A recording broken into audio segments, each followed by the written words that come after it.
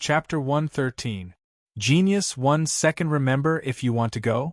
Speak Net to provide you with wonderful novels to read. This black water was the poison that the shark monster had accumulated in its body after eating countless sea monsters for many years. It was a life-saving trump card, but it didn't feel any pain spitting it out. If it killed this cultivator and then ate him, perhaps its strength would rise to another level. What did losing a little venom count for? Many eager sea monsters curled their lips as they saw this. They cursed the old shark in their hearts for using such a powerful move. What did they have to do with it? What a pity for this boy, otherwise if he ate him, the taste would be amazing. As the sea monsters gulped, Yu allowed the venom to fall onto his body. From start to finish, he didn't move at all. Countless sea monsters were left dumbfounded. Brat, where did the nimbleness of killing that old crab just now go? Although we all know that you will definitely die under the old shark's hands, this is far too simple.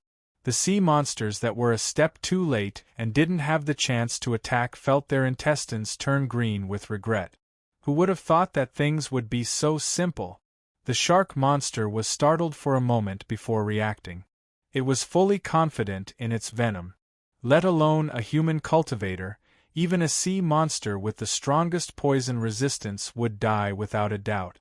It had to hurry. Otherwise, if the venom corroded away, there wouldn't even be a scrap of flesh left. What a pity! The shark monster rushed forwards, opening its mouth to swallow the corpse. It certainly had its own methods of dealing with its venom so that it wouldn't cause any harm to itself. Bang! A fist drilled out and heavily smashed into the shark monster's mouth, sending it spinning away.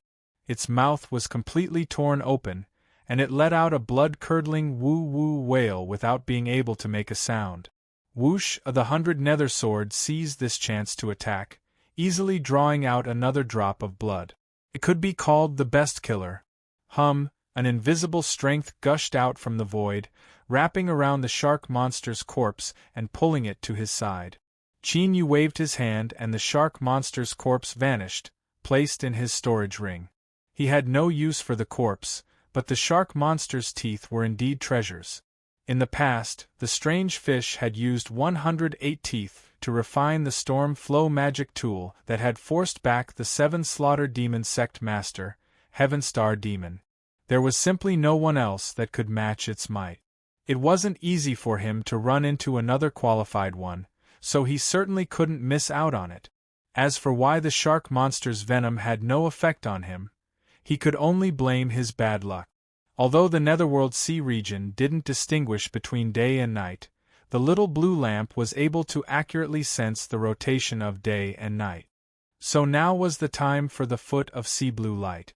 And under the protection of the Foot of Sea Blue Light, Yu possessed the world's most potent poison immunity. When he was wrapped in black venom, all he needed to do was take out the little blue lamp and all of the poison would be extracted and condensed into his right index finger. The shark demon was dead. Love go small say net cadet again, how did he die? The sea demons were dumbfounded. When old crab died, he didn't see it clearly. But this time, it was right in front of his eyes. The poison had already wrapped around this human cultivator, but he was still fine? Did the old shark's venom expire and deteriorate? Alright, this joke was indeed too cold. But who could tell them what the F***CK was going on? Big fish, second fish, old crab, and old shark, 4 sea demons of the 9 underworlds had fallen at the hands of this human cultivator. This wasn't anything at all. If they were able to cultivate to the golden core level, which one of them hadn't eaten a cultivator or 2. But the key point was that this matter was far too mysterious. Besides that black sword who had added the final blow, the other 4 had died in an inexplicable manner. The sea demons weren't stupid. Panic began to appear in their eyes. This cultivator was too strange. A deep roar echoed out from deep within the 9 underworlds' winding path. It was cold and cruel, and the sea demons all revealed looks of fear. Whoosh, whoosh, 6 variant sea monsters broke through the water. Without a single word, they used all sorts of supernatural abilities. Water columns, venom, strong winds, and so on were all normal, but what the hell was this spitting fire? Come on, you are sea monsters, you are sea monsters! Bang, the blood escape art erupted. Qin Yu dodged the attacks and approached the fire-spitting sea monster, sending it to its death with a single punch. Abnormalities were often strange, and strange things weren't easy to deal with. It was best to eliminate them first.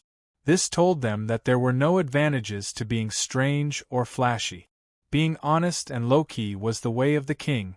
Qin Yu superimposed his strength with the blood escape art as well as the 100 nether sword that could deal additional damage to the variant sea monsters. Although these 6 sea monsters were tyrannical, their fate had already been decided. Sea monsters fell into the sea one after another.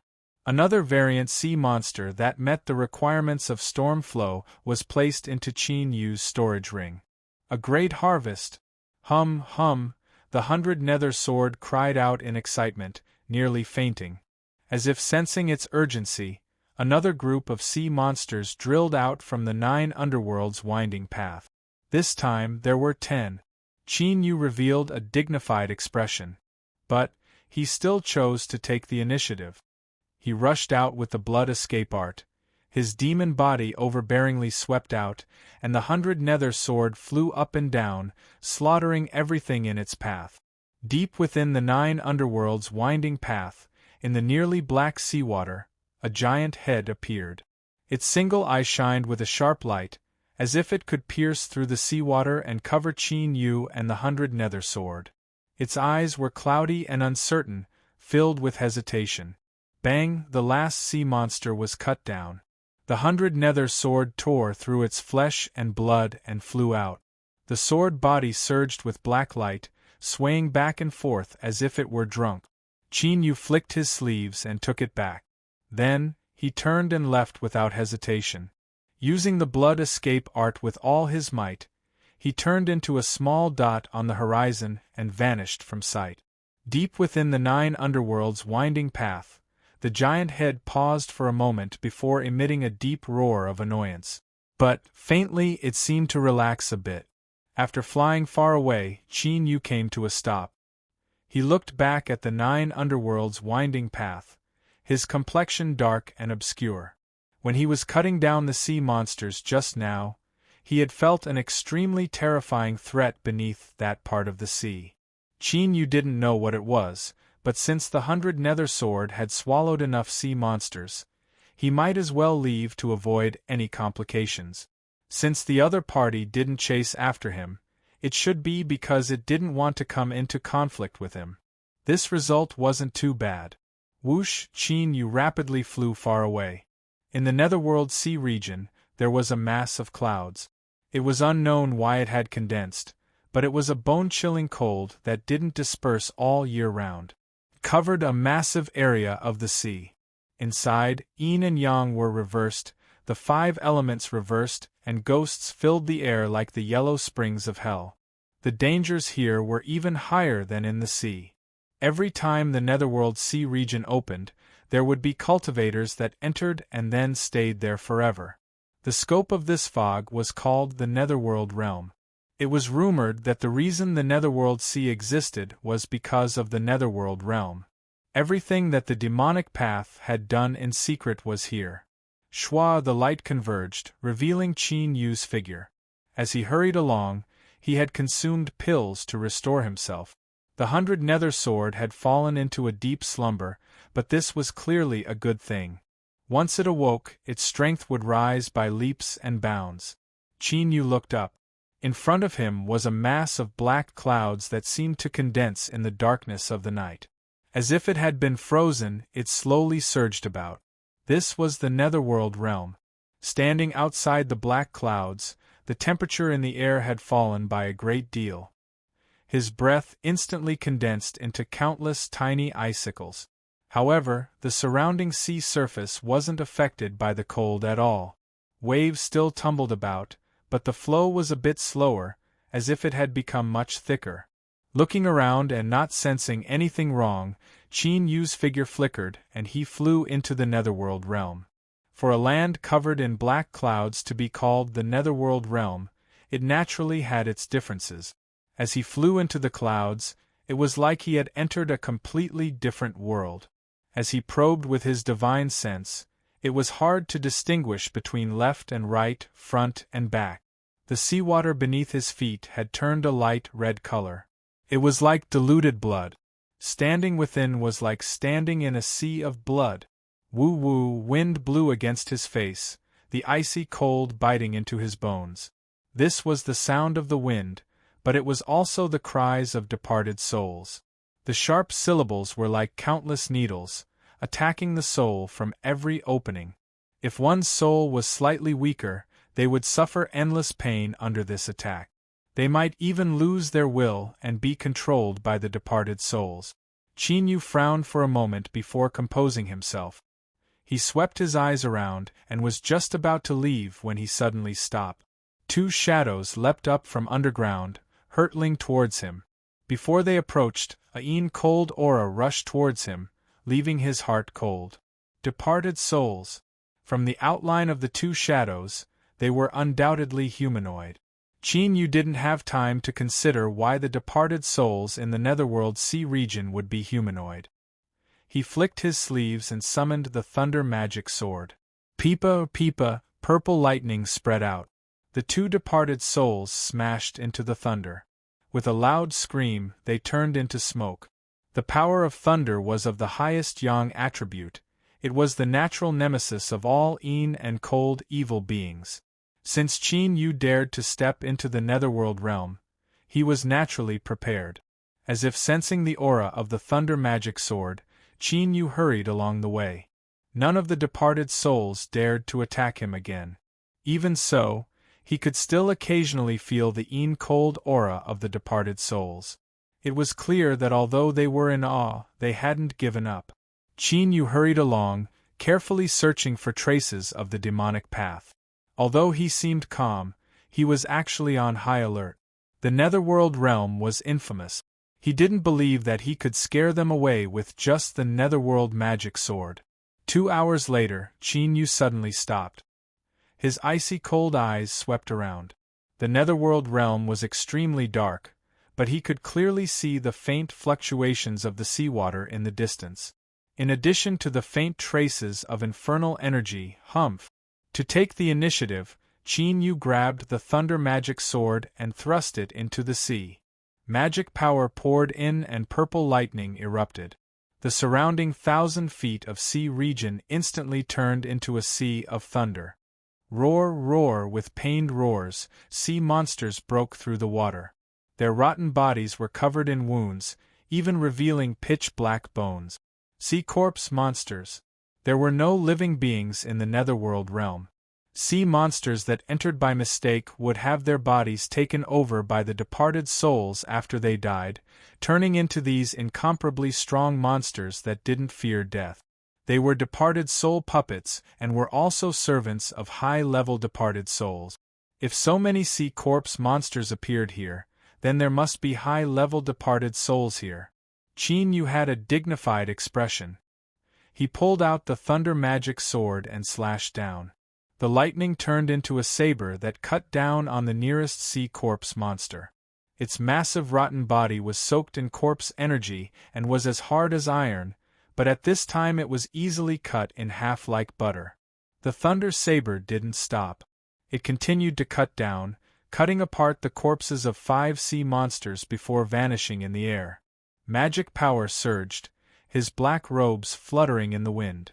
With the thunder magic sword in hand, Qin Yu was like a thunder god descending to the world, slaughtering to his heart's content. Besides their own stench, the terrifying sea corpse monsters couldn't even touch a corner of his clothes. Every sea corpse monster needed several years to slowly form. To a high-level departed soul, they were their most important wealth. Not only could they use them to fight enemies, but they could also protect themselves from being swallowed by others of their kind. This speed of loss clearly surpassed the expectations of the high-level departed soul. An angry roar sounded out. Chapter 114. Genius 1 Second. Remember if you want to go? This is the web that provides you with wonderful novels to read. Qin Yu stiffened. A large black hand appeared out of thin air and ruthlessly grasped at him. Bang! Purple lightning erupted. Qin Yu staggered away, barely managing to avoid the attack. He looked up with a pale face and then turned to flee. Shua, a black figure, appeared on the sea surface. It was over 10 feet tall and seemed solid. There was no other color in its black eyes. They were like two bottomless black holes, capable of swallowing a person's soul. It stared at Qin Yu as if it were locking onto a delicious prey. Its scarlet tongue licked its lips and it opened its mouth to silently howl. A terrifying sound wave wildly vibrated at a high frequency. It was like countless spinning knives, tearing apart everything. Qin Yu cried out miserably as he fell into the sea. The sea corpse monsters swarmed over and fished him out of the sea. Although they were drooling over him, they didn't dare to move at all. Looking at the delicious flesh and blood in front of it and smelling the alluring scent, the high-level specter's eyes revealed naked greed. It couldn't wait any longer. It wanted to suck out his brain and swallow his soul. Then, this powerful mortal body that was filled with strength would become its own. It opened its great mouth and a scarlet tongue drilled out like lightning. Shua Qin Yu's eyes flashed open, cold and sharp. In the next moment, the sky thunder bamboo arrived. Blinding purple lightning rose up from the sea, burning everything to ashes. The sea corpse monsters cried out miserably. The specter hiding within them turned into nothingness. The high-level specter wanted to flee, but after taking several steps, its body became smaller and smaller. After several breaths of time, the lightning converged. Qin Yu reached out a hand and a translucent bead fell into his palm. There seemed to be tumbling clouds within it. Probing it, he could see an astonishing amount of pure soul strength contained within. Qin Yu had a strange expression. He never thought that after the high-level specter was purified by thunder, it would produce something like this. This bead could be directly refined and absorbed to enhance one's soul strength. It wasn't an exaggeration to call it a rare treasure. Should he take advantage of this chance to collect a few more? Once he left this place, he could refine them all and the intensity of his soul would surely rise. But while dreams were plentiful, reality was far too cruel. Qin Yu had underestimated the sensitivity of the high-level specter towards danger in the netherworld realm. When he killed a high-level specter, he would be stained with its aura. Often, before Qin Yu could approach, the high-level specter would avoid him. Qin Yu thought about it for a moment and figured out what was going on. He was a bit disappointed. However, in this way, the incomparably dangerous nether realm had become a smooth road for him, and it could be considered an unexpected gain. Suppressing these thoughts, he focused all his attention on searching for traces of the demonic path cultivators. The truth was that at this time, Qin Yu was well aware that the netherworld realm was a separate space, and its interior was far larger than it appeared from the outside. In addition to the disorder of yin and yang and the 5 elements, it was very likely that after walking for a long time, one would end up walking in circles. 1 day. 2 days. Qin Yu revealed a happy expression. He lifted his palm and a talisman appeared, sparkling with light. When Han Shan'ai was running for his life, in his panic, he didn't notice that a talisman mark had fallen onto his body. Unfortunately, Qin Yu's control over talismans wasn't strong enough. In addition, the distance was far, so it was difficult for him to accurately lock onto the location. But at this moment, the sensory talisman in his hand lit up, indicating that the other party was nearby. Qin Yu carefully probed. According to the brightness of the sensing talismans, he soon found the correct direction. The Tao of talismans was truly marvelous beyond words. Shua Qin Yu raced forwards. In the depths of the netherworld realm, there was a small island. It wasn't even a mile wide and was dark red all over, as if countless drops of blood had gathered and solidified. Slaughter energy lingered about it, shocking one's soul. This island was quite famous. It was called Blood Red Island, and it wandered through the netherworld realm. Today, on this island, black demonic energy tumbled endlessly.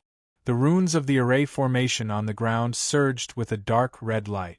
From time to time, specters would fly onto the island, rushing in like moths to a flame. At the core of this array formation, a giant furnace stood tall. Blood-red veins appeared on its surface, like the meridians of a human. They greedily wriggled about, sucking in all the specters that rushed in. The specters woke up at the last moment. They could feel the terrifying aura coming from the furnace. They struggled and screamed, but they couldn't change their final fate. The sea around the island froze, forming a thin layer of black ice. As long as someone stepped onto it, they would suffer a deadly poison attack. This was the furnace's strength spreading out. At the critical moment of its awakening, it instinctively protected itself. Every sea monster's aura withered as they were imprisoned. Their faces were deathly pale and fear surged in their eyes. It was as if they had suffered a great fright. Outside the furnace array formation, two groups of cultivators were clearly separated. From time to time, their gazes met, cold and angry. But looking at their auras, they were undoubtedly demonic path cultivators. Han Shanai was among them, speaking in a low voice. In front of him was an arrogant demonic cultivator. He was ridiculously young, but his aura was tyrannical.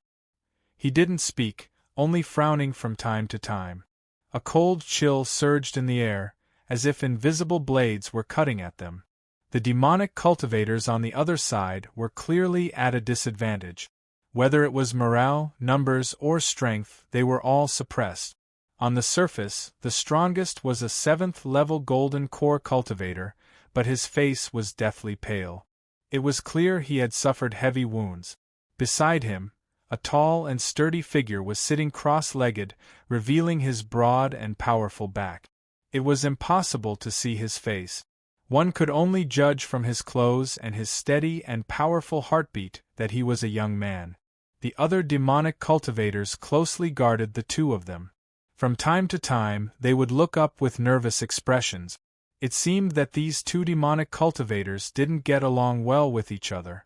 The arrogant demonic cultivator looked up, his eyes sharp and bright like an eagle looking down on the earth.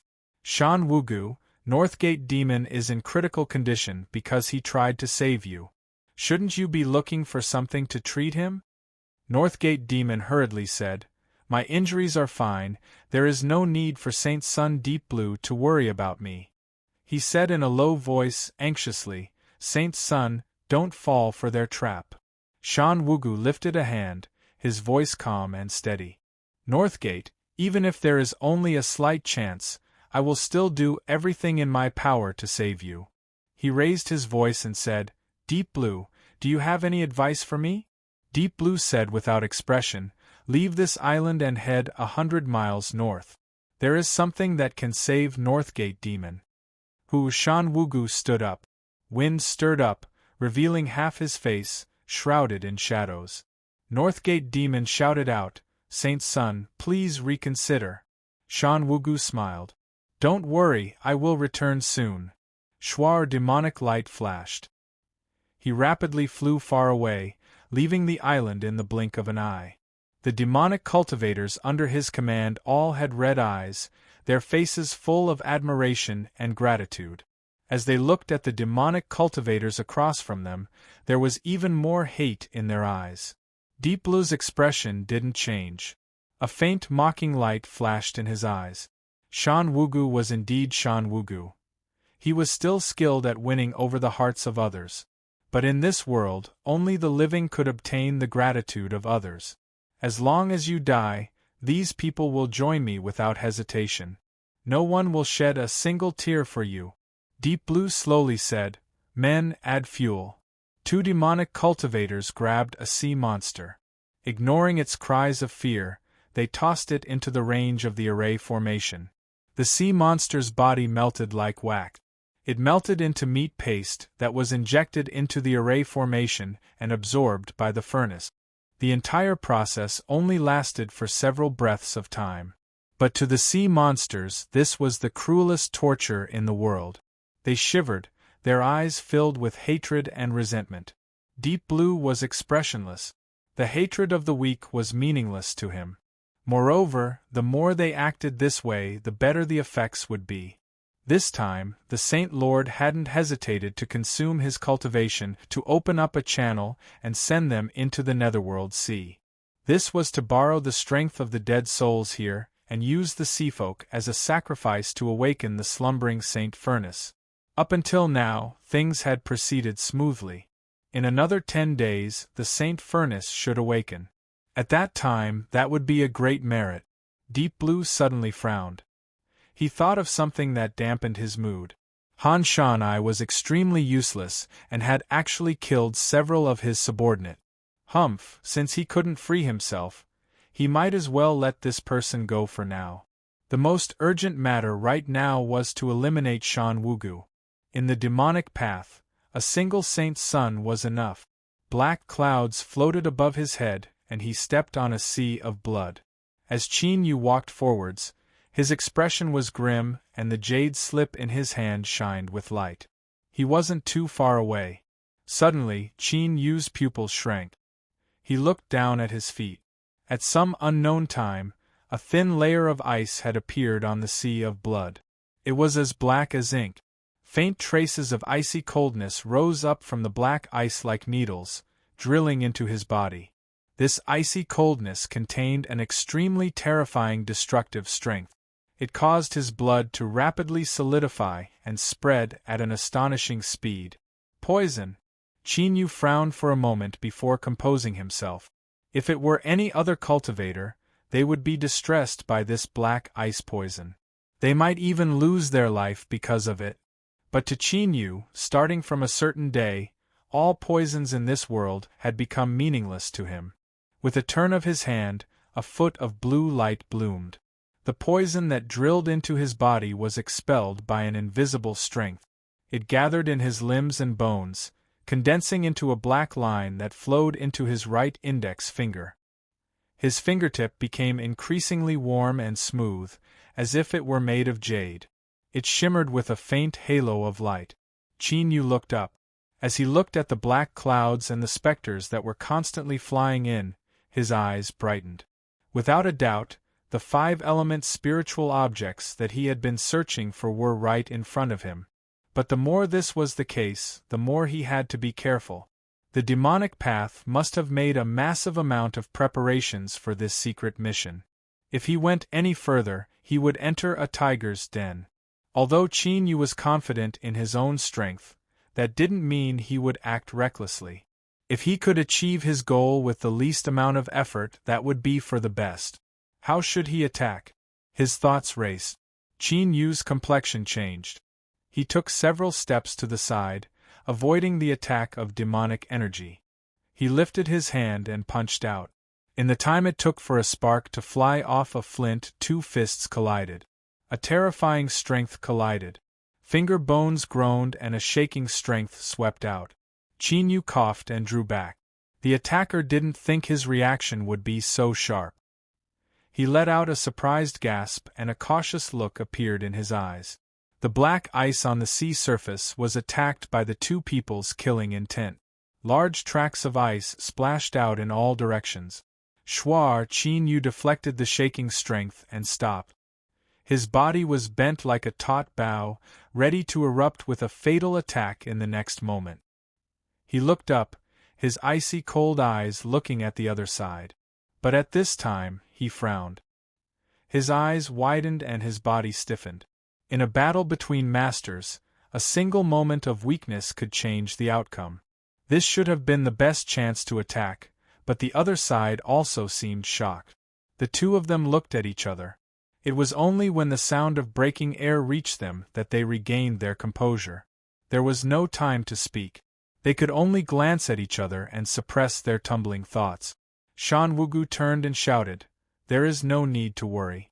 This is a good friend of mine from long ago." Deep Blue's complexion darkened. He swept his eyes over Qin Yu and coldly said, "Shan Wugu, you and I have always acted in secret, so how did your friend find this place?" You must give me an explanation for this. Shan Wugu lightly said, meeting here is naturally a coincidence. What explanation does Saint Sun Deep Blue want? Chapter 115. Genius 1 second. Remember if you want to go? This is the web that provides you with wonderful novels to read. Deep Blue coldly sneered. Coincidence? Shan Wugu, do you think I will believe such an explanation? He roared out, Shan Wugu, how dare you?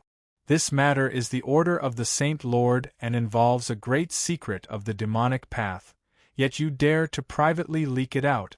If a mistake occurs because of this, then even 10,000 deaths cannot atone for your crimes. His eyes fell on Qin Yu, thick light swirling around him. What a good Shan Wugu! He had really underestimated his methods.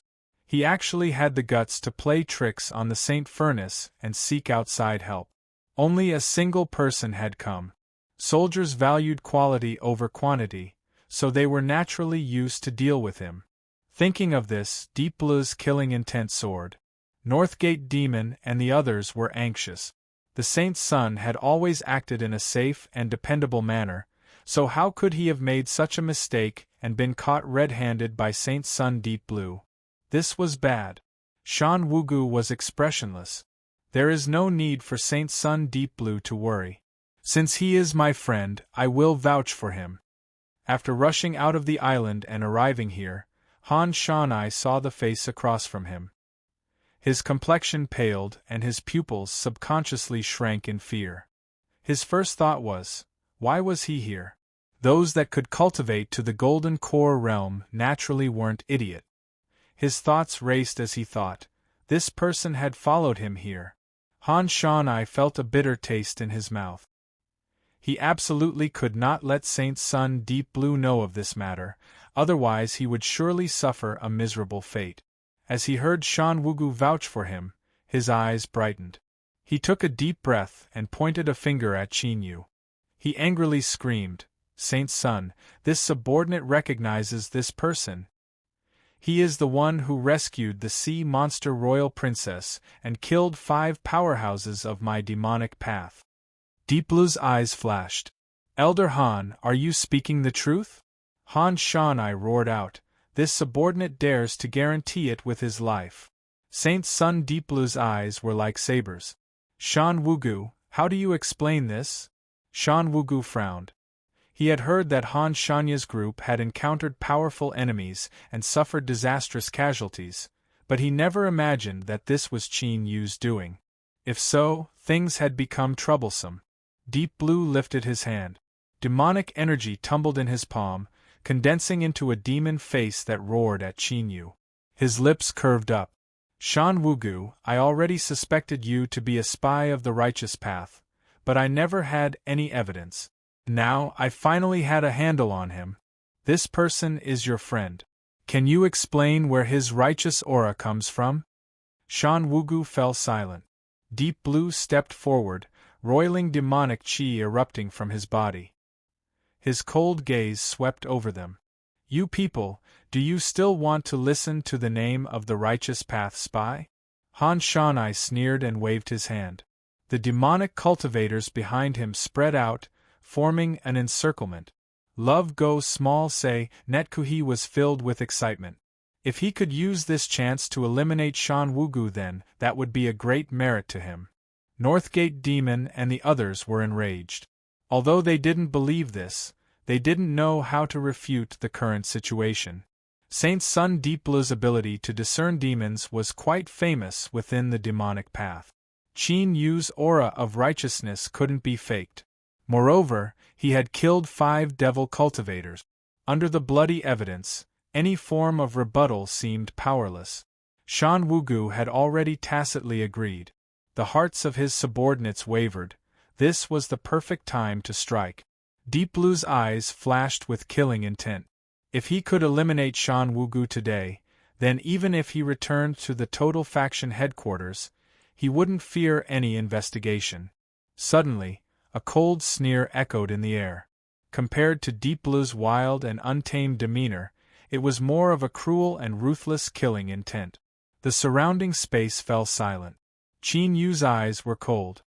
Open your eyes wide and take a good look at just who I am. He took a step forwards. Bang! A wild aura broke out from his body. Infernal energy tumbled and the smell of blood filled the air. The demon body revolved, causing his blood vitality to seethe.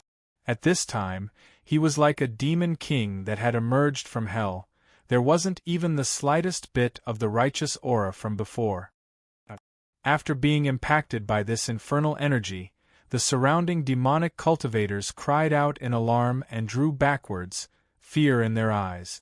This infernal energy was condensed from Qin Yu's endless slaughter. In addition, most of those that died under his hands were golden core level powerhouses. The strength of this infernal energy wasn't something that ordinary cultivators could resist. Northgate Demon and the others were filled with awe. Such a terrifying infernal energy, it was unknown just how many lives had been slaughtered in order to achieve this. A righteous path cultivator? Righteous path your grandma's legs.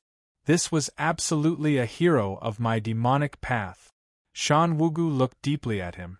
He lightly said, Saint Sun Deep Blue, is there something else? Deep Blue's complexion was ugly. He coldly looked at him. Han Shanya's heart shook.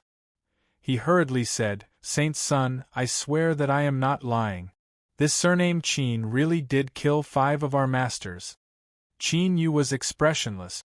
That's right, I killed them. He suddenly roared out loud, gnashing his teeth.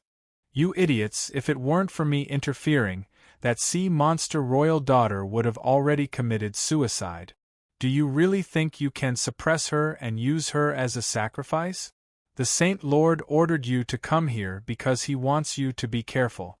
Once you force the sea monster royal daughter to die, the sea monster race will surely be enraged. At that time, even the Netherworld sea region will not be able to withstand the anger of the sea monster race. If because of this the Saint Lord's orders will be affected, it doesn't matter if you want to seek death, but it is impossible for you to drag us along with you. Han Shanai was shocked and angry.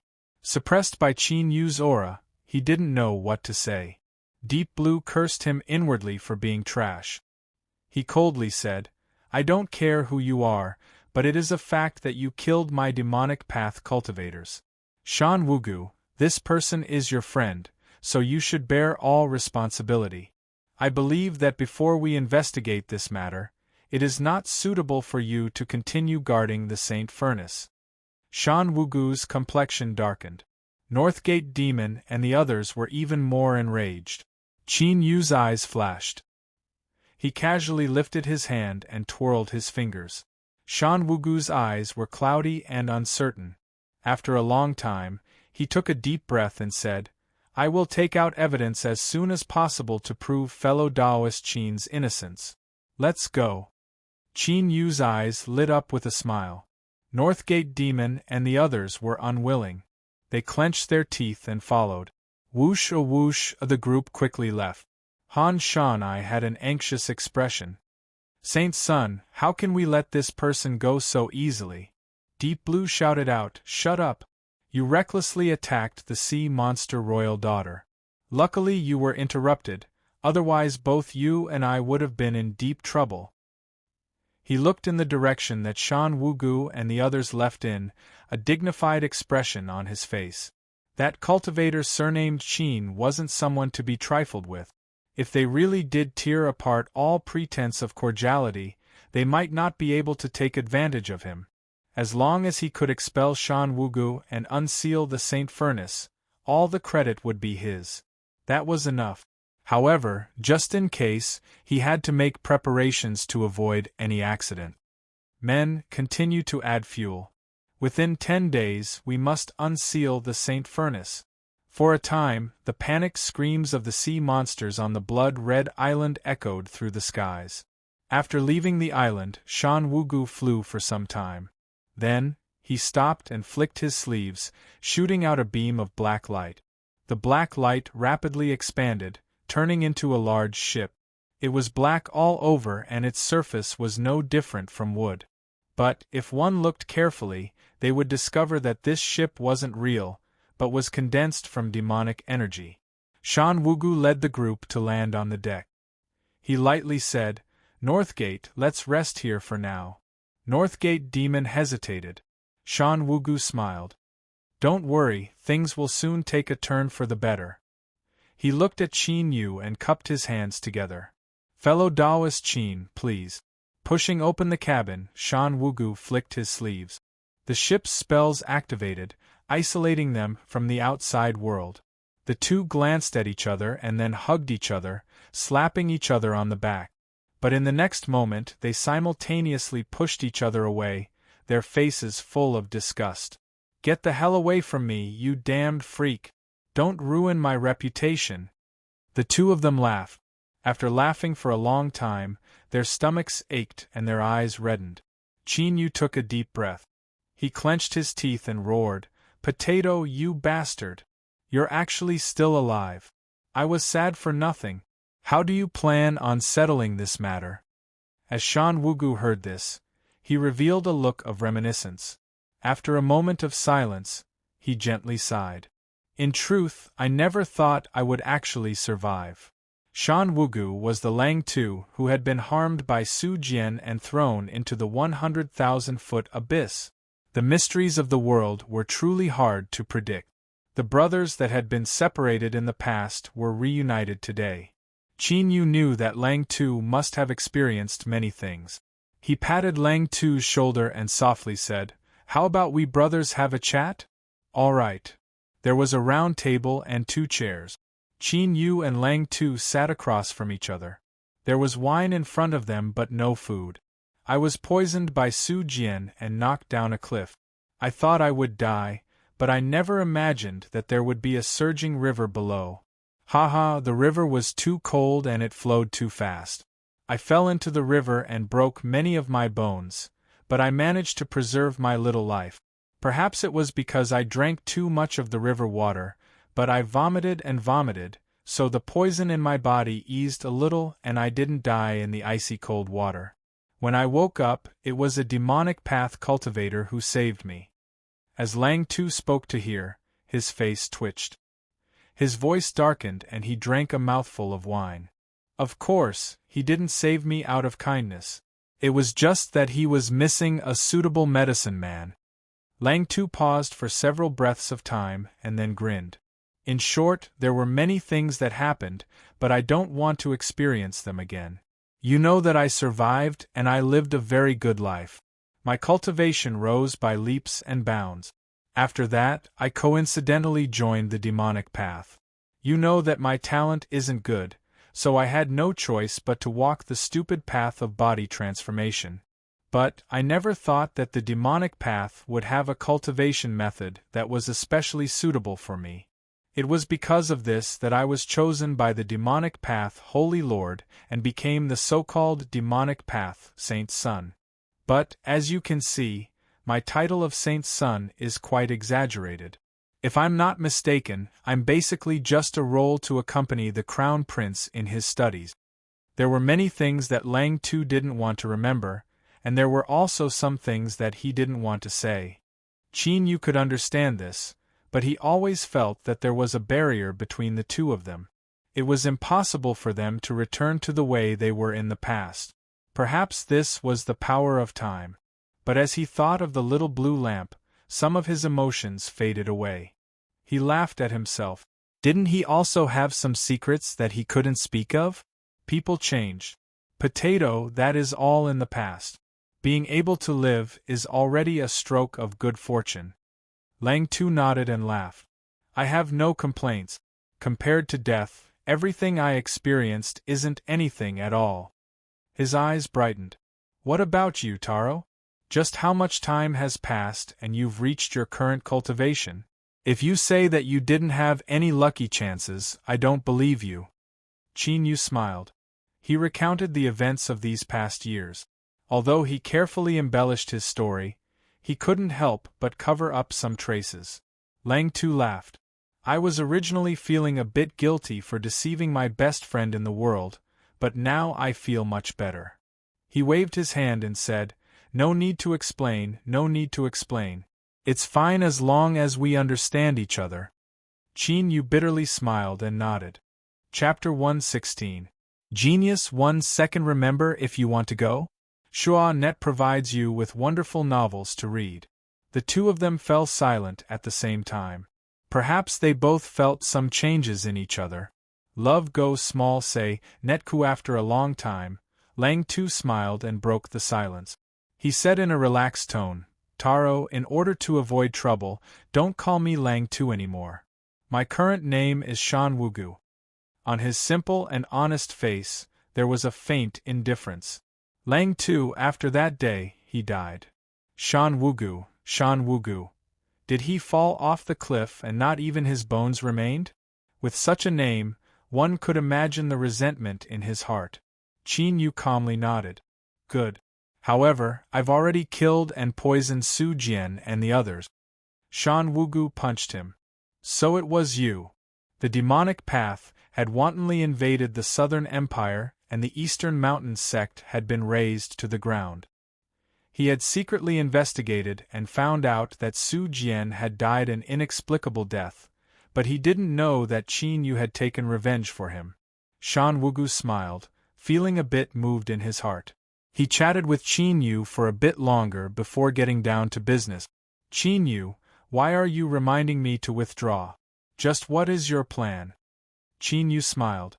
Luckily you're smart enough to see through my warning. I really don't want you to protect the Saint Furnace anymore, because the reason I rushed to the sea region was because of it. His eyes were earnest. Potato, I'll only call you by your nickname. That should be fine. Let me ask you, what is your mission for entering the sea region? Shan Wugu hesitated for a moment. He said, Unseal the Saint Furnace. Qin Yu's eyes flashed. Do we need to use 5-element spiritual objects here? Shan Wugu's eyebrows arched up, as if he were extremely surprised. Qin Yu clapped his hands. That's great. Potato and the 5 elemental spiritual objects are my target. Shan Wugu frowned. He was obviously in a difficult position. Qin Yu waved his hand. Listen to me. He pondered for a moment, and after confirming that there weren't too many flaws in the plan he came up with in a hurry, he began to explain in a low voice. Shan Wugu's eyes slowly brightened. Finally, after some hesitation, he nodded and said, All right, I believe you. Then let's make a bet. Qin Yu hesitated. Potato, my only worry is that this matter will implicate you. Shan Wugu's heart warmed. Don't worry. Something happened to the Saint Furnace and it is inevitable that it will be punished. But I've already escaped and in addition to the repairs I made afterwards, it shouldn't be fatal. Moreover, compared to the expected benefits, these risks were nothing.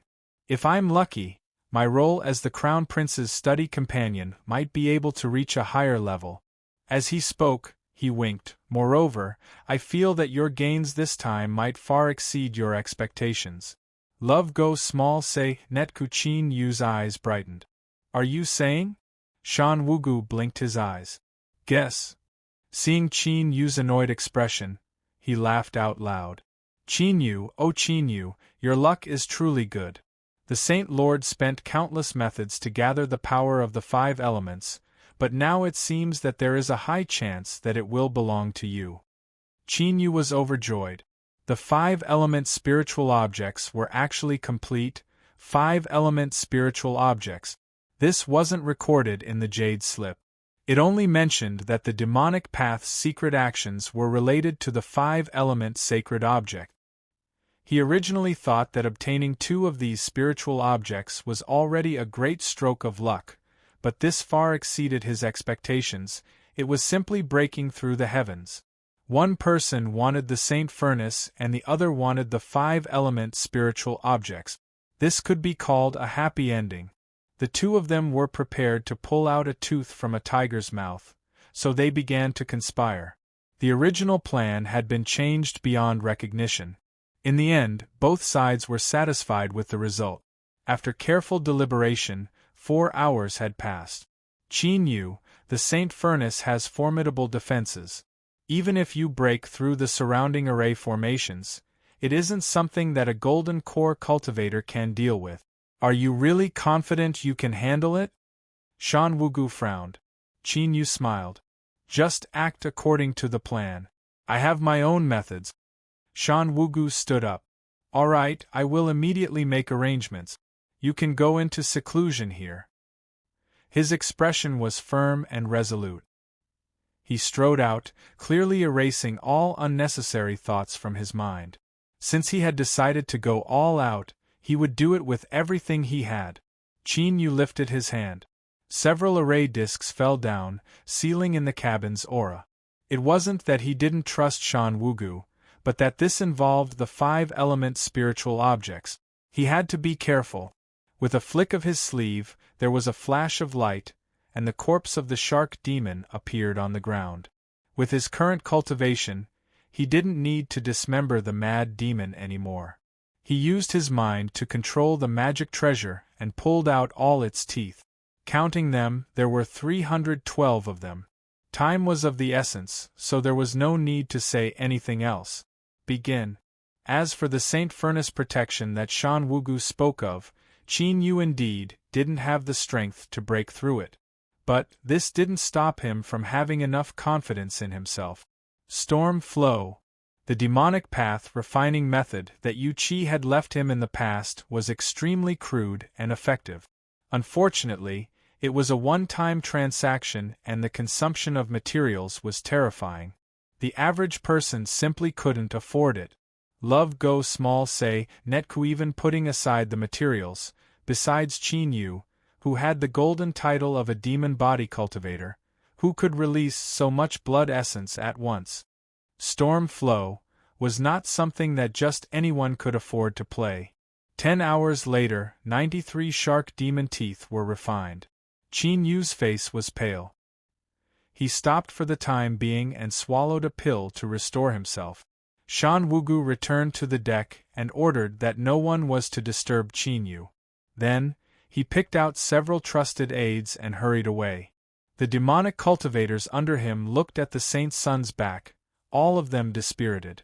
Although they didn't know what use the Saint Furnace had, it was an indisputable fact that the Saint Lord valued it. Now that Shan Wugu had been expelled by Deep Blue and all the credit had been taken away, his status in the Total Faction headquarters would become even more awkward in the future. Ha! With a sigh, the demonic cultivators scattered. No one noticed that in the eyes of one of them, there was a hint of pride hidden beneath the worry and anxiety. He looked up in the direction that Shan Wugu and the others left in, a thoughtful expression on his face. A moment later, with an angry roar, there was a loud bang and a figure was sent flying away. Demonic light wildly surged around his body. It was clear that he had a treasure protecting him. Even so, blood gushed out from his nose and mouth, and a stabbing pain came from his chest. It was unknown just how many bones had been broken.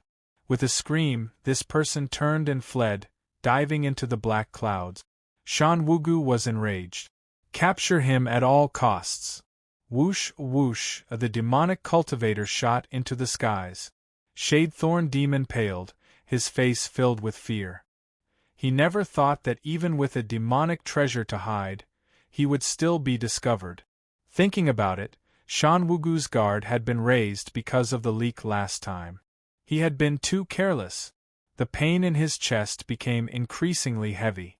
Every breath he took brought with it a burning smell of blood, and the circulation of demonic energy in his body stagnated. Behind him, there was an endless aura. It was clear that someone was chasing him. If this continued, it wouldn't be long before he was overtaken. Suddenly, Shadethorn Demon's complexion changed, and he came to a stop. In front of him, a figure stepped out of the fog. Shadethorn Demon recognized him. He was an early Golden Core demonic cultivator that Shan Wugu had subdued not too long ago, Wordwind Demon. That's right, this person's strength was sloppy and ordinary. His only advantage was his speed. Not too long ago, Shadethorn Demon had secretly mocked this person for being a useless decoration. He never imagined that he would be blocked today. Shadethorn Demon took a deep breath. He suppressed the tumbling blood in his body and lifted a hand to attack. Wait! Whirlwind Demon waved his hands again and again. His thin and old face was filled with panic. Fellow Taoist Su, I have come to save you. Su Yuan was Shadethorn Demon's alias. His eyes flashed. Whirlwind Demon, what is the meaning of this? Whirlwind Demon smiled.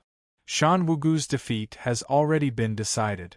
I have thoughts of joining Saint Sun Deep Blue, so I ask fellow Taoist Su to recommend me. Shadethorn Demon relaxed a little. Whirlwind Demon hadn't been a subordinate of Shan Wugu for too long. In the current situation, it was normal for him to have thoughts of betrayal. Although Shadethorn Demon despised Whirlwind Demon's actions in his heart, he still revealed a friendly smile. Saint Sun Deep Blue is desperate for talent. As long as you can bring me away from here, I will definitely recommend you. Whirlwind Demon was overjoyed. Good, I will bring you away now. He flicked his sleeves and demonic energy wrapped around Shadethorn Demon.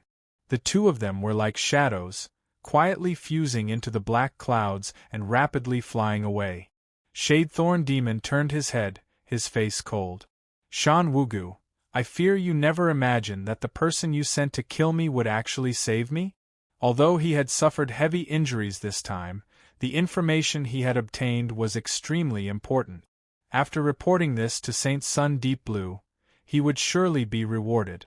Thinking of this, a smile lit up his pale face. His eyes fell on Whirlwind Demon's back, filled with mockery. Who would dare to use someone who had betrayed their master? Perhaps it wouldn't be long before Saint Sun Deep Blue found some excuse to use him as cannon fodder. However, Shadethorn Demon didn't discover that Whirlwind Demon's back was facing him. His old and thin face was no longer filled with flattery, replaced with indifference. In the clouds, Shan Wugu, Northgate Demon, and several of his trusted subordinates stood high in the air. Northgate, isn't it a bit too excessive for me to do this? Northgate Demon cupped his hands together. Saint Sun, there is no need to think too much. This is something Whirlwind Demon did voluntarily. You promised to take revenge for him, so I'm sure he is extremely happy in his heart. Shan Wugu took a deep breath. Whirlwind Demon left behind a child. When I return, I will bring him to the Total Faction headquarters. I will compensate him for all of Whirlwind Demon's merit. Saint Sun is benevolent. The demonic cultivators bowed. This easily caused Shan Wugu's subordinates to acknowledge him even more. His expression was solemn. Although he still had a simple and honest face, he no longer had the heart of the past. Let's go. This is only the first step. We still have many things to do. Whoosh whoosh, the group rapidly flew away. Netherworld Realm, Blood Red Island. With Shadethorn Demon leading the way, the two soon arrived. Whirlwind Demon was being watched over. He landed at the edge of the island, his expression nervous and his wretched face full of smiles. Deep Blue swept his eyes over him and frowned. He saved you? Shadethorn Demon respectfully said, Yes. If it weren't for this person, I fear I wouldn't have been able to return. Deep Blue sneered. What a good Shadethorn Demon, to think you would be so stupid. You were used by others to bring back a spy and you still don't know anything. He shouted out loud, Men, capture him! Whirlwind Demon's complexion rapidly paled. He screamed out, Saint Sun, forgive me! Forgive me! He turned and begged for help. Fellow Taoist Su, save me, save me! Shadethorn Demon lowered his head, not saying a word. Deep Blue lowered his head, his sharp eyes staring at Whirlwind Demon.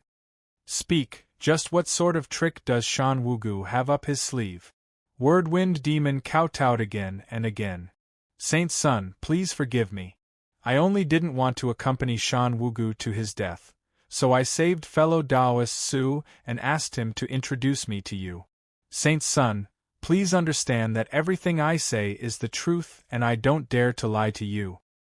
His thighs trembled and a pungent smell wafted out. The surrounding demonic cultivators widened their eyes, and then their faces filled with contempt. The world was vast and there were truly all sorts of strange things.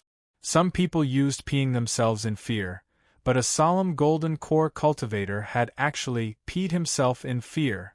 Chapter 117. Genius 1 Second. Remember if you want to go?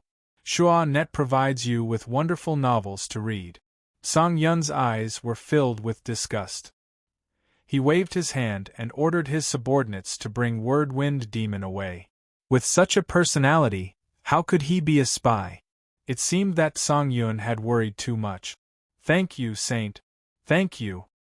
Amidst the series of grateful shouts, Wind Demon appeared humble and shameless. His hunched back was like withered grass that couldn't bear even the slightest weight.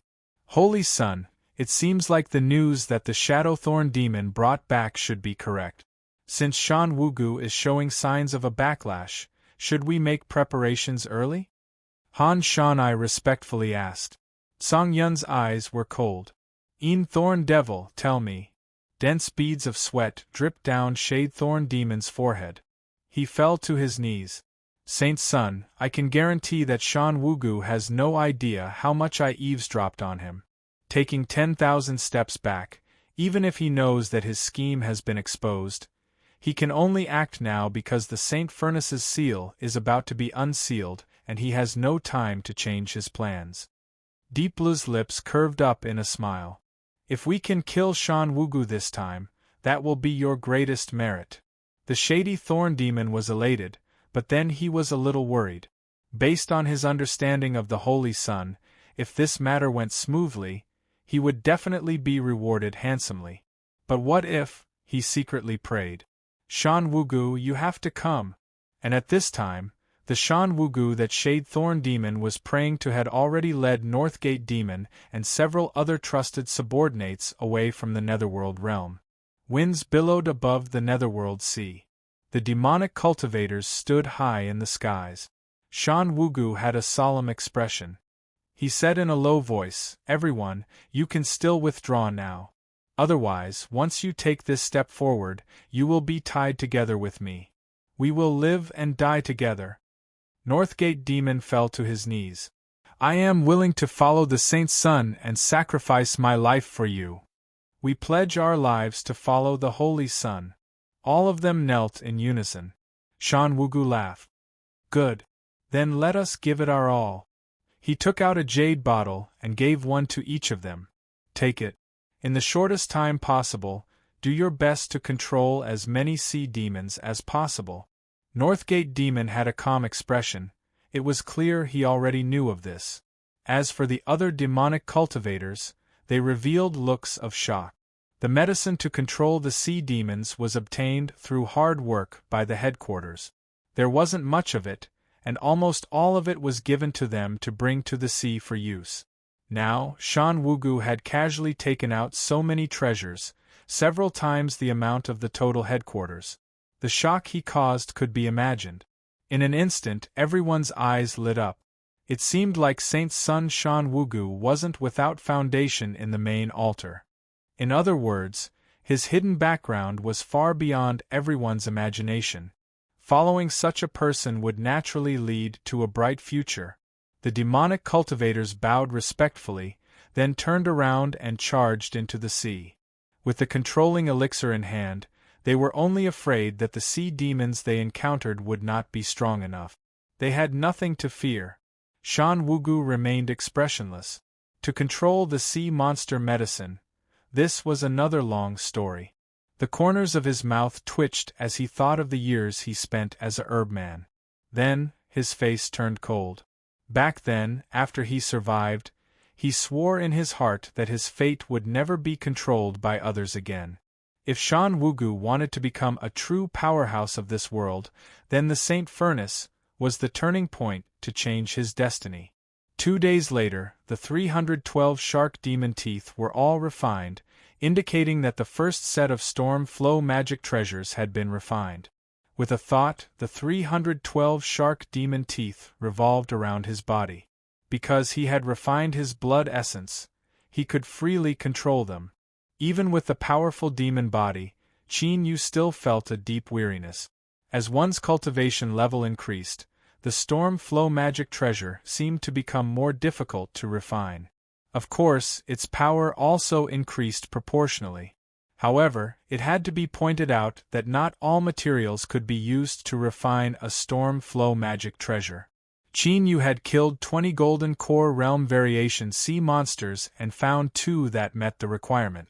This could be considered a stroke of luck. But good luck in itself was something that others couldn't help but feel envious of. He swallowed the pill, closed his eyes, and began to refine. Qin Yu fully restored himself. After a day and night, his weakened blood vitality was restored and his magic power even increased. Schwar, he opened his eyes. With a flick of his sleeves, a second sea monster corpse appeared. In order to be safe, Qin Yu didn't mind preparing 2 storm flow magic treasures. What was different was that this sea monster corpse met the refining requirement. It was a selection of 197 bones. Another 3 days passed. Qin Yu pushed open the door. Shan Wugu was standing outside, as if he had been waiting for a long time. "How is it?" The two of them spoke at the same time. The tacit understanding they had developed over the years allowed them to sense each other's confidence. "When do we do it?" Qin Yu smiled. "Speak. The faster, the better." Qin Yu narrowed his eyes. "Then let's do it today." The demonic Qi ship quietly sailed forward. The hull of the ship shone with a faint black light, expelling the dead souls from the nether realm, not daring to approach. Love go small say, Netku the blood source island drifted with the current deep in the underworld territory. As the demonic Qi ship sailed straight, it apparently had a way to locate Song Yun's team. Qin Yu glanced at the honest-looking Shan Wugu. It seemed that he had made arrangements a long time ago. Although he was gratified, he also felt a bit lost. Suddenly, the demonic energy ship came to a stop. Shan Wugu turned around. "Qin Yu, Blood Source Island is in front of us. This ship can only go so far." His complexion darkened. "The Saint Furnace will protect itself and spread its terrifying poison strength. You must be careful." Qin Yu smiled. "Don't worry. Just wait for my signal." Schwa, he stepped out of the demonic energy ship and disappeared in the blink of an eye. At this moment, the deck was filled with trusted subordinates. The ordinary subordinates were left outside the nether realm and did not participate in this matter. At this moment, many of them wanted to say something but were hesitating. The reason was simple. They didn't trust Qin Yu. Just how powerful was the Saint Furnace's defenses? With Deep Blue and the other powerhouses of the demonic path guarding it, wanting to steal it by himself was nothing more than a pipe dream. No one thought that after spending so much time and effort to prepare, the most critical link would be Qin Yu himself. If it weren't for Shan Wugu having sufficient prestige, they would have already spoken out against him. Shan Wugu had a faint expression. "I know what you're thinking, but since Qin Yu is taking action, he must be confident in himself." Northgate Demon sighed inwardly. He didn't know why the Saint's son was so confident in Qin Yu. Didn't he know that the success or failure of this matter would affect his future and even his life? Alas, now that things have come to this, I can only take it one step at a time. Time passed bit by bit.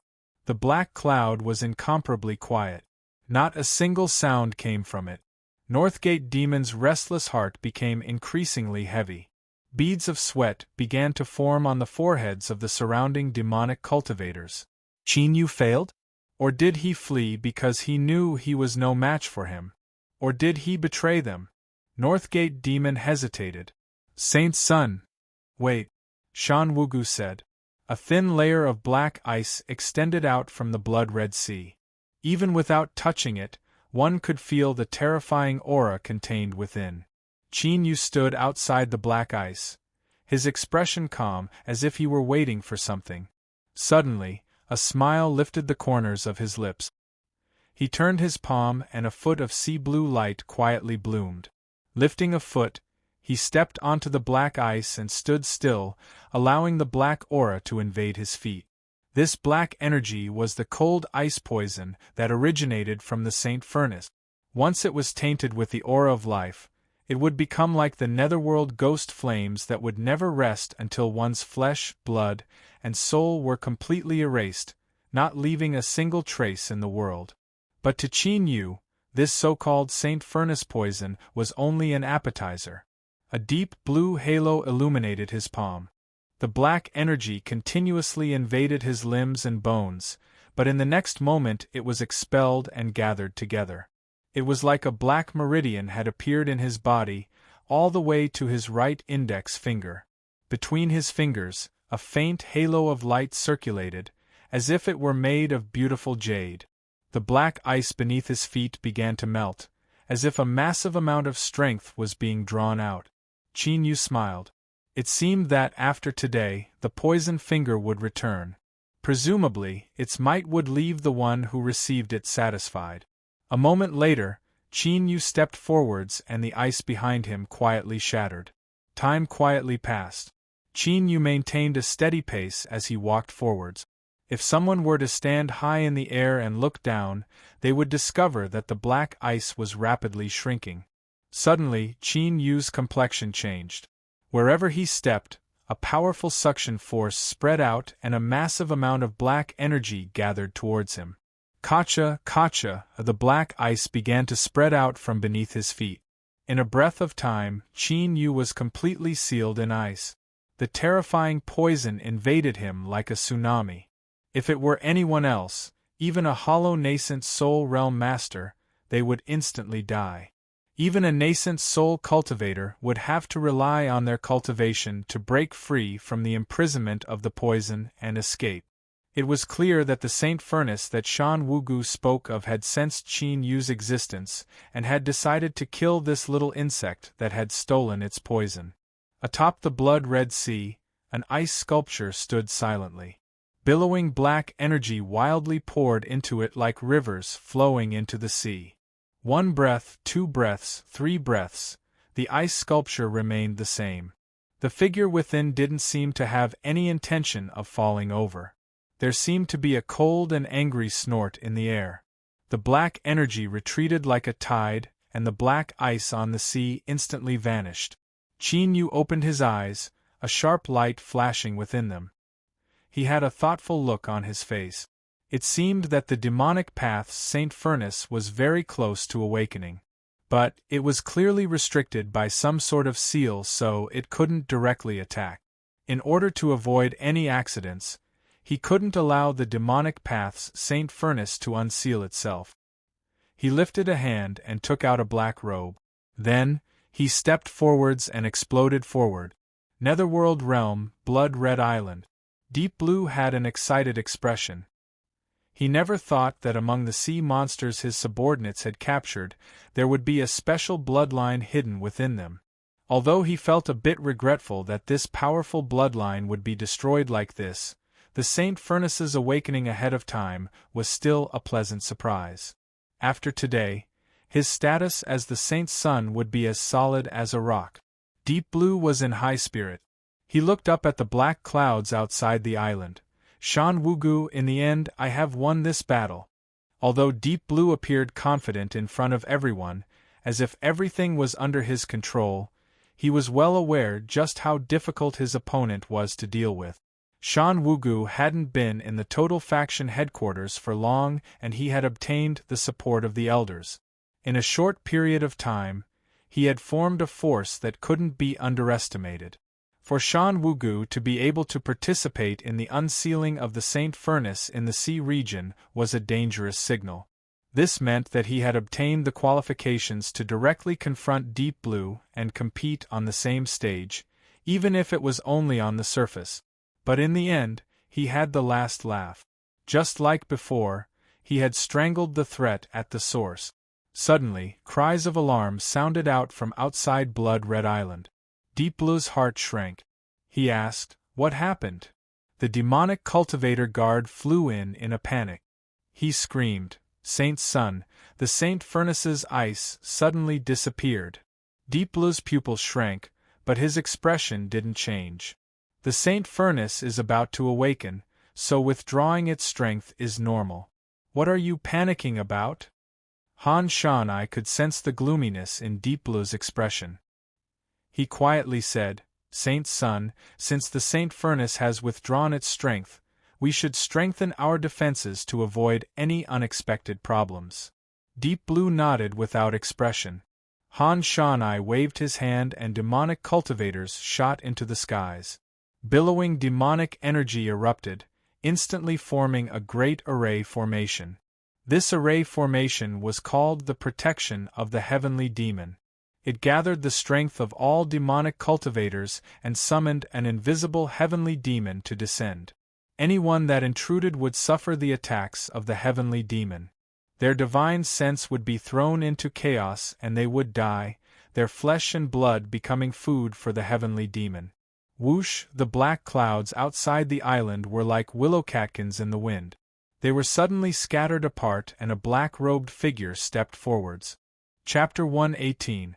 Genius 1 second. Remember if you want to go? Shua.net provides you with wonderful novels to read. Song Yun squinted. He didn't think that only one person would appear in front of him. He dared to charge into his camp alone. What audacity!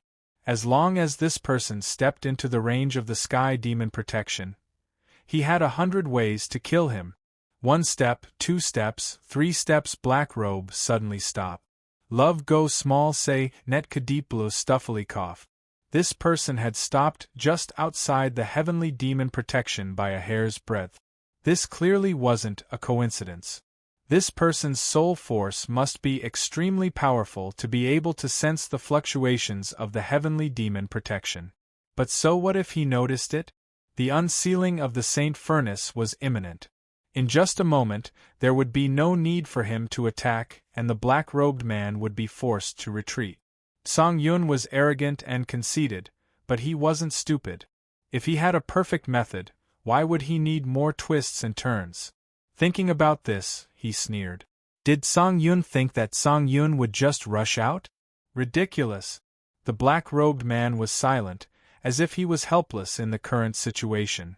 The disdain in Deep Blue's eyes deepened and the corners of his lips curled up in a cold smile. At this moment, Deep Blue saw Black Robe raise his hand and wave it forward lightly. However, he did not see that the other hand hidden under the black robe slightly crushed the talisman. On the demonic energy ship, Shan Wugu's eyes brightened.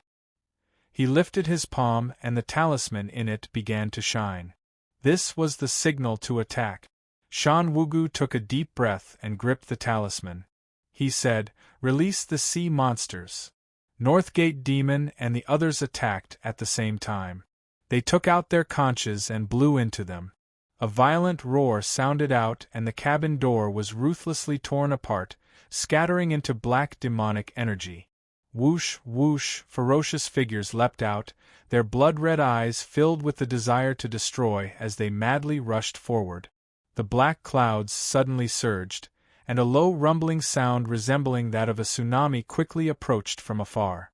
Saint Child Deep Blue's heart shrank as he suddenly had a bad premonition. Then, on the blood-colored island, countless demonic cultivators widened their eyes at the same time, their faces filled with shock. Hundreds of sea demons formed a flood that madly charged towards Blood Red Island. The ruthlessness and destruction in their eyes caused the faces of demonic cultivators to pale. Defend! Saint Sun Deep Blue only had time to let out a roar before the heavenly demon protection formed by the demonic cultivators was smashed to pieces by the sea monsters. The summoned heavenly demons didn't even have time to unleash their ability to disrupt one's mind before their energy source was cut off. It wasn't that the protection of the heavenly demon wasn't strong enough. It was just that when faced with hundreds of brainless sea demons, there was no room for him to use it at all. However, since he was already here, how could he not gain anything? Ah! With miserable screams, several demonic cultivators fell to the ground. Their bodies rapidly withered, and in just a few breaths of time, they were like desiccated corpses, all of their flesh and blood sucked away. Deep Blue's anger soared to the heavens. His eyes locked onto Qin Yu, but there was a trace of hesitation in them. Summoning hundreds of sea demons, what kind of strength was that? No, to summon hundreds of sea demons alone, one must at least be at the nascent soul stage. With such strength, there was no need to go through so much trouble to deal with them. The black-robed man had companions, and not just one. Only this could explain the origins of the several hundred sea monsters. Shan Wugu. In the nether realm, the one who dared to oppose him was definitely him. Looking at these sea monsters again, they looked exactly like the sea monsters that had been controlled by controlling medicines. Although Saint Sun Deep Blue didn't know where Shan Wugu had obtained so many controlling medicines, this didn't stop Saint Sun Deep Blue's killing intent from rising. Shan Wugu, you dare to collude with outsiders and have designs on the Saint Furnace? You deserve to die 10,000 times over. With a loud roar, Deep Blue lifted a hand and a blood ring appeared in the air. Blood-red light rose up, condensing into a ghostly face that hurtled towards Qin Yu. First he would kill this person and then suppress Shan Wugu. The Saint Furnace was about to be unsealed, and he could not allow anyone to destroy it. The black-robed man turned around and looked at Deep Blue. His eyes were icy cold, causing the hairs on his back to stand on end and a chill to rise in his heart. Whoosh, a spear appeared, tearing through the air. It was tyrannical and cruel, as if everything in the world would be pierced through and crushed. What a powerful cultivation! Deep Blue's eyebrows arched up, fighting spirit rising in his heart. In order to become the demonic path's Saint Sun, he had defeated countless opponents, all of whom were extremely strong. Beneath the nascent soul realm, who in this vast world could be his match? Although this black-robed man was strong, he was destined to become another soul under his hands. The blood ring trembled and blood-red light gushed out, becoming even more intense. The ghostly face strangely cackled and emitted flames, as if it were a demon that had emerged from the depths of hell. These flames carried with them the power of filth.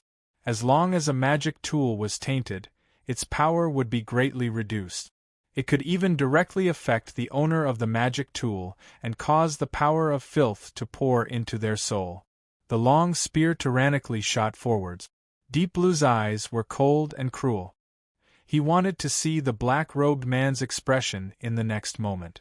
With such a precious treasure destroyed, even if his soul was strong enough to resist the invasion of filth, he would still feel incomparably pained. Without the long spear magic tool, this person's strength would surely be greatly reduced. At that time, it would be time for him to begin his slaughter.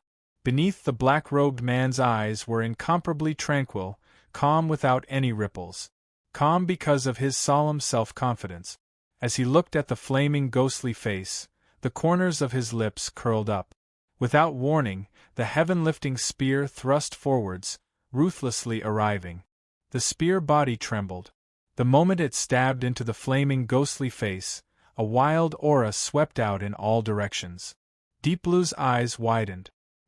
What kind of rhythm was this? Before he could regain his composure, the long spear exploded. The spear fragments mixed with the horrifying strength of the magic tool's explosion swept out like lava from underground. The flaming ghostly face was instantly turned into a sieve. Its strange laughter turned into pained howls. Although it wasn't a true entity, it was still heavily wounded by the explosion of the long spear. It fled backwards in panic. Several demonic path cultivators that were fighting with the sea monsters screamed miserably as they were turned into gourds of blood. They fell to the ground and soon lost all signs of life. Deep Blue stuffily coughed. His complexion paled and blood flowed down from the corners of his lip. The blood ring was terrifyingly powerful and also contained many miraculous mysteries. This was an object that he had refined with his blood, and it would rise and fall together with him. Now that the blood ring had been wounded by the explosion of the long spear, he immediately received severe internal injuries. If he was weaker in a frontal battle, then he could forget about it. But his opponent had used such a method that didn't follow common sense. This left Deep Blue incomparably depressed and burning with rage. He slapped his chest and spat out a mouthful of blood. The blood didn't fall to the ground but instead exploded outwards, fusing into the blood ring. After obtaining the support of its master's blood essence, the magic tool refined by blood was stimulated to the limit. The blood ring dimmed and the ghostly face fiercely roared. It attacked with anger and injuries, its speed rising to the limit. It opened its mouth to reveal black fangs that were as sharp as thorns. Self-destructing magic treasures were indeed terrifying, but could it be that you could take out another treasure of this level? Since you dared to damage my magic tool, this saint's son will have you die without a grave. At this time, a round shield suddenly appeared. As magic power poured into it, it rapidly grew in size. The ghostly face was brimming with confidence. Just as it was about to enjoy the delicious flesh and blood, it crashed into the round shield without any preparations at all. The sound was deep and heavy, and there was a hint of bitterness in it. Just listening to it made one's scalp tingle with numbness. Deep Blue's entire face twisted, as if he had really crashed into the shield. His mouth and eyes were crooked and blood flowed out without end. He was in an extremely distressed state. Deep Blue swore that he had never been so disgraced as he was today. The shocked gazes of his subordinates made him wish he could tear apart everyone who saw this. But then, he didn't have time to be ruthless. He was hit twice by the round shield. A terrifying explosion rang out, and the ghost face was sent tumbling back, howling miserably. There was also a hint of fear in his eyes. The cultivator across from it was far too terrifying. Deep Blue spat out several mouthfuls of blood. He tottered, his chest filled with shock and indignation. He was shocked because the black-robed man had been so bold and heroic as to blow up two powerful magic tools in a row. It had to be known that their quality was extremely precious even to a golden core. The losses from two self-detonations were astonishing. He was indignant because the other party didn't play his cards according to common sense. Just by relying on his wealth, he had suffered a great loss. The black-robed man didn't give him time to think. His figure flashed and he soared deep into Blood Red Island, where a great furnace stood. He wanted to steal the Saint Furnace. Deep Blue's heart shook. He knew that the Saint Furnace had a spell left behind by the Saint Monarch, and it was impossible for this person to succeed. But if he touched the Saint Monarch's spell, that would mean his failure and he would surely disappoint the Saint Monarch. He absolutely could not be allowed to touch the Saint Furnace. Deep Blue's eyes flashed with hesitation. He clenched his teeth and pointed a finger. There was a buzzing sound above his head. The blood ring trembled. Runes appeared on its surface and the phantom of a python shot out. Die! He roared and countless rays of blood-red light were drawn out. The python phantom instantly condensed, hissing as it swept out its tail. It was hundreds of feet long, and its massive body was covered in thick scales. Its triangular eyes were filled with a cold, killing intent. This python was the spirit of the blood ring. After it was killed, it had been sealed within with a secret demonic path technique. Although it wasn't a true spirit treasure, it still had its own marvelous aspect. For many years, Deep Blue had carefully refined it. Every time he killed an enemy, the blood essence and soul would be swallowed up by the python and accumulated within its body. In these years, the blood python had gradually shown signs of transforming into a blood flood dragon. Once it finished its transformation, its strength would rise and it would be able to contend with a nascent soul cultivator. But now, as it was summoned ahead of time, all of this had become a bubble. All of his years of painstaking effort had been wasted. Deep Blue's hatred could be imagined. Killing intent swirled in his heart. The blood python howled out, its speed astonishing. It left a trail of blood in the air as it blocked in front of the Saint Furnace. On the demonic energy ship, Qin Yu finally sent out a signal. Several hundred sea monsters swarmed out. Immediately, deep within the black clouds, there was a terrifying rumbling sound. The battle had begun. Everyone relaxed a little, because at least Qin Yu was still standing on their side. But in the blink of an eye that turned into worry. With just him alone, even if he had the help of several hundred sea monsters, how could he possibly break through the Saint Furnace's poison, much less slaughter his way into Blood Red Island? Shan Wugu was silent for a moment. He lifted a hand and pointed forwards. His fingertips fell into the air and faint ripples spread out. Soon, the ripples dispersed and the scene became clear. What appeared before them was the situation on Blood Red Island. From the angle of view and field of view, this should be the eyes of a cultivator. What they saw was also what he saw. Its whirlwind demon. Before he left, he swallowed down a demonic insect from the High Command. Shan Wugu said in a low voice. The complexions of Northgate Demon and the others changed. They subconsciously revealed looks of fear. It was clear they were terrified of demonic insects. But as they thought about how Whirlwind Demon was prepared to die, they understood. At this time, the scene in the air was that of Deep Blue summoning the blood ring, condensing it into a ghostly face to kill Qin Yu. A demonic cultivator cried out in alarm, "Blood refining ring." The others all had ugly complexions. Deep Blue was tyrannically strong. In the High Command, besides the several nascent Soul Supreme Elders, he was basically an invincible existence. The blood refining ring could be called illustrious. In these past years, countless people had tried to challenge his position, but all of them had died beneath the blood refining ring. Their flesh and blood, their souls, were swallowed up. Qin Yu was strong, but when placed together with Deep Blue, no one thought highly of him. But in the next moment, the demonic cultivator's eyes widened as if they had seen a ghost. Their throats gurgled, unable to speak. Chapter 119. Genius in 1 second. Remember love go away? This is the web that provides you with wonderful novels to read. The scene that happened in the blink of an eye was deeply imprinted in their minds, never to be erased again. The spear had exploded, the ghostly face had been blown away, and Deep Blue had been injured. It was the first time they had seen someone strike Song Yun head-on in just a short time. But the price was far too great. Although they weren't present, it wasn't hard to judge just how powerful the spear was. This was absolutely a top-grade Golden Core Realm magic tool. To be able to detonate it without hesitation, disregarding everything else, just this level of skill was praiseworthy. Praise flashed in their eyes. This was because detonating a magic tool could only last for a moment. Although Deep Blue had been injured, he hadn't been wounded to the core.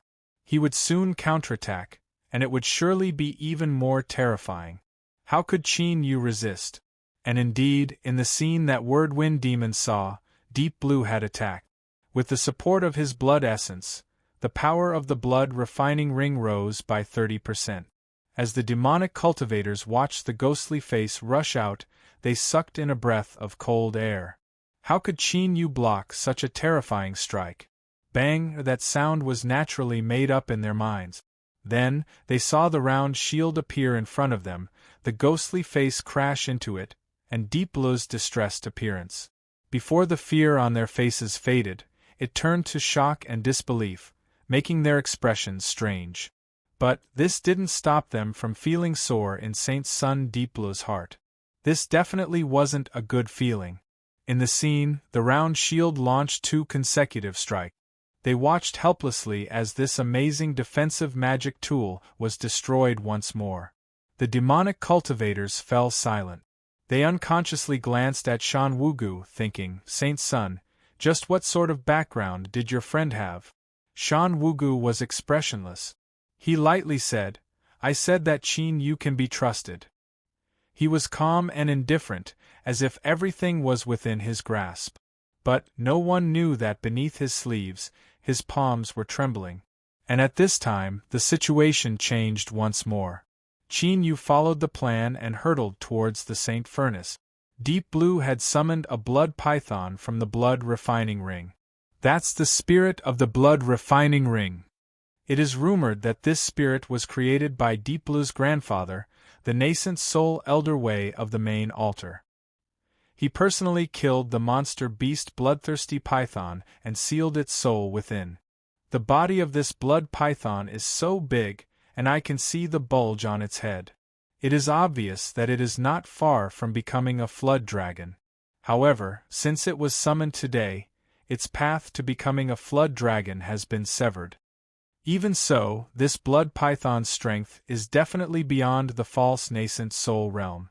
Moreover, it's connected to Deep Blue's mind.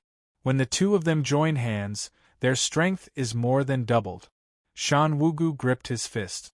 Qin Yu, you absolutely could not fail. This time, he was going all out. He absolutely could not lose. Suddenly, Northgate Demon cried out in alarm. This is bad, Qin Yu has been ambushed. Shan Wugu fiercely looked up. He could see that Qin Yu had a dazed expression on his face, as if he had indeed been plotted against. Love go small say, Netkubut out of familiarity. He felt that something was not quite right. It did not seem like he had been plotted against. Instead, it felt like he was distracted. Even the calm and steady Shan Wugu nearly cried at this moment. Big brother, in this critical moment of life and death, is it really okay for you to be distracted? That's right, Qin Yu's mind was wandering at this moment. This was because he could clearly see the demonic path Saint Furnace that Shan Wugu spoke of.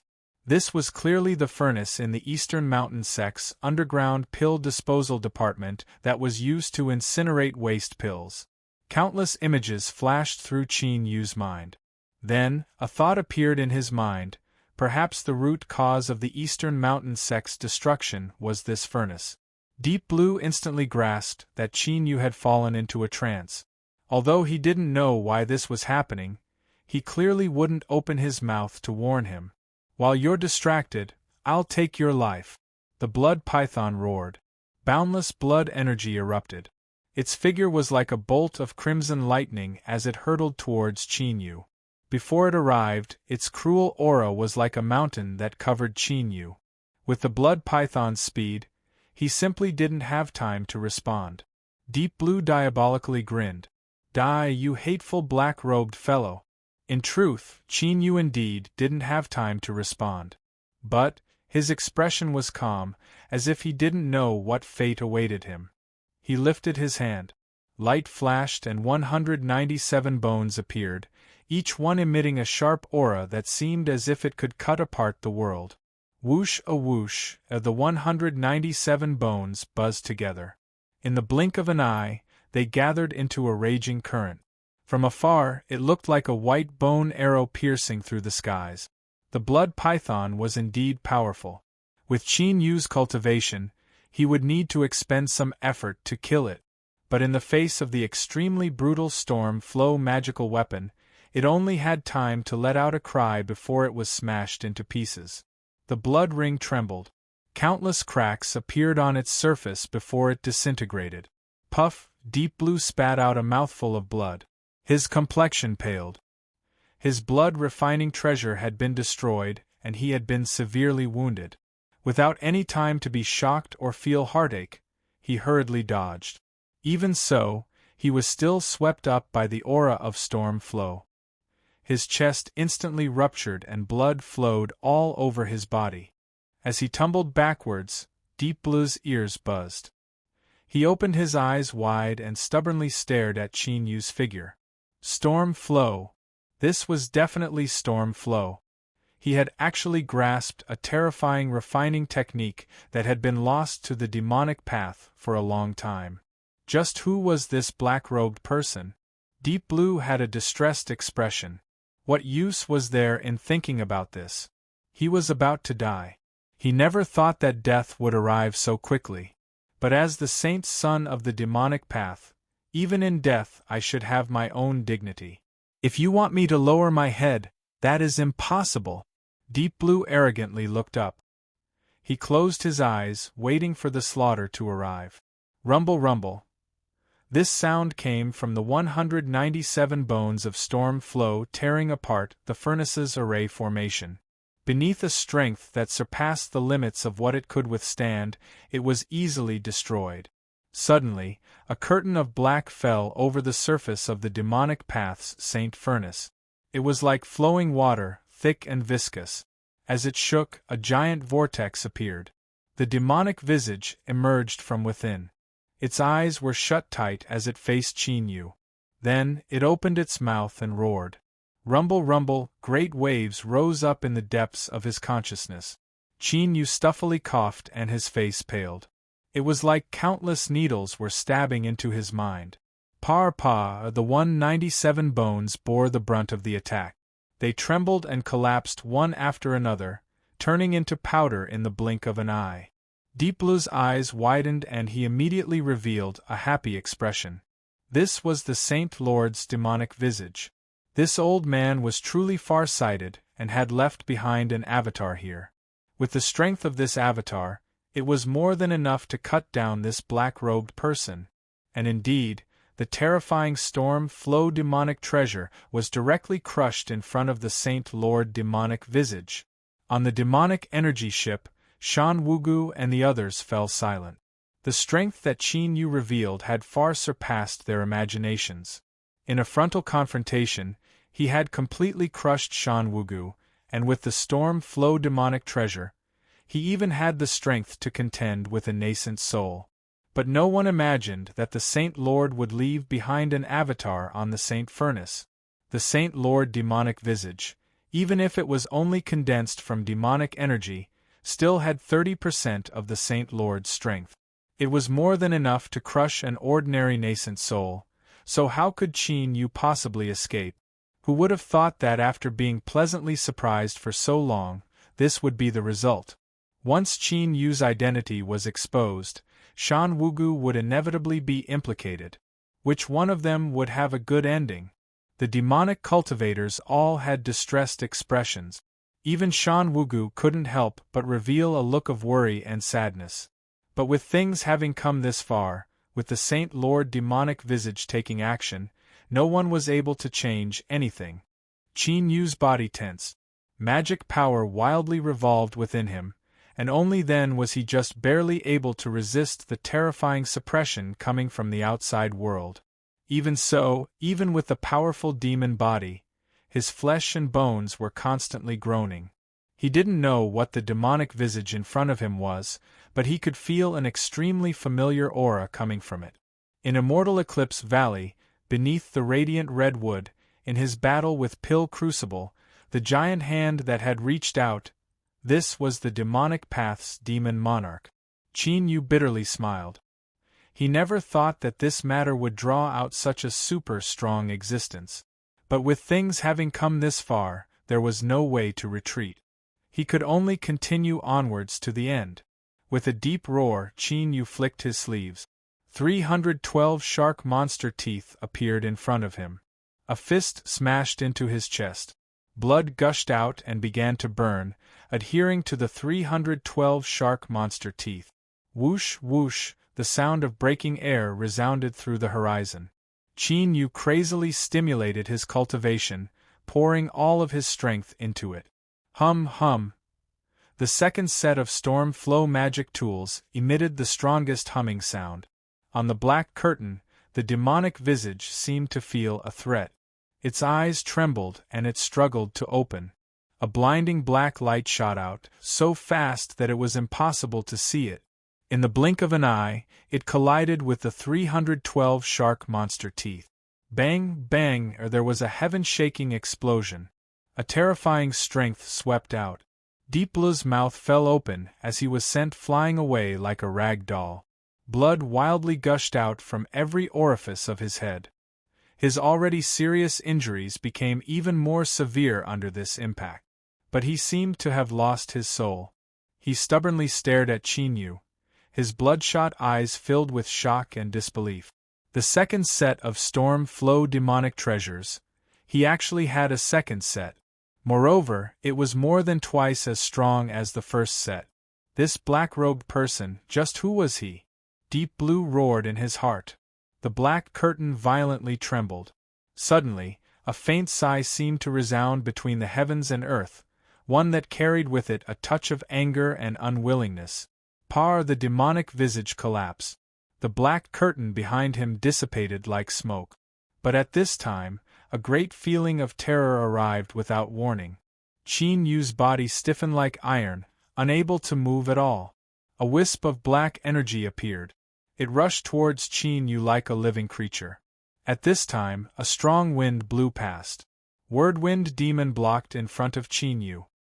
His skinny face didn't have the slightest bit of humility, but was calm and resolute. Remind Shan Wugu to remember the promise he made to me.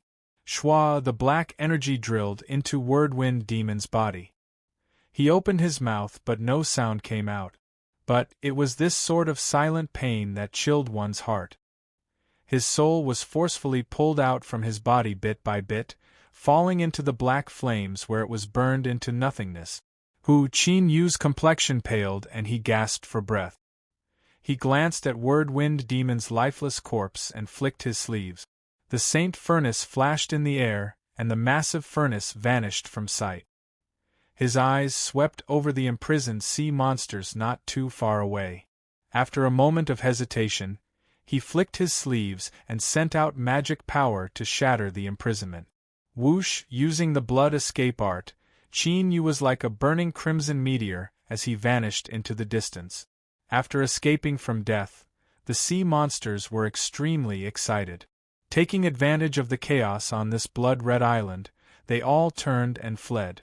The robust woman grabbed the girl in her hand and followed the crowd of people as they fled the island, completely unremarkable. The moment that the girl rushed into the sea, she turned and looked in the direction that Qin Yu left, her eyes deep blue. Chapter 120. Genius 1 second. Remember if you want to go? Shua Net provides you with wonderful novels to read. Deep Blue was still alive. He had a dazed expression on his face, but soon after, he gnashed his teeth in anger. That damned black-robed man didn't even bother to kill him. Love goes small. Say, Netku, do you think it's impossible to pose a threat to him? Damn it, you will definitely regret this. On Blood Red Island, the demonic cultivators finally stabilized their footing and gathered together in a sorry state.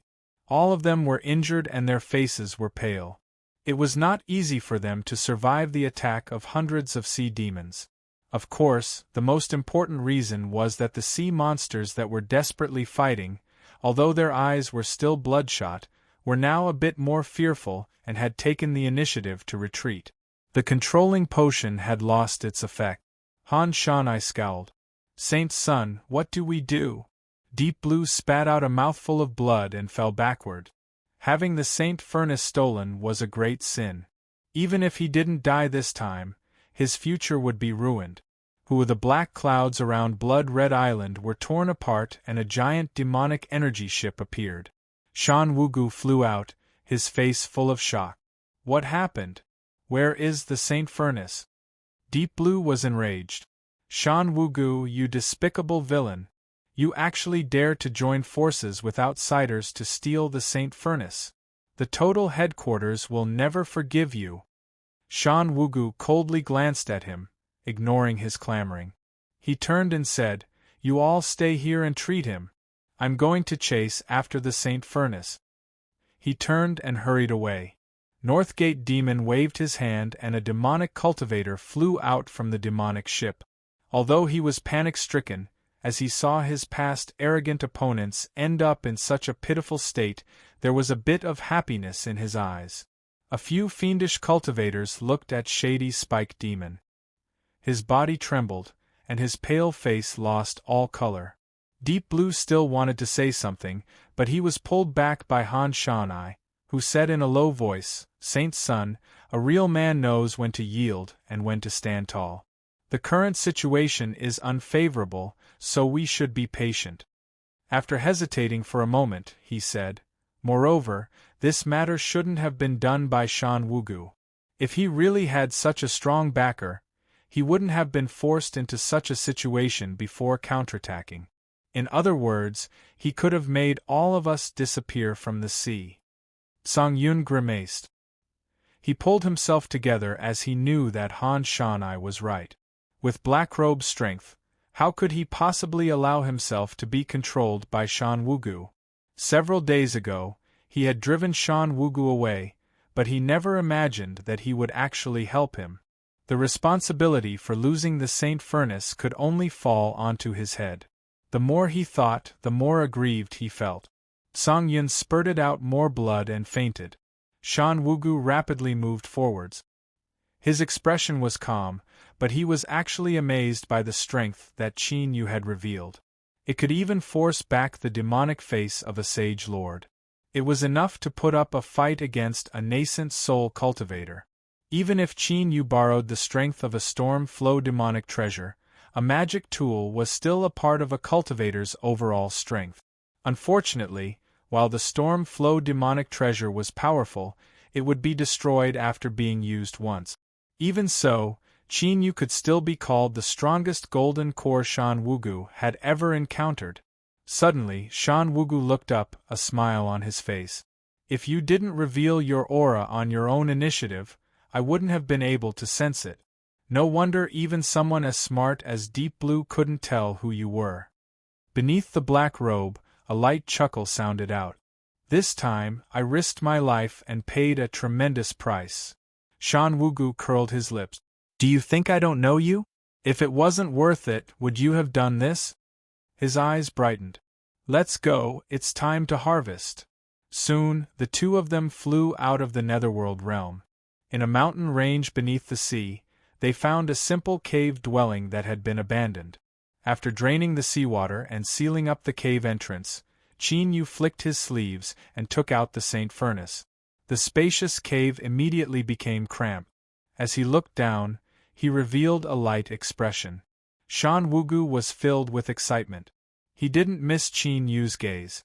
He asked with surprise, "You recognize the Saint Furnace?" Qin Yu nodded.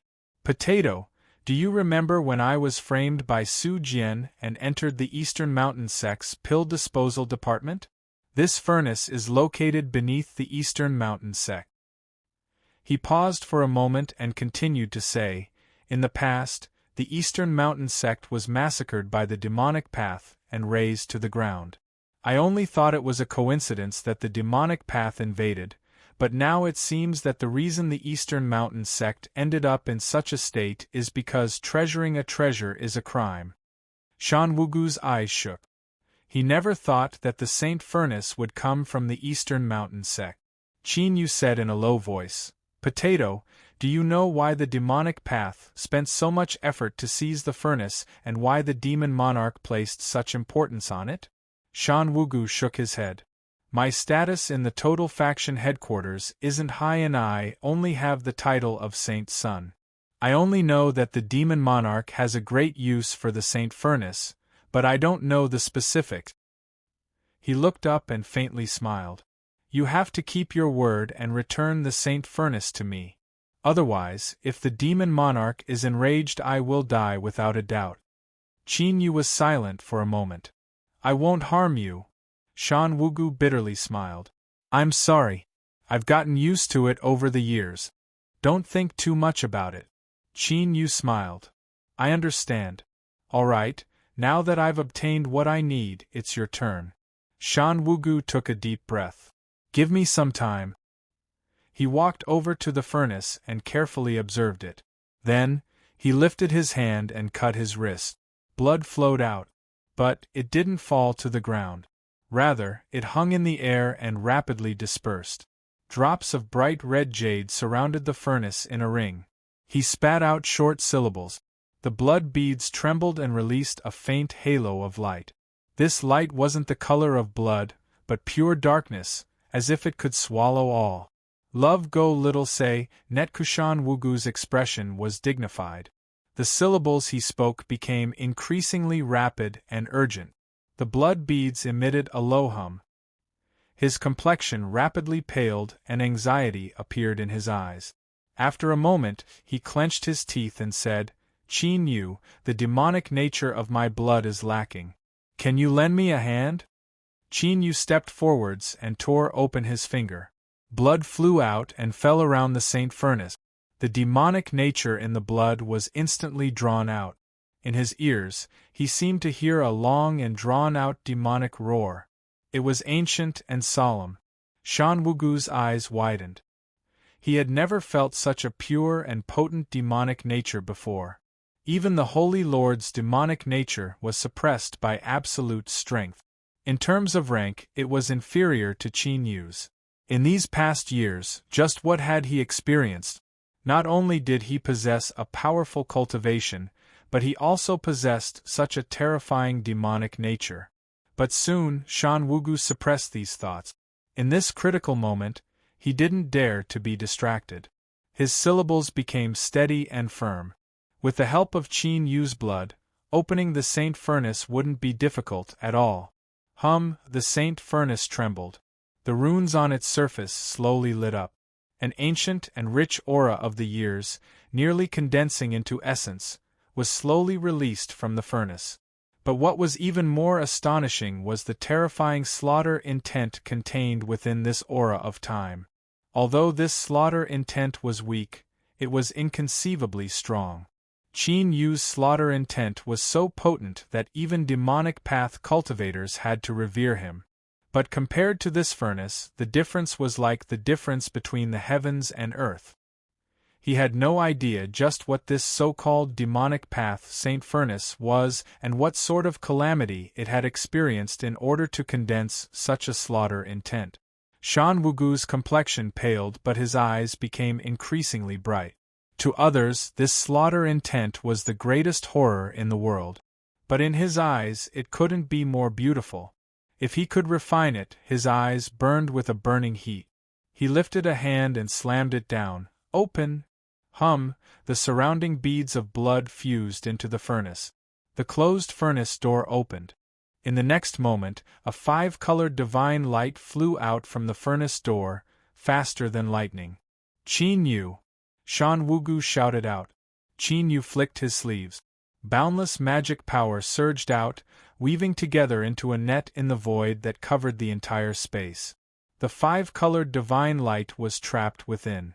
It anxiously rushed left and right, but it couldn't escape.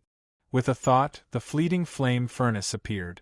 The furnace door opened on its own and a powerful suction force covered them. The 5-colored divine light gradually came to a stop, revealing its true form. Gold. A stalk of green grass. It didn't look any different from ordinary grass. Its leaves gently swayed, surging with an endlessly sharp aura. Water. A pitch-black lotus seed. Its entire body didn't have any other colors. Circles of black light rippled in the air. Wood. A verdant willow branch. It was unknown just how long it had been cut down, but it still maintained its vibrant vitality and emitted a blazing blue divine light. Fire. A crystal the size of a child's palm. It was translucent, and if one looked at it, they would feel a stabbing pain as if they were being burned. Earth. A small mushroom. It was like a small umbrella. Its surface was covered with tiny textures. No matter which direction one looked from, these textures wove together to form the phantom of a mountain. Qin Yu smiled. 5-element spirit treasures. These were 5-element spirit treasures. He took a deep breath. His fingers contracted, and the net of magic power in the air shrank. The fleeting flame furnace's suction force increased with it, forcing the 5 spiritual objects into it. Bang! The furnace mouth closed. Qin Yu recalled the fleeting flame furnace. He lifted a hand and poured in magic power, sealing away the 5-element spiritual objects and placing them in his storage ring. Shan Wugu cupped his hands together. Qin Yu, congratulations. Qin Yu nodded. What do you plan on doing next? Shan Wugu licked his lips. That's what I wanted to say. Qin Yu, the infernal energy within the Saint Furnace is quite beneficial to me. If you help guard me, I'll be done soon. Okay. Shan Wugu sat down cross-legged. He took a deep breath and sucked in the Saint Furnace's infernal energy. His face flushed red, as if he were drunk, and he quickly closed his eyes to refine it. A cold infernal energy rose up from his body. From time to time, human faces would form and howl before exploding apart. This repeated over and over again, causing one to feel a chill in their hearts. Qin Yu put away the fleeting flame furnace and carefully looked over it. Although he wasn't sure what law formula Shan Wugu cultivated, It was clear that it was a path to refine the infernal energy for his own use. This sort of cultivation method often progressed at a godly speed and was incredibly powerful. But the drawbacks were equally serious. Not to mention the terrifying might of heavenly tribulation in refining the infernal energy, but after cultivating it to a high level, the infernal energy would have an effect on a cultivator's mind. It was likely to create a zombie that would lose all reason and only know how to kill. After hesitating for a moment, Qin Yu's eyes darkened. He decided that once Shan Wugu woke up, he would have a serious discussion with him. He could step into the demonic path, but he had to change his cultivation law formula. Although he didn't have a top demonic art, he had plenty of top quality goods. If he really couldn't find one, he would have to find a way to obtain a better one. Fortunately, his brother from the past was still alive. No matter what, Qin Yu couldn't stare on helplessly as he walked into a dead end. Shan Wugu quickly refined the infernal energy within the Saint Furnace.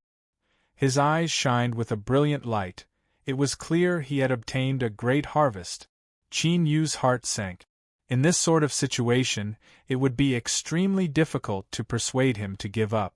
Qin Yu, the infernal energy within the Saint Furnace is far more effective than I imagined. If I refine it a bit more, I might be able to make a breakthrough in my cultivation, Shan Wugu excitedly said. Sensing Qin Yu's complexion, he asked, "What is it?" Qin Yu said in a low voice, "Potato, I hope that you can give up the cultivation method you are currently cultivating." Shan Wugu frowned. Infernal energy lingered between his eyebrows. After several breaths of silence, he said, "Qin Yu, I know what you are worried about, but the only reason I have my current cultivation is because of this cultivation method. It is impossible for me to give up on it." He paused for a moment and then pretended to be relaxed. "Don't worry, I have a sense of propriety. I won't let the infernal energy invade my mind."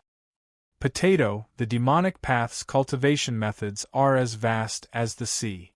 Why walk the path of refining infernal energy? I can help you, Qin Yu, as a righteous path cultivator.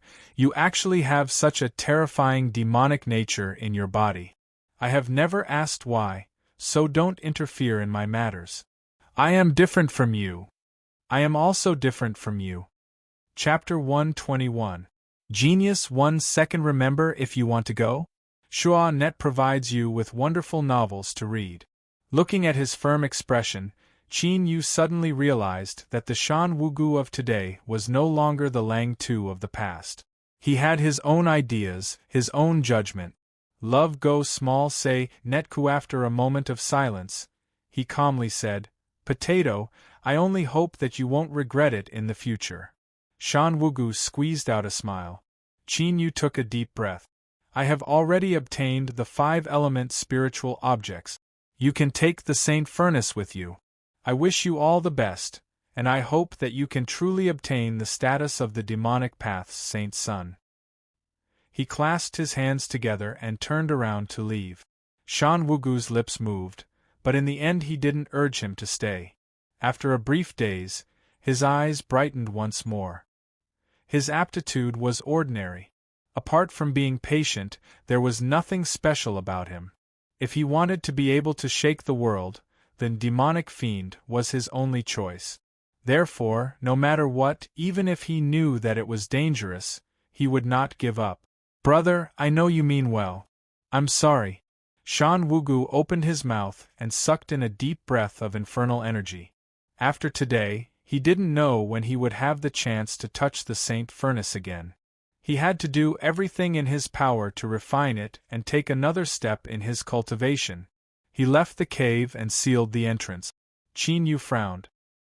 He had already fulfilled his responsibility as a brother. If Shan Wugu couldn't accept this, then that was his own choice.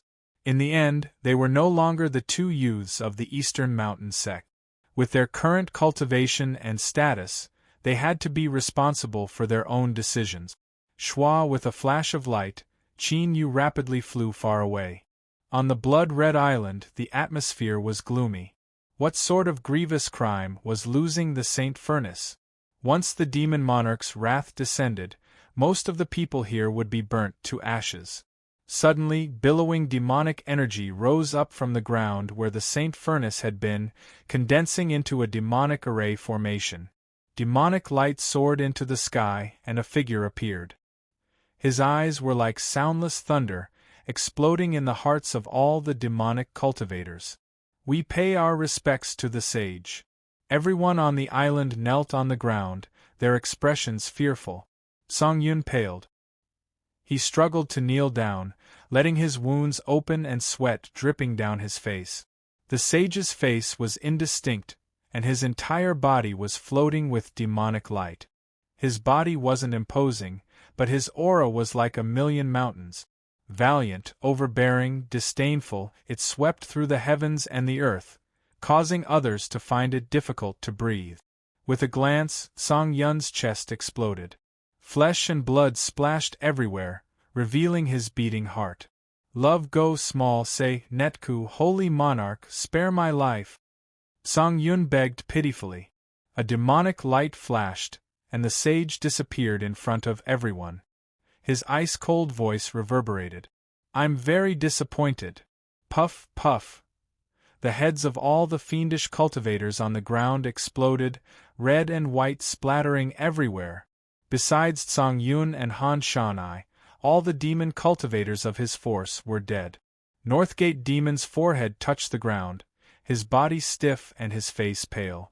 If the Saint Lord hadn't attacked them, that meant he was well aware of what was happening in the sea region. If so, would Shan Wugu's actions also be discovered? If that was the case, then their fates would probably be 100 times more miserable than these people. With the 5-element spiritual objects in hand, his harvests in the sea region had far surpassed his expectations. He didn't want to experience any more twists and turns. All he needed to do was find a place and wait for the netherworld ship to arrive. But at this time, Qin Yu froze. His heart felt as if it were being grasped by a giant hand. Every beat brought with it a stabbing pain. Cold sweat seeped out of his forehead, quickly drenching his black robe. He did not know what had happened, but his intuition told him that danger was approaching. This feeling, demon monarch. Qin Yu's complexion changed. His first thought was to immediately run away, as far as possible. Although he had managed to force the demon lord's demonic face to retreat, he had gained an even clearer understanding of the demon lord's terror. If the demon lord truly descended, he would have no chance of survival. No. The demon monarch must have come for the Saint Furnace. If he discovered what Shan Wugu was doing, then he would undoubtedly die. Blood-red flames ignited and Qin Yu turned and left. With all his might, the underwater mountain range soon appeared before him. With a flick of his sleeve, he opened the entrance and charged in. Shan Wugu had reached a critical juncture in refining the infernal energy. His eyes shot open, bewildered. In his mind, a terrifying aura was like the edge of a blade, threatening to tear apart his soul. The demon monarch was about to arrive. Qin Yu didn't have time to say anything. With a flick of his sleeves, he put away the Saint Furnace and rushed out of the cave. Love go small say, net kabang. The seawater split apart. Qin Yu shot into the skies, howling away like a blood-red meteor. Within the cave, Shan Wugu's complexion was pale, and he was sweating profusely. It was clear that the process of refining the infernal energy had been effected. At this time, a self-deprecating smile appeared on his face. If he left, then he left. At the very least, he didn't kill him. At least he could still retain some of their friendship from the past. However, when you urged me to give up on the infernal energy refinement technique, did you already decide to take away the Saint Furnace? Between the sea and the sky, a blood-red beam of light tore through the air. Qin Yu didn't know that he had been misunderstood by Shan Wugu and was crazily fleeing. As time passed, the fear in his heart didn't disappear. Rather, it became increasingly strong. He knew that he had been locked onto by the demon monarch. Suddenly, Qin Yu looked up. At some unknown time, The dim skies above had turned pitch black and stars began to appear in the sky. Silver starlight gathered in the skies. Then, a figure stepped out from this starlight. Without releasing the least bit of aura, Qin Yu froze where he was. Fear gushed out from the depths of his soul. The demon monarch had arrived. "It's you." The voice was a bit surprised. "Little friend, you and I are truly fated." As the light voice fell into Qin Yu's ears, it was no less than a thunderclap. Billowing waves of sound crashed into his soul. He spat out several mouthfuls of blood. His complexion paled and his magic power froze. In the netherworld sea region, night fell and the sea of stars condensed. Qin Yu froze in midair, blood gushing out from his nose and mouth. His complexion was deathly pale, and he was in an extremely distressed state. At this time, even with his intelligence, all his hopes had turned to dust. Perhaps he might be able to contend with an ordinary nascent soul, but this was the demonic path Saint Lord, the most formidable existence in the world. How could he possibly contend with him, whose strong winds whipped up between the heavens and earth? A giant bone hand appeared, grasping towards him like an ancient divinity or demon god that crossed through space and time. Qin Yu tried his best to struggle, but all he did was cause the magic power in his body to surge, and he spat out several mouthfuls of blood. He could only watch helplessly on as the giant hand fell towards him, helpless like an ant. Just as the bone hand was about to fall, there was a loud roar from the sea. The endless sea began to tumble and tumble. A great wave appeared. It was so high that it gave off a feeling as if the heavens and earth would shatter. Before it even arrived, one could feel the terrifying strength contained within every drop of seawater. Even with the demon body's strength, it would still be crushed to powder the moment it touched it. Qin Yu closed his eyes and sighed inwardly.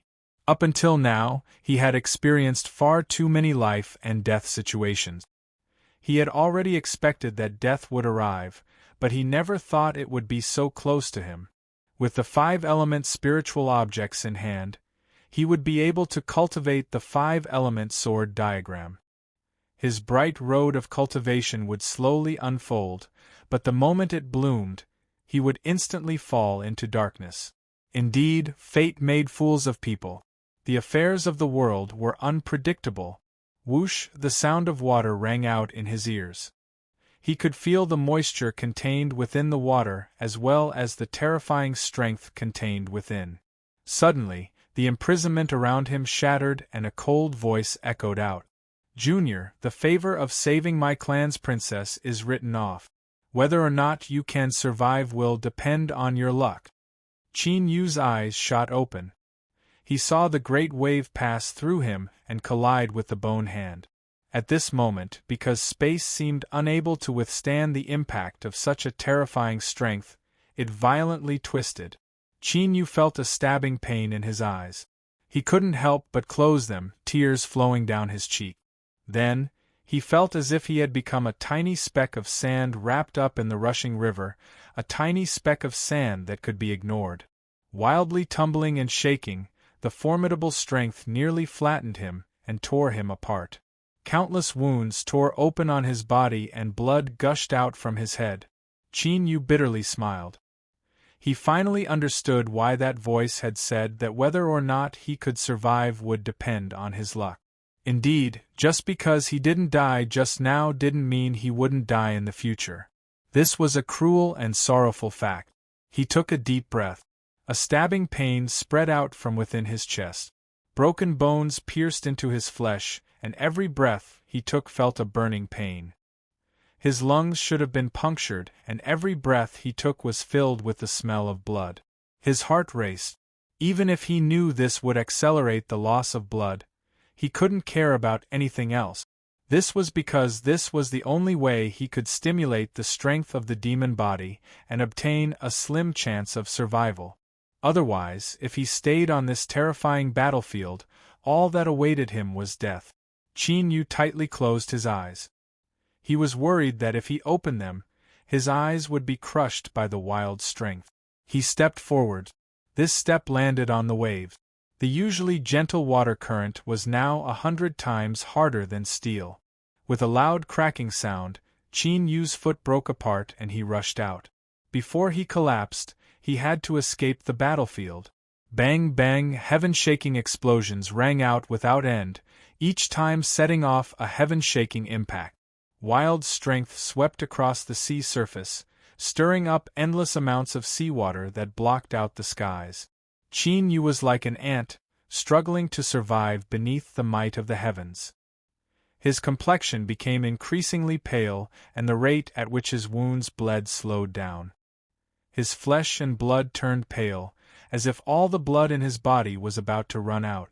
Every drop of seawater contained a terrifying strength. As it fell on his body, it was no less than a hammer striking him. His flesh and blood, his bones, all of them trembled and groaned. Waves of pain ravaged his body, wanting to swallow up Qin Yu's mind. But the firmness on his face never disappeared. Facing the demon monarch, Qin Yu was as weak as a baby. He didn't have the strength to resist. He could only close his eyes and wait for death. But now there were powerhouses of the sea races helping him, giving him a slim chance of survival. No matter how slim it was, he had to give it his all. Perhaps there would come a day when he would die, but not now. Today, he had to live.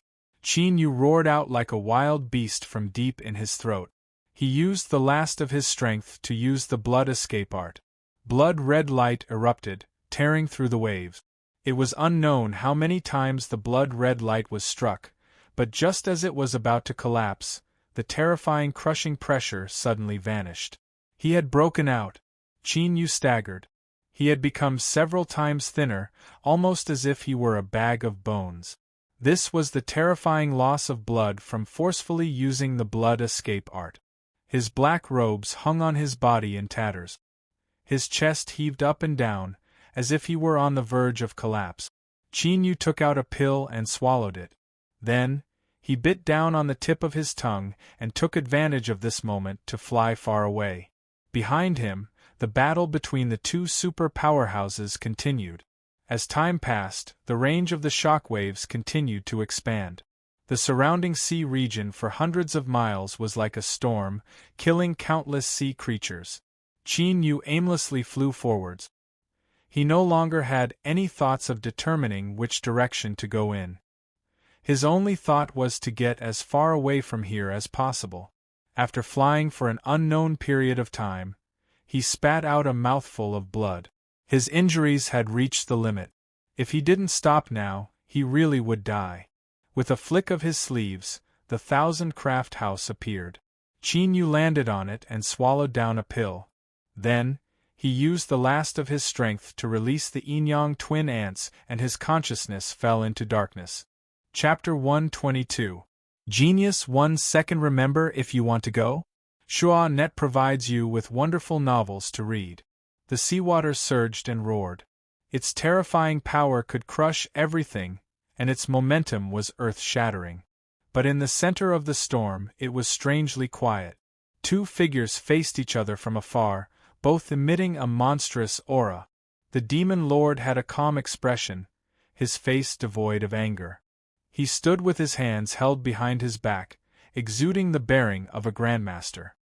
He indifferently said, "This lord has no intention of becoming enemies with the sea race. Why must Sir stop me?" A wild strength caused space to distort. All that could be seen was a thin figure. Recently, many seafolk have gone missing. Her Highness the Princess of my people is investigating, and she was nearly killed by a demonic path cultivator. Is this what the demon monarch meant when he said he had no intention of becoming enemies with my seafolk? The demon monarch said, "This matter is the fault of the demonic path cultivators. This monarch will definitely give the sea races an explanation. But this junior took my precious treasure, so I must take it back." The skinny figure shook his head. "He saved my clan's princess." The demon monarch frowned. "It seems that teacher has decided to intervene." He took a step forward and shouted, "Please!" Bang! The tranquility at the core of the storm was instantly shattered. A terrifying power surged, causing the heavens and earth to tremble. After a moment, the demon lord's voice rang out. Mr. Truly is powerful. This lord has experienced it. In the future, if there is such a day, I ask that Mr. come to the mainland. This lord will definitely prepare for you. The entire storm suddenly split into two. The demon monarch stepped out, a few tattered pieces of clothing flying through the air. Obviously, he'd suffered a slight loss in the battle with the mysterious expert of the sea demons. But even then, he was still calm and composed, and he fully displayed the demeanor of a peerless expert. Schwa, with a flash of demonic energy, the demon monarch disappeared. In the middle of the storm, the waves continued to surge. Vaguely, a huge figure could be seen standing there, towering like a mountain. After an unknown period of time, Qin Yu finally managed to open his eyes. This simple movement left him gasping for breath. Love go small say, Netkuit wasn't that he was so weak that he couldn't even open his eyelids. It was just that his face was covered in a thick layer of scabs, and he couldn't move his arms. It wasn't easy for him to open his eyes. The sky was dark and the light was extremely dim. Fortunately, it didn't hurt. His eyes were already red from the pressure. His pupils constricted a few times, and after a blur, he could finally see his surroundings clearly. Wang, sensing that its master had woken up, the Ant King flew over to express its closeness and condolences. Its entire body was covered in blood, and its transparent wings were damaged. It was clear that it had experienced a bitter battle. However, the ant swarm was full of vigor and did not become dispirited because of the slaughter. Instead, it became even more ferocious. Qin Yu barely managed to move his lips. You've worked hard. The originally beautiful 1,000-craft house had been mostly destroyed. All that was left over was the foundation that supported him on the sea. Every inch of the room was soaked in blood. Occasionally, one could see some severed limbs of sea monsters. Every inch was blood. Every corner. Qin Yu's lips twitched. Don't worry. Since I'm awake, I won't die. Ant King, continue to guard, I still need some time. After struggling for a long time and sweating profusely from the pain, he finally took out the pill and swallowed it. Although he felt and he felt. And then after he. Cold chin he chin and someone and. His sweat. God. He closed his eyes. Although he was exhausted to the point of death and his mind ached, he still managed to maintain a clear mind. The smell of blood was the most sensitive signal to these ruthless and savage sea demons. The fragments of the 1,000-craft house, which were soaked in blood and floating on the surface of the sea, attracted their endless hostility. The slaughter never stopped. The Yin-Yang twin ants revealed their terrifying strength after advancing. If it weren't for the fact that the water wasn't suitable for them to fight, the sea monsters wouldn't be able to approach Qin Yu before they were torn to pieces. After swallowing a massive amount of flesh and blood, a line of blood appeared between the black and white parts of the Yin-Yang twin ant. Their aura became increasingly violent. On the fourth day, Qin Yu opened his eyes. His bones emitted loud crackling sounds. His injuries were still far from being healed, but he still had the strength to protect himself. Today, he could be said to have been thoroughly revived. He took out a great sun mulberry leaf to reward the ant swarm. Qin Yu discovered that there were bloodlines on the Yin-Yang twin ant. Luckily, they didn't affect his control. The temptation of the great sun mulberry was still irresistible, and he felt a little more at ease. However, he would have to pay more attention to what these bloodlines were in the future. He looked up to determine his position and then took out a sea map of the Netherworld Sea region. But he had been randomly flying around and had been drifting with the waves for the past several days, so it was hard to determine his position. Thinking about it, Qin Yu stood up. With a thought, the swarm of ants flew to his feet, lifting him up as they rapidly flew into the distance. He couldn't stay in the 1,000-craft house fragment any longer. Luckily, although he couldn't ride the Inyang twin ants, it was still simple for them to carry him. But soon, Qin Yu ordered the ant swarm to stop.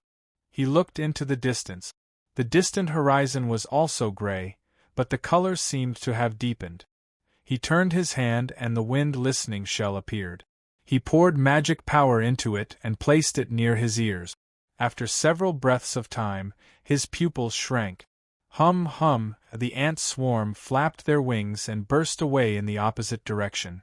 In the distance, that deep black color was rapidly spreading over. One could hear muffled rumbling sounds like the roar of a giant beast. The Inyang 2 ants were extremely anxious. It was obvious that they had already sensed a dangerous aura. Qin Yu bitterly smiled. This was a sea storm, and moreover, it was occurring in the most terrifying netherworld sea region. If a golden core cultivator was a bit more cautious in an ordinary sea storm, then they would be fine. But in the netherworld sea region, if a nascent soul cultivator was unlucky, they might also perish here. The ant king screamed, urging the ant swarm to fly as fast as they could. But this storm was ridiculously fast. In just a moment it had already caught up. Looking back, he saw that the black seawater had been drawn into the air, forming an earth-shattering wall of water that rumbled as it rushed forward. Tornadoes constantly appeared, sucking in a massive amount of seawater. They spiraled into the skies like vicious dragons wreaking havoc. Black clouds pressed down to the extreme, nearly connecting with the wall of water. Thunder roared and arcs of lightning extended into the sea along the wall of water. Qin Yu's senses far surpassed that of an ordinary person's. He could clearly see that within the wall of water, there were several bloody sea monsters that were violently twitching in the arcs of lightning. Then, they turned into black charcoal that was crushed into powder. His complexion paled. This wasn't fear, but his slow-beating heart began to accelerate. The blood in his body began to flow faster and faster. With a flick of his sleeves, he received the ant swarm into the imperial spirit bag. Blood flames ignited and Qin Yu used the blood escape art without hesitation. Perhaps this would cause the injuries that he had just recovered to erupt once more, making them even more terrifying. But compared to falling into the storm, Qin Yu had no other choice. Whose strong winds blew against his face. As his speed rose, his line of sight stretched out. But in the boundless sea region where the surrounding environment didn't change at all, everything seemed strangely slow. In this state, Qin Yu could clearly feel every minute change occurring within his mortal body. There was a light cracking sound in his chest. The bones that had just grown back together were squeezed and crushed apart. The rough edges cut through his flesh and blood. The edges cut through his lungs, leaving behind a dark red line of blood. As he gasped for breath, blood began to seep out. The smell of blood lingered in his nose and mouth, and every breath he took brought with it a burning sensation. His wildly beating heart was still strong, but every time it contracted and expanded, it began to slow down. Although it wasn't obvious, it caused the magic power within his body to slow down. The previously healed wounds on his body began to split open once more. Blood flowed out from the corners of his eyes, his eyebrows, his arms, his thighs, wetting his tattered robes.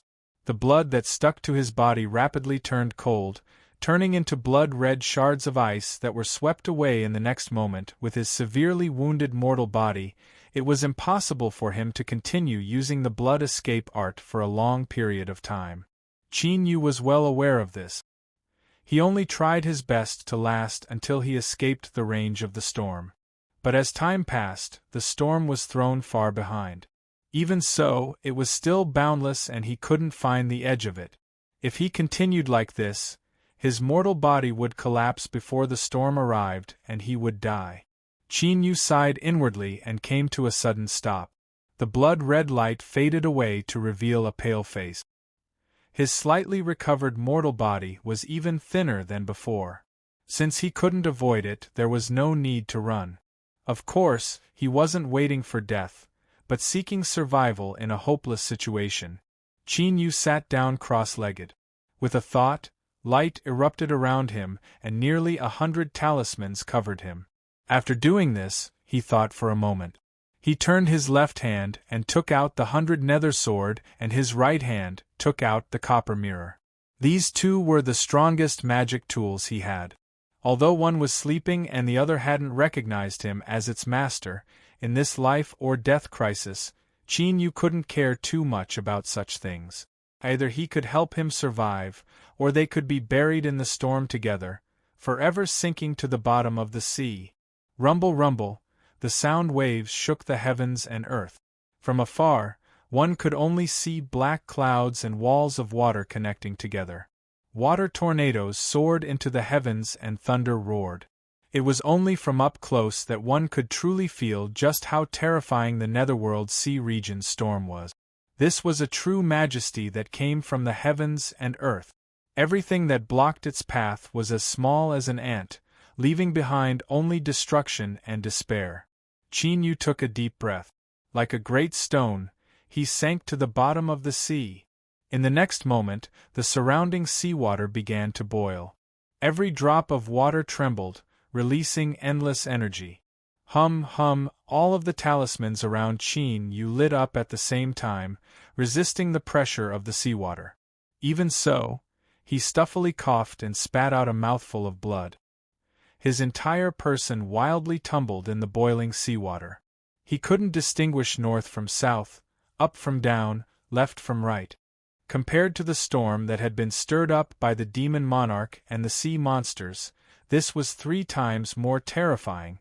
Kacha or kacha, starting from the periphery, the talismans began to break apart.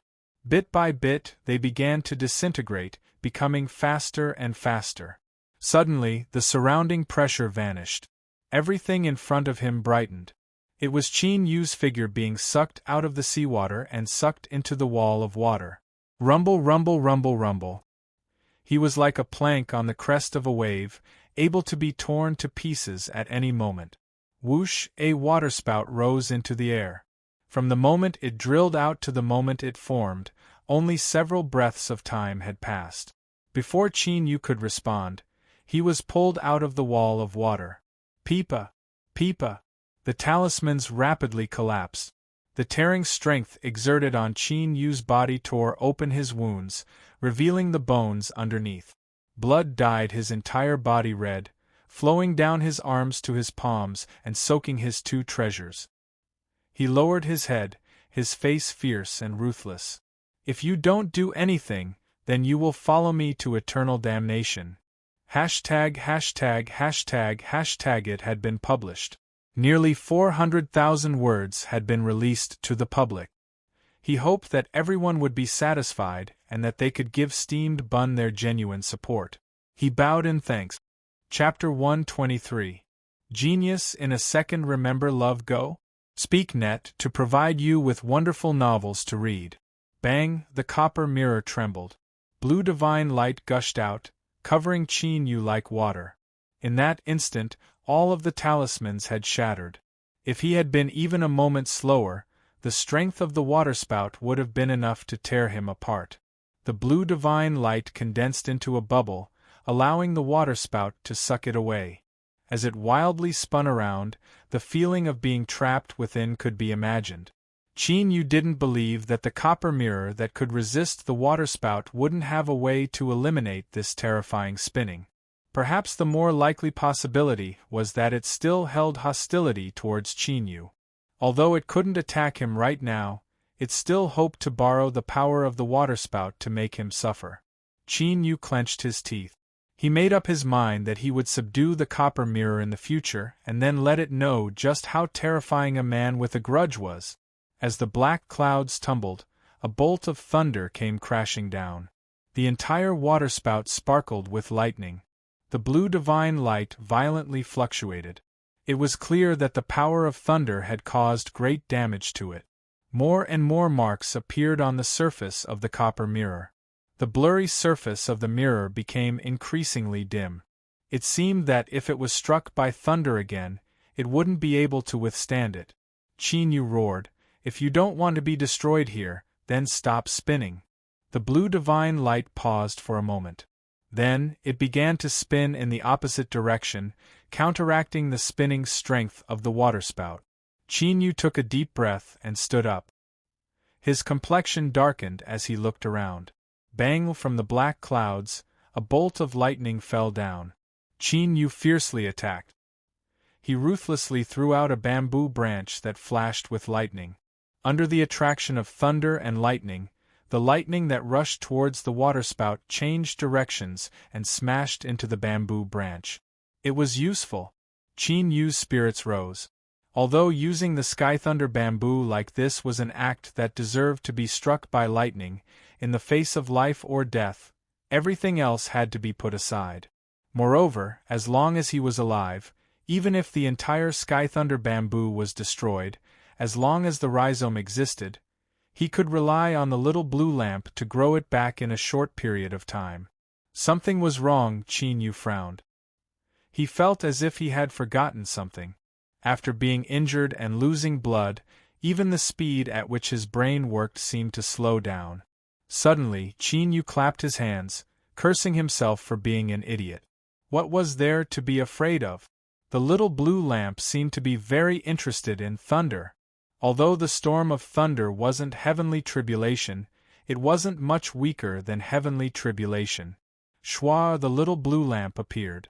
Perhaps it was an illusion, but the moment it appeared in this world, the black clouds above its head seemed to stop moving for a moment. Then, countless thunderbolts exploded at the same time. The lightning spread wantonly, surging with a terrifying aura that made people despair. Bang, bang, hundreds and thousands of lightning bolts descended, bombarding the waterspout. The copper mirror violently trembled. Yu could feel its anger and fear. If it could speak, the copper mirror would definitely be cursing out loud. Bastard, what did you take out? It's fine if you want to die, but why did you drag me into it? Such a dense barrage of lightning wasn't something that the copper mirror could withstand. In an instant, it would turn Yu into charcoal. However, his expression was still calm, and his eyes were surging with great confidence. This was because the little blue lamp had never disappointed him. The descending lightning struck the waterspout almost at the same time. The terrifying lightning spread out, and all the seawater was instantly evaporated. The waterspout had transformed into a lightning tornado. Yu's hair was charred and his black robes were withered.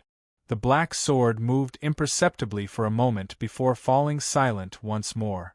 As the copper mirror cursed in fear, the little blue lamp suddenly flashed with light. Its thumb-sized body instantly turned into a black hole, releasing a terrifying swallowing strength. The power of thunder that formed the waterspout was directly sucked out of shape. The thunder was like a raging river, instantly sucked away. At this moment, even the terrifying tsunami of the netherworld sea region seemed insignificant compared to the little blue lamp. The little blue lamp wasn't satisfied with just one lightning tornado. It broke free and shot into the skies, shooting into the tumbling black clouds above. No one knew what had happened, but after that, not a single bolt of lightning flashed. Then, the black clouds began to flee. It split into countless pieces in fear and rapidly vanished from sight, revealing the gray skies above the netherworld sea region. After the black clouds dispersed, the raging storm seemed to have lost its source of strength. The strong winds gradually weakened and the wall of water fell lower and lower. Finally, it couldn't hold on any longer and crashed down. A blue divine light drilled out from beneath the seawater. Yu frowned, his complexion ugly to the extreme. At this time, there was the sound of breaking air. The copper mirror hurriedly scattered its light, allowing it to fly near. It was the little blue lamp. Compared to before, it hadn't changed at all. Yu revealed a happy expression. He took it in his hand, his taut heart relaxing a little. The little blue lamp was the foundation of his life. He absolutely could not lose it. He looked up and saw that the sea region had gradually calmed down. Yu took a deep breath and suppressed his urge to curse. First, the demon monarch had chased him down and he had desperately escaped the battlefield of two super powerhouses. Then, just as he caught his breath, a storm arrived and he nearly died in the sea. His luck was simply terrible. But what Qin Yu didn't know was that his bad luck hadn't ended just yet. This was because deep in the sea, a giant head was staring at him with a single eye, a cold light flashing in its eyes. The Nine Nether Winding Path was originally one of the safest places in the Netherworld Sea region.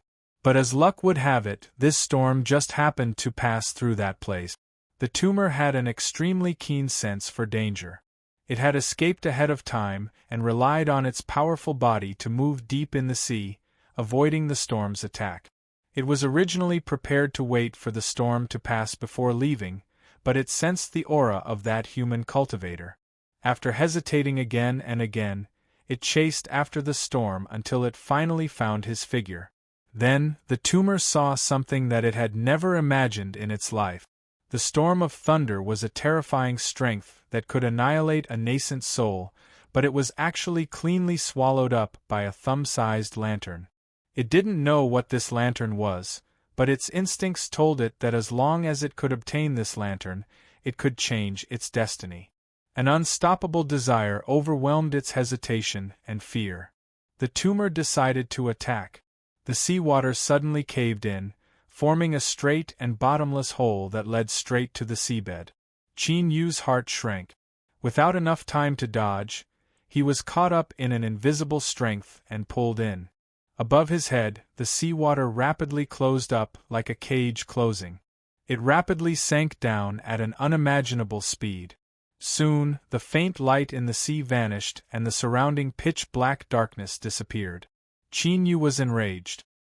He struggled with all his strength, but he couldn't break free. He could only sink deeper and deeper into the darkness. After an unknown period of time, the imprisoning strength suddenly vanished and the channel leading to the seabed collapsed. What followed was the terrifying pressure contained in the endless seawater. Qin Yu's eyes widened and blood rushed through his veins. His broken bones emitted loud cracking sounds and his organs shrank. Puff, blood drilled out from his pores, instantly dyeing the seawater red. Blue divine light gushed out from the copper mirror, protecting Qin Yu. But in the blink of an eye, it began to tremble as if it would collapse. In the distance, the tumor quietly floated in the seawater. Every rune on its surface swelled up, causing it to expand over 10 times over in order to resist the pressure from the seawater. Although it had attacked, its cautious nature caused it to choose the safest method, to borrow the sea to kill someone. In a severely wounded and weakened state, this human cultivator simply couldn't escape. All it needed to do was wait for him to die and reap its harvest. Bang! There was a muffled sound beneath the sea. Seawater exploded and the human cultivator rapidly floated up beneath the protection of the blue light. The tumor's single eye flashed with ridicule. It simply didn't know what sort of deep sea it was in. All of this was futile. Beneath its head, several thin tentacles gently swayed. The tumor quietly squeezed through the seawater, following far behind. Bang bang, seawater exploded, pushing the blue divine light towards the surface. But even after a moment, the surroundings were still pitch black and the pressure of the seawater hadn't diminished much. The human cultivator was clearly impatient. The corner of the tumor's lips curled up. It was about time. And indeed, after persisting for a bit longer, the blue divine light rapidly dimmed. A flower of blood bloomed in the sea, dyeing the seawater red. The human cultivator floated in the sea like a piece of dead wood, motionless. The tumor thought for a moment and decided to wait a bit longer. The reason it was able to survive until now was largely due to its innate caution. But at this time, the faint smell of blood flowed along the seawater and reached its side. The tumor's single eye brightened and it opened its mouth to suck in the blood. Then, because of excitement, its body began to violently shiver. There was actually such a wonderful flesh and blood in this world. The strength contained within caused it to instinctively desire and tremble. The state of its mortal body had always been a source of pain in the depths of the tumor's heart. Even though it had today's strength,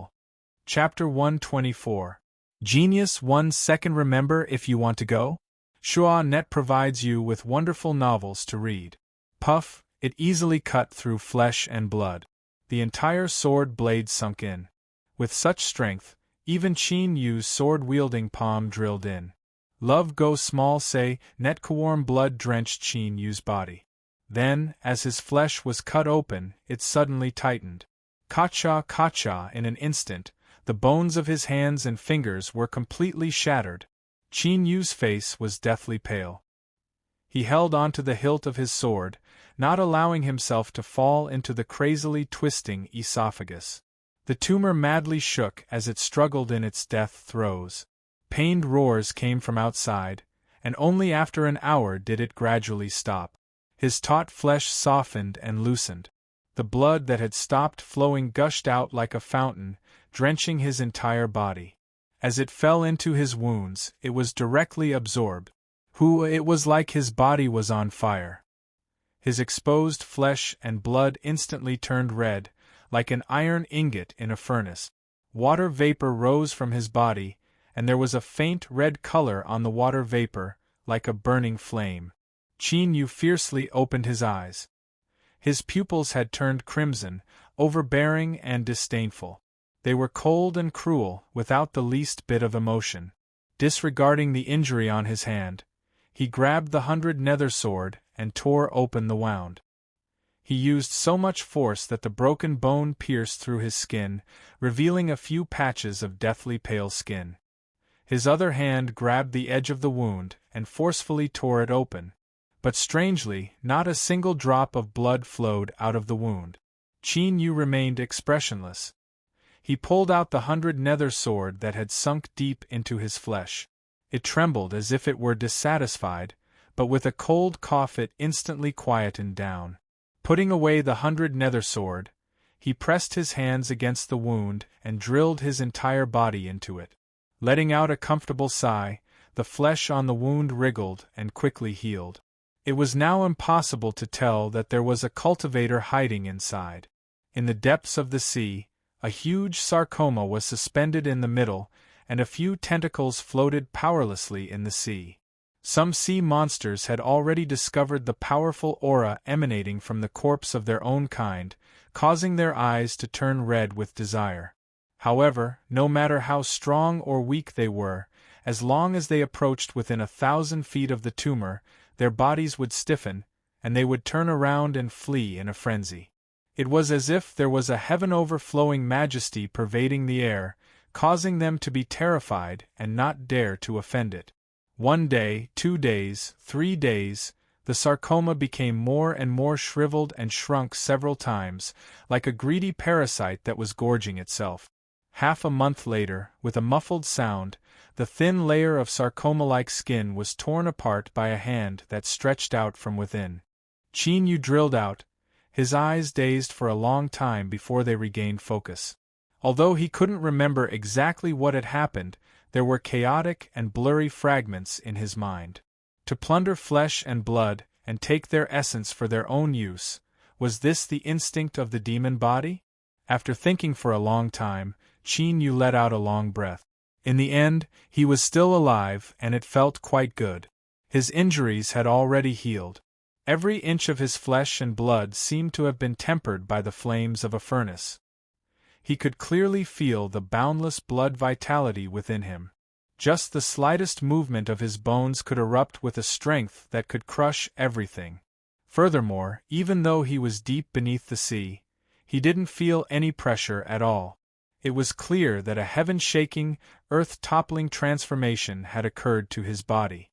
Lowering his head, he looked at the shriveled skin of the tumor. Even the strength contained within it had been completely plundered. It wasn't hard to imagine why such a change had occurred. At this time, the magic power within his body seemed to be frozen, sealed within his Dantian sea without the slightest fluctuation. Qin Yu faintly felt that this wasn't a bad thing. After sensing it for a moment, he temporarily suppressed this thought. With a thought, all the pores on his body closed and his aura was sealed within so that it couldn't be sensed by the outside world. And this was only on the surface. There seemed to be even more mysteries within his body. It was difficult to sense for a while, but perhaps he would have to slowly experience them in the future. Potato, he had lost the furnace and the demon monarch hadn't caught him yet. He didn't know whether or not he would vent his anger on him. Qin Yu's heart tightened. He stepped forwards like a large fish, tearing through the seawater. Although he had lost all of his magic power, by relying on his powerful mortal body, his speed was still astonishing. Along the way, the sea monsters he encountered would sense his aura from afar and flee in panic. At this time, in the eyes of the sea monsters, Qin Yu was an incomparably powerful being of the same species. This was because after the demon body swallowed up the tumor, it automatically possessed its aura. Everything went smoothly. Half a day later, Qin Yu found a cave at the seabed. The entire cave entrance had been smashed apart and Potato was nowhere to be seen. Focusing his senses, he could sense that there were still traces of terrifying demonic energy that hadn't scattered yet. Only the demon monarch could have done this for half a month. Potato should have been taken away by him. Qin Yu revealed a worried expression. His eyes darkened for a long time before he forcefully suppressed these thoughts. Thinking too much about it was useless. What he needed to do now was to refine the 5-element spiritual objects and cultivate the 5-element sword diagram. At that time, he might be able to fight a nascent soul cultivator. Then, he could think of a way to inquire about Potato. Just as he was about to leave, Qin Yu stiffened. Although he immediately restored himself, he clearly couldn't hide it from those eyes in the dark.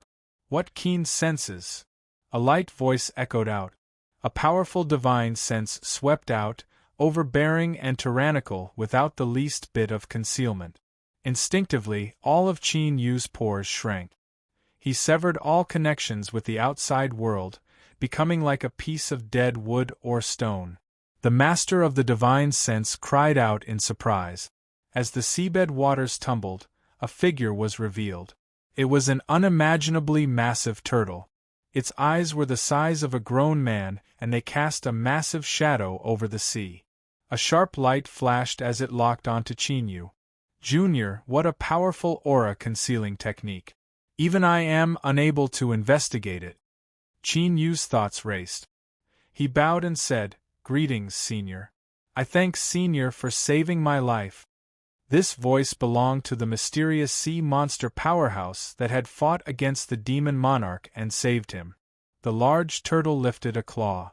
Although it seemed clumsy, its sharp claws shined with a cold light. Qin Yu didn't doubt that this person would only need to gently wave them to tear him to pieces. "Junior, put away your aura-concealing technique. I want to see just who you are." The voice was light, but it wasn't a discussion. Qin Yu hesitated for a moment and then nodded.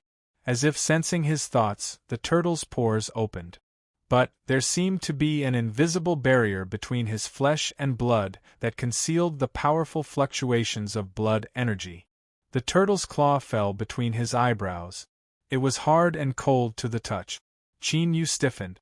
Luckily, after several breaths of time, the large turtle retracted its claw and looked at Qin Yu with pity in its eyes.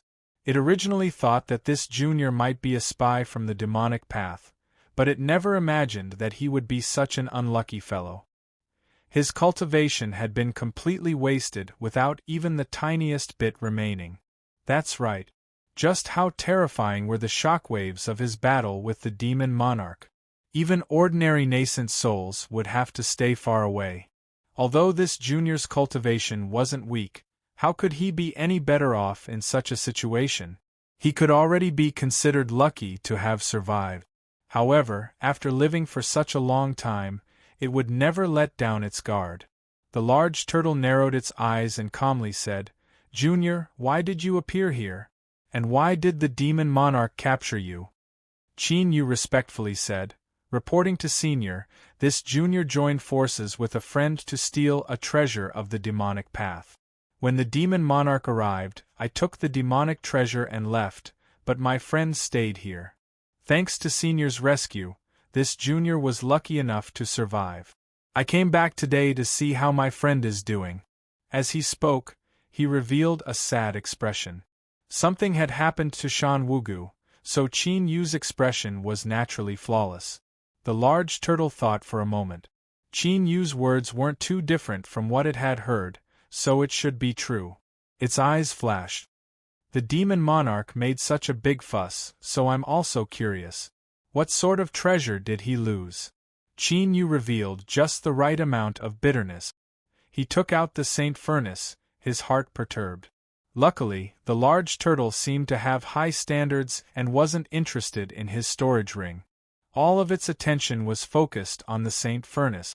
A light flashed in the giant turtle's eyes. Suddenly, the Saint Furnace hummed and the large turtle coughed, a dignified expression on its face. It stared at the Saint Furnace for a long time and then let out a long breath, a look of reluctance on its face. "It's fine. This thing has no fate with me. Since you stole it, you can keep it." As it spoke, it looked at Qin Yu with a strange look in its eyes. It was clear that it had noticed something about the Saint Furnace. Qin Yu's heart tightened, but he didn't reveal anything. He obediently put away the Saint Furnace. He certainly wanted to ask, but looking at the old turtle's appearance, it definitely wouldn't tell him. Now it was best to think about how to leave. As he was thinking about how to leave, he didn't know that the large turtle in front of him was also thinking about how to arrange things for him. To be able to directly confront the demon monarch and even slightly gain the upper hand, even with the advantage of being in the sea region, one could imagine just how powerful the large turtle was. This turtle was naturally no ordinary turtle.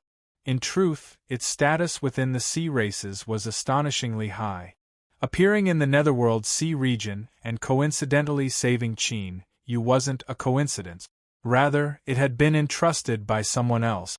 Although there was a reason for this, no matter how one looked at it, this matter couldn't be considered a beautiful one.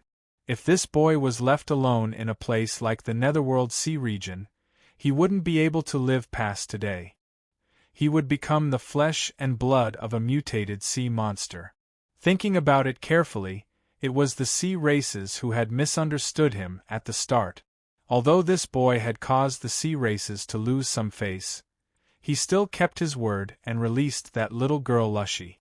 Afterwards, he even saved her from the hands of the demonic path. Although he had fallen to his current situation because of himself, he couldn't escape the responsibility of the sea races. In addition, even though this boy surnamed Cheen had been severely wounded and his cultivation crippled, he still didn't forget about his friends and risked his life to check on them. It could be said that he was one of the few humans that had a sense of camaraderie. Of course, the most important thing was that he had actually managed to make it here alive. This silly boy's luck was heaven-defying. Whatever, he had come up with so many reasons because he wanted to save his life. As expected, old turtles tended to be soft-hearted. If he were in his younger days, he would have swallowed up any human cultivator and treated him as a snack before or after a meal. The large turtle smacked its lips, as if it were reminiscing something. Inexplicably, Cheen Yu's forehead was covered in a cold sweat. Senior, the large turtle glared at him with dissatisfaction. It was a bit annoyed that Cheen Yu had interrupted its beautiful memories of delicious food. But as it thought about how Cheen Yu was a human, it felt a bit awkward. It coughed and said, "Boy, I will consider this as me being kind and saving your life." Cheen Yu didn't even have time to say a single word before he was wrapped up by the current and pulled onto the back of the turtle. The large turtle didn't seem to use any strength, but its limbs slowly moved and its massive body pushed through the seawater. Its speed was shockingly fast, causing billowing undercurrents to appear on the seabed. This feeling wasn't that it was paddling forward, but that the seawater was pushing it forward on its own initiative.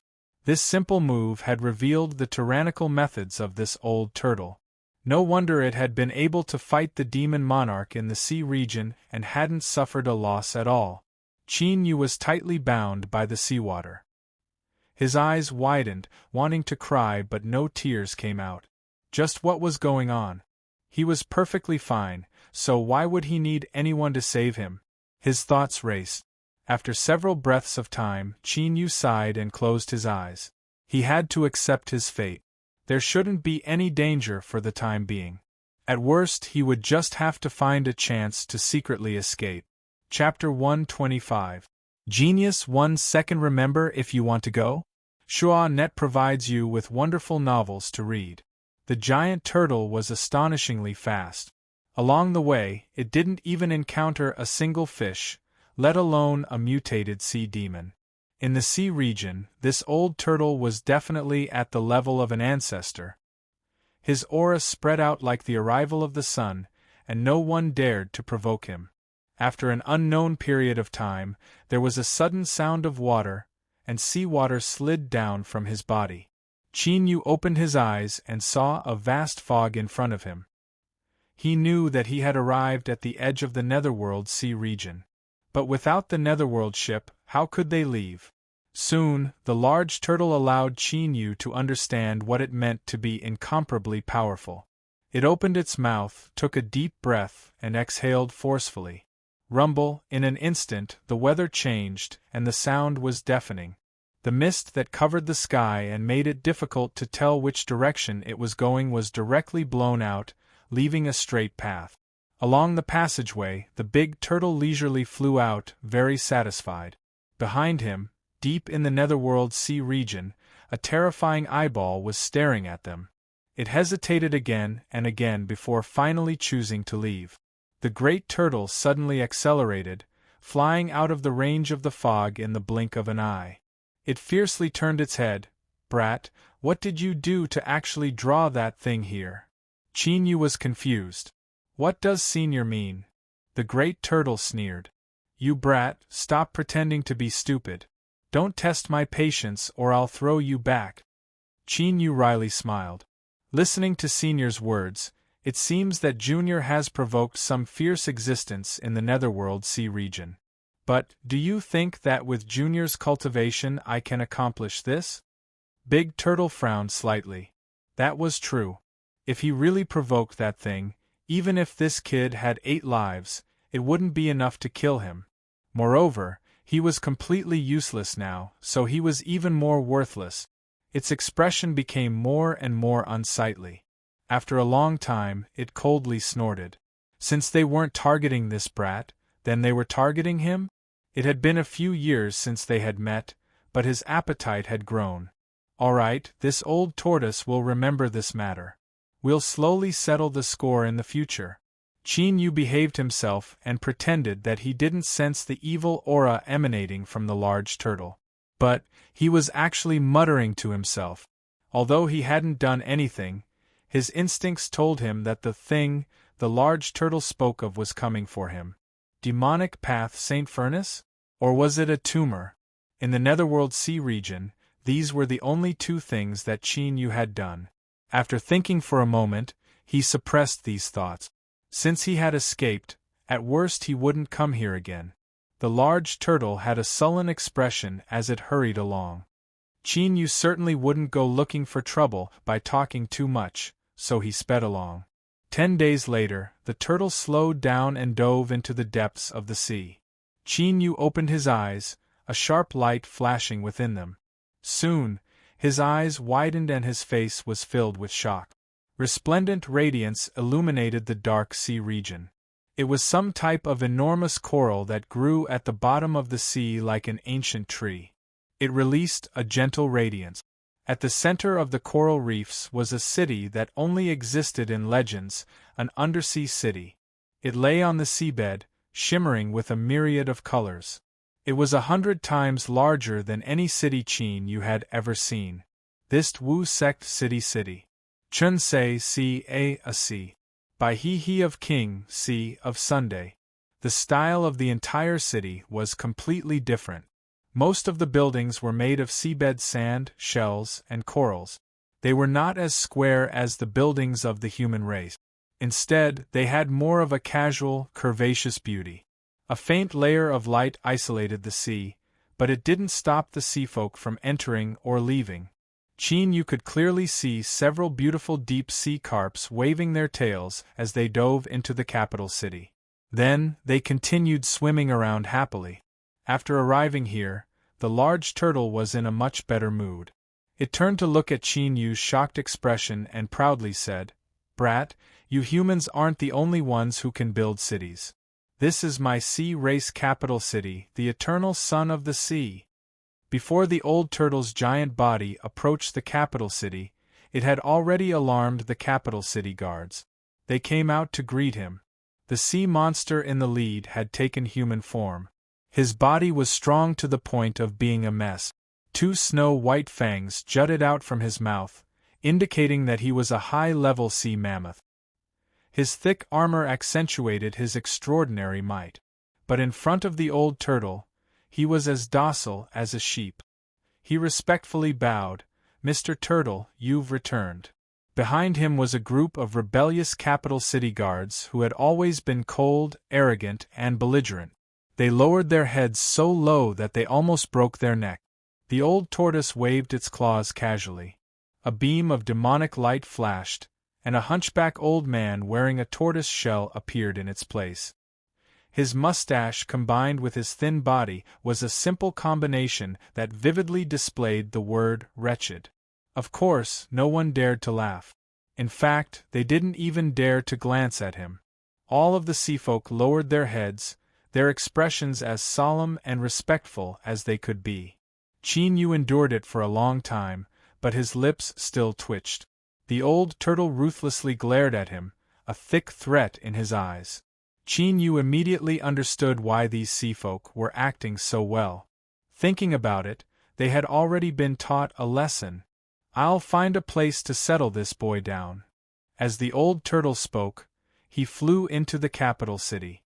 This damned thing in the Netherworld Sea region actually dared to have ideas about him.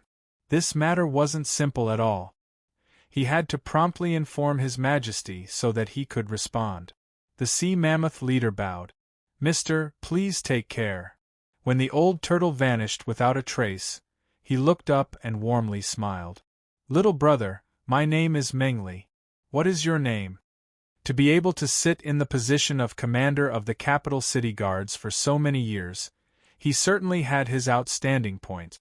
Unlike his crude and clumsy appearance, he had an incomparably meticulous mind. Qin Yu cupped his hands together. Ning Qin. If he said his real name, he feared that these people in front of him would immediately turn hostile. He casually swept his eyes around, wanting to leave immediately. But as he thought about how this was the sea race's capital city and how many powerhouses were gathered here, he could only suppress this tempting thought. Mengli sensed Qin Yu's concealment but didn't care. As long as he knew that this human in front of him was someone that Mr. Turtle had brought over, it didn't matter what his name was. But he had a familiar expression on his face. He patted Qin Yu's shoulder and said, "Come, I will personally lead you into the city." After giving several orders to his subordinates, Mengli led Qin Yu into the capital city. They chatted happily and the two of them had a pleasant time. Of course, Qin Yu didn't answer his questions in a roundabout way. Of course, the truth was that he didn't know why the old turtle had brought him here. Meng Li's smile didn't diminish. The more Qin Yu acted like this, the more he felt it was unusual and his attitude became even more intimate. The interior of the sea race capital city was filled with flowers and flowers. Countless sea monsters walked or swam about. There were incomparably ugly fish monsters and dazzlingly beautiful mermaid girls. Sensing Qin Yu's surprise, he lowered his voice and said, "Those are the half-mermaid race. They are mostly women and each one of them is incomparably beautiful. But what they excel at the most is how to please men." As he spoke, he gave Qin Yu a knowing look. "Brother Ning, if you need me, I can take you there at night. Trust me, this trip won't be in vain." Qin Yu revealed a bit of awkwardness, but also a bit of yearning. He hesitated for several breaths of time before shaking his head. "Forget it. This is my first time in the capital city, so it's best to be a bit more cautious."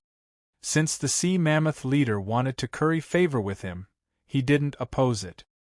He didn't know how long he would be staying in the sea race capital city, so there was no harm in maintaining a good relationship. The capital city was extremely large. There were laws that prohibited the royal family and those that weren't permitted to fly. If one walked or swam, they would waste far too much time on the road. Thus, short-distance transmission arrays had appeared. There were many of them and they were distributed throughout the capital city. As long as one paid a small amount of spirit stones, one could freely use them. In this city at the bottom of the sea, there were many humans, and some were even living quite well. When they went out, they would be accompanied by sea race servants. Even so, they still didn't have the qualifications to use the transmission arrays in the capital city. It was said that this was a punishment that a long time ago, a sea race emperor who had lost his beloved daughter had passed down to the humans. Regarding this, no seafolk dared to violate it. Even the capital city guard commander, Lord Mengli, could only bitterly smile and shake his head. He apologetically turned and said, "Brother Ning, I'm really sorry. I'm afraid we can only choose a place nearby. But this area is at the edge of the capital city, and there aren't many good residences." The edge of the capital city was much better. Qin Yu had a sincere expression. "Big brother is too polite. I'm already satisfied to have a place to live." Mengli sighed. "Then I'll have to trouble brother Ning for now. Once Mr. Turtle returns, there will be proper arrangements. Perhaps there will be a day in the future when brother Ning will be of use. At that time, don't blame me for being rude today." Qin Yu repeatedly said he didn't dare. He had a moved expression on his face, causing Mengli to feel smug. It was true that he had to carefully receive the people that Mr. Turtle brought, But before determining just how important Qin Yu was, sending him a residence was far too expensive. Living in the capital city wasn't easy. In a place where every inch of land was worth its weight in gold, even if Meng Li was skilled in making money, he still wouldn't dare to casually move around. Now, it seemed that this surname Ning had been fooled and wouldn't complain. That was good. If he left a good impression today, then even if this surname Ning became rich in the future, there would still be room to salvage the situation. Meng Li silently praised his own wisdom. Then, he pretended to think about it and led Qin Yu outside. Moments later, they passed through a narrow alley. The two stopped outside a courtyard at the end and pushed open the door. The courtyard was small, but it was clean and tidy. There was a lush red coral growing there. Meng Li apologized a few more times. He said that he had official business to attend to and that he would come look for brother Ning in a few days. After sending him out and watching Meng Li's tall and sturdy back disappear from sight, Qin Yu's smile faded and his expression became light. Who said that sea monsters didn't have brains? This Meng Li was actually quite astute.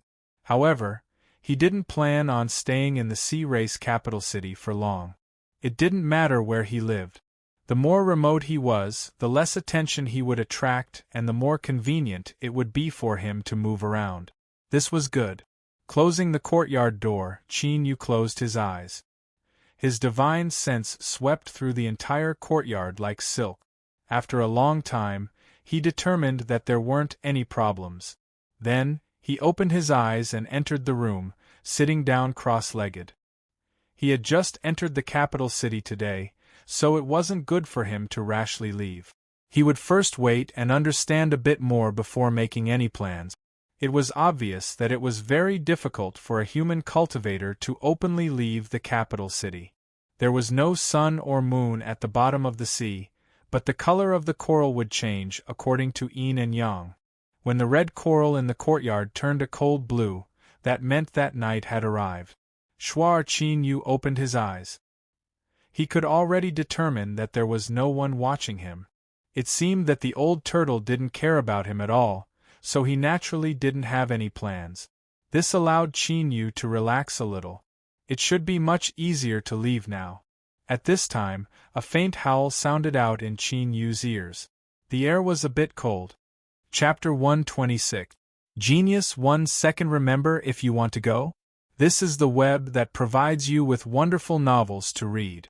Before Qin Yu could respond, the 100 nether sword in his storage ring began to cry out, excited and urgent. He flicked his sleeves and the 100 nether sword howled out. Qin Yu's figure flickered as he followed behind it. In a corner of the courtyard there was a well. The water was 4 or 5 meters above the ground and the water was clear. Looking down, it was pitch black and it was unknown where it led to. The 100 nether sword hung at the mouth of the well. It left its sheath on its own and pointed towards the well. Then, there was a loud sword cry. In the next moment, a sharp light burst out from Qin Yu's eyes, shaking. From the well, faint traces of black energy rose up, fusing into the 100 nether sword. In the air, howling sounds became clear. A cold energy rose up. It was clear that the changes just now had been caused by the black energy in the well. After probing for a moment, a strange expression crossed Qin Yu's face. What was rising up from the well was actually the aura of specters. In the netherworld realm, Qin Yu had felt that the aura of specters in the well was even richer than it was now. No, it was much richer, at least 10 times or more. In the netherworld sea region, the 100 nether sword had been soaked in Qin Yu's blood, and after killing the tumor, it had already recognized Qin Yu as its master. He could clearly feel the joy of the 100 nether sword at this moment. The specter aura rising up from the well, whether it was because the concentration was too high or because it had undergone some sort of mutation, was actually an excellent tonic for the 100 nether sword. This fellow had already thoroughly fallen in love with this place. When it sensed that Qin Yu intended to leave, it even trembled and threatened, "If you leave, we'll part ways." Qin Yu ignored its clamoring. His thoughts raced. The 100 nether sword was of an extremely high quality and had a high chance of becoming a spirit treasure. If he could raise it, it would definitely become a great killing weapon. He didn't dare to go to the netherworld sea region again. If he missed this well, it would be difficult to find another place with such a powerful specter aura. The large turtle had left him in a hurry. In addition to today's observations, it clearly didn't care. If this was the case, then it wasn't impossible to stay in the sea race capital city for a period of time. As this thought appeared, it immediately spread out. In the endless sea region, the sea race capital city was absolutely the safest place.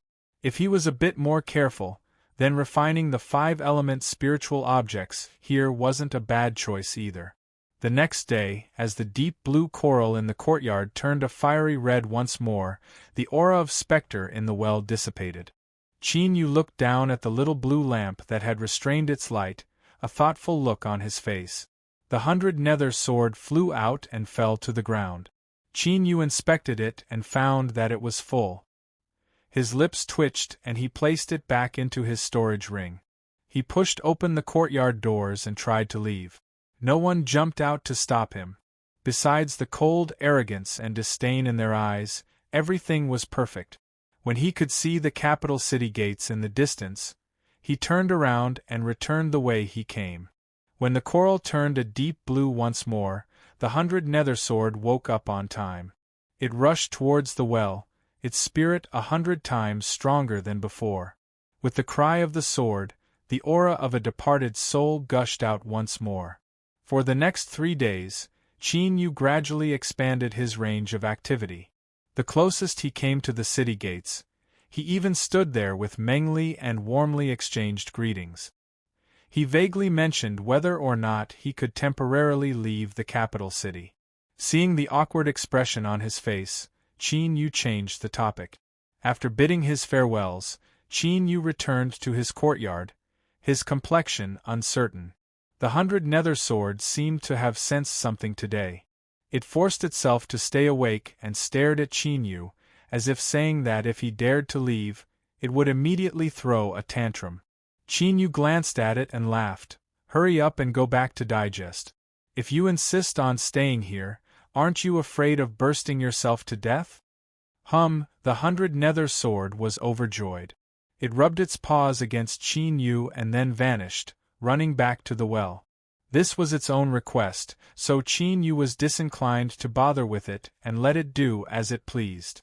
Qin Yu let out a light breath and shook his head. He didn't know whether his decision to stay was right or wrong. But since he had already made his choice, there was no need to hesitate. He could begin. Although he had only dabbled in the basics of array formations, Gu Xingping was a good person. As long as Qin Yu followed the bits and pieces he had left behind, he would be able to complete the arrangement. A moment later, a simple array formation was completed. It had an outstanding concealment attribute and was nearly impossible to detect unless it was activated. Its function was also very simple. It could shield one's aura and conceal fluctuations of strength. In terms of defense, it only had 2 types: imprisonment and confusion. As for killing power, it was too difficult to arrange. Qin Yu didn't have full confidence in his abilities. Moreover, in the sea race capital city, Qin Yu felt that it was best to provoke as little trouble as possible. His Dantian Sea was still quiet and his magic power was in a frozen state. But Qin Yu could feel the boundless aura beneath the ice. It was like a dormant volcano that would erupt with an even greater strength once it awoke. But it would likely take some time for it to awaken on its own. Qin Yu thought for a moment and decided to try borrowing external strength. He took out several cloud rain pills and swallowed them. The medicinal efficacy flowed through his flesh and blood, rapidly transforming into magic power. As if attracted by a magnet, Qin Yu didn't need to revolve his cultivation method.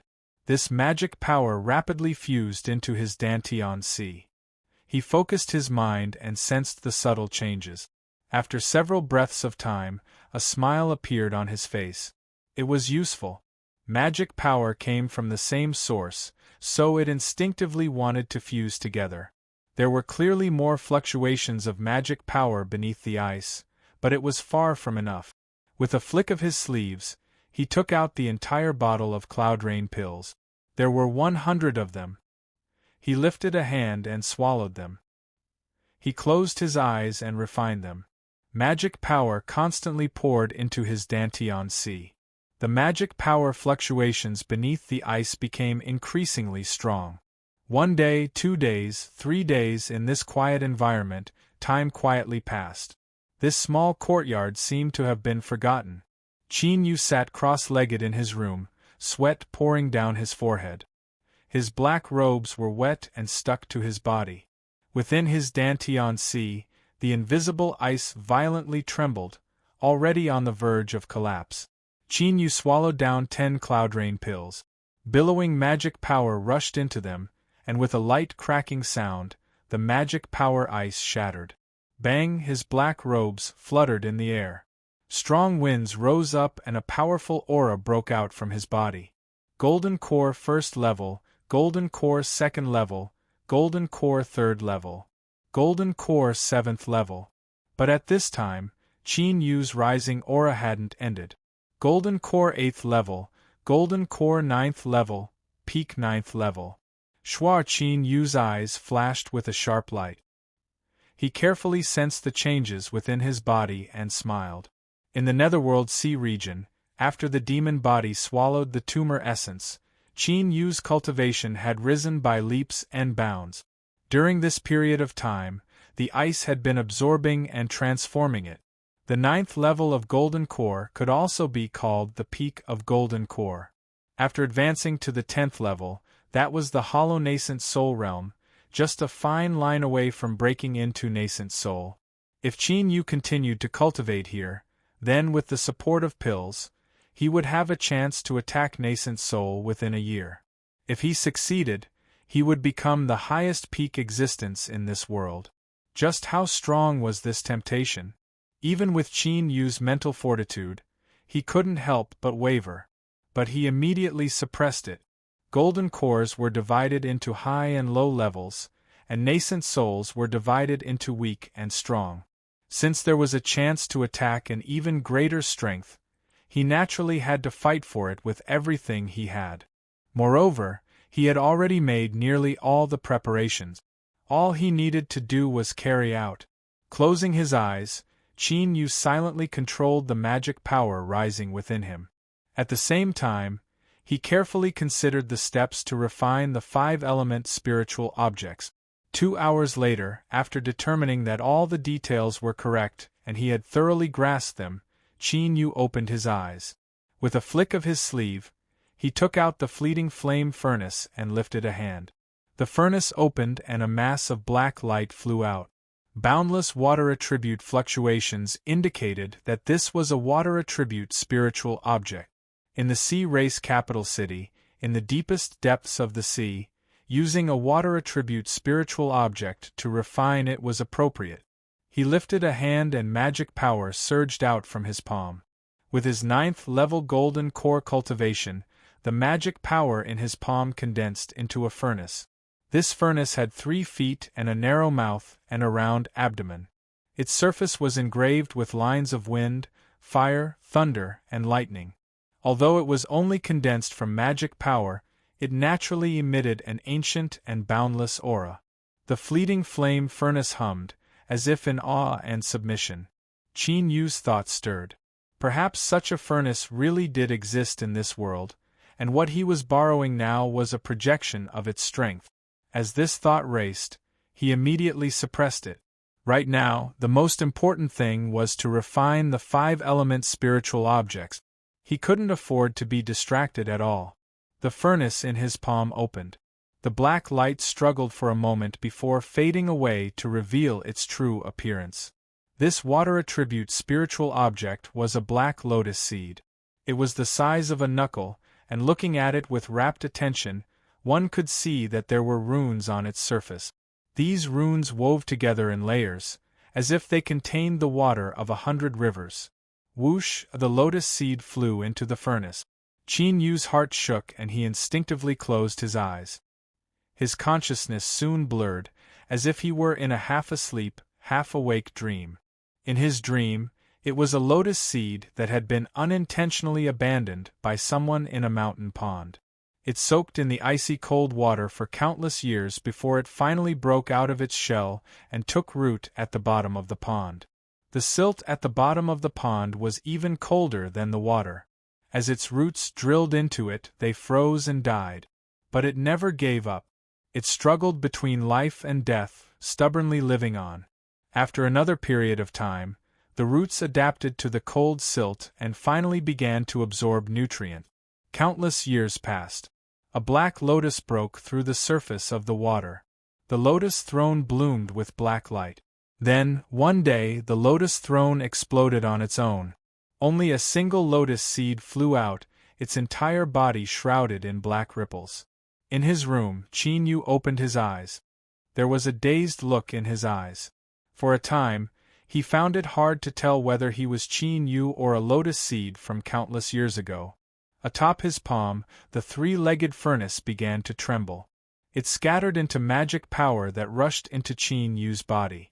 In the next moment, a black lotus seed appeared in his Dantian sea. It rapidly condensed from nothingness and floated above the great Tao base, resonating with his golden core. The black watery light contracted, synchronizing with Qin Yu's breathing. The magic power within Qin Yu's body cheered, becoming much more lively and natural. His mind was shaken and he was completely awake. His thoughts raced and he understood that the dream he experienced was in truth the process of the lotus seed's birth, because it had been refined and fused into his soul. From then on, he possessed the lotus seed's memories and the lotus seed became a part of his body. Feeling the magic power flowing through his body more smoothly, Qin Yu smiled. Moreover, this was clearly not the only function of a water attribute spiritual object. At the very least, if he was injured in the future, with the support of the lotus seed, his recovery speed would greatly increase. The first five-element spiritual object, he had finished refining it. Calculating the time, Qin Yu's eyebrows arched up. He never thought that nearly half a month would pass in that true dream. The magic power within his body hadn't been consumed, but there was a bit of tiredness in his soul that couldn't be dispelled. It was clear that this was the result of refining the lotus seed and fusing with its memories. This tiredness left Qin Yu feeling a bit restless, but as he thought about it, he couldn't find a reason. He could only temporarily suppress it and close his eyes to restore his mind. Chapter 127. Genius 1 Second. Remember if you want to go? Net provides you with wonderful novels to read. Within the capital city's guard division, there was a small and unremarkable office. From the outside, it looked like a dilapidated courtyard, but upon entering, one would sigh at the Lord Commander's diligence and frugality. It was precisely because of this that Commander Mengli had a good reputation in the capital city. However, if someone were to enter this storeroom where confidential documents were stored, they would discover that this extremely simple and crude small courtyard could also contain a completely different world. The furniture was made from purple coral, and the workmanship was exquisite. The materials used were of the highest quality, and the floor was covered with a carpet woven from the soft hair of a seahorse. A small piece of carpet was enough for a normal sea race family to live in for a month. At this moment, Commander Mengli, who was known for his honesty and thriftiness, was leaning against a purple coral wide-back armchair. He held a string of beads in his hand and gently stroked it.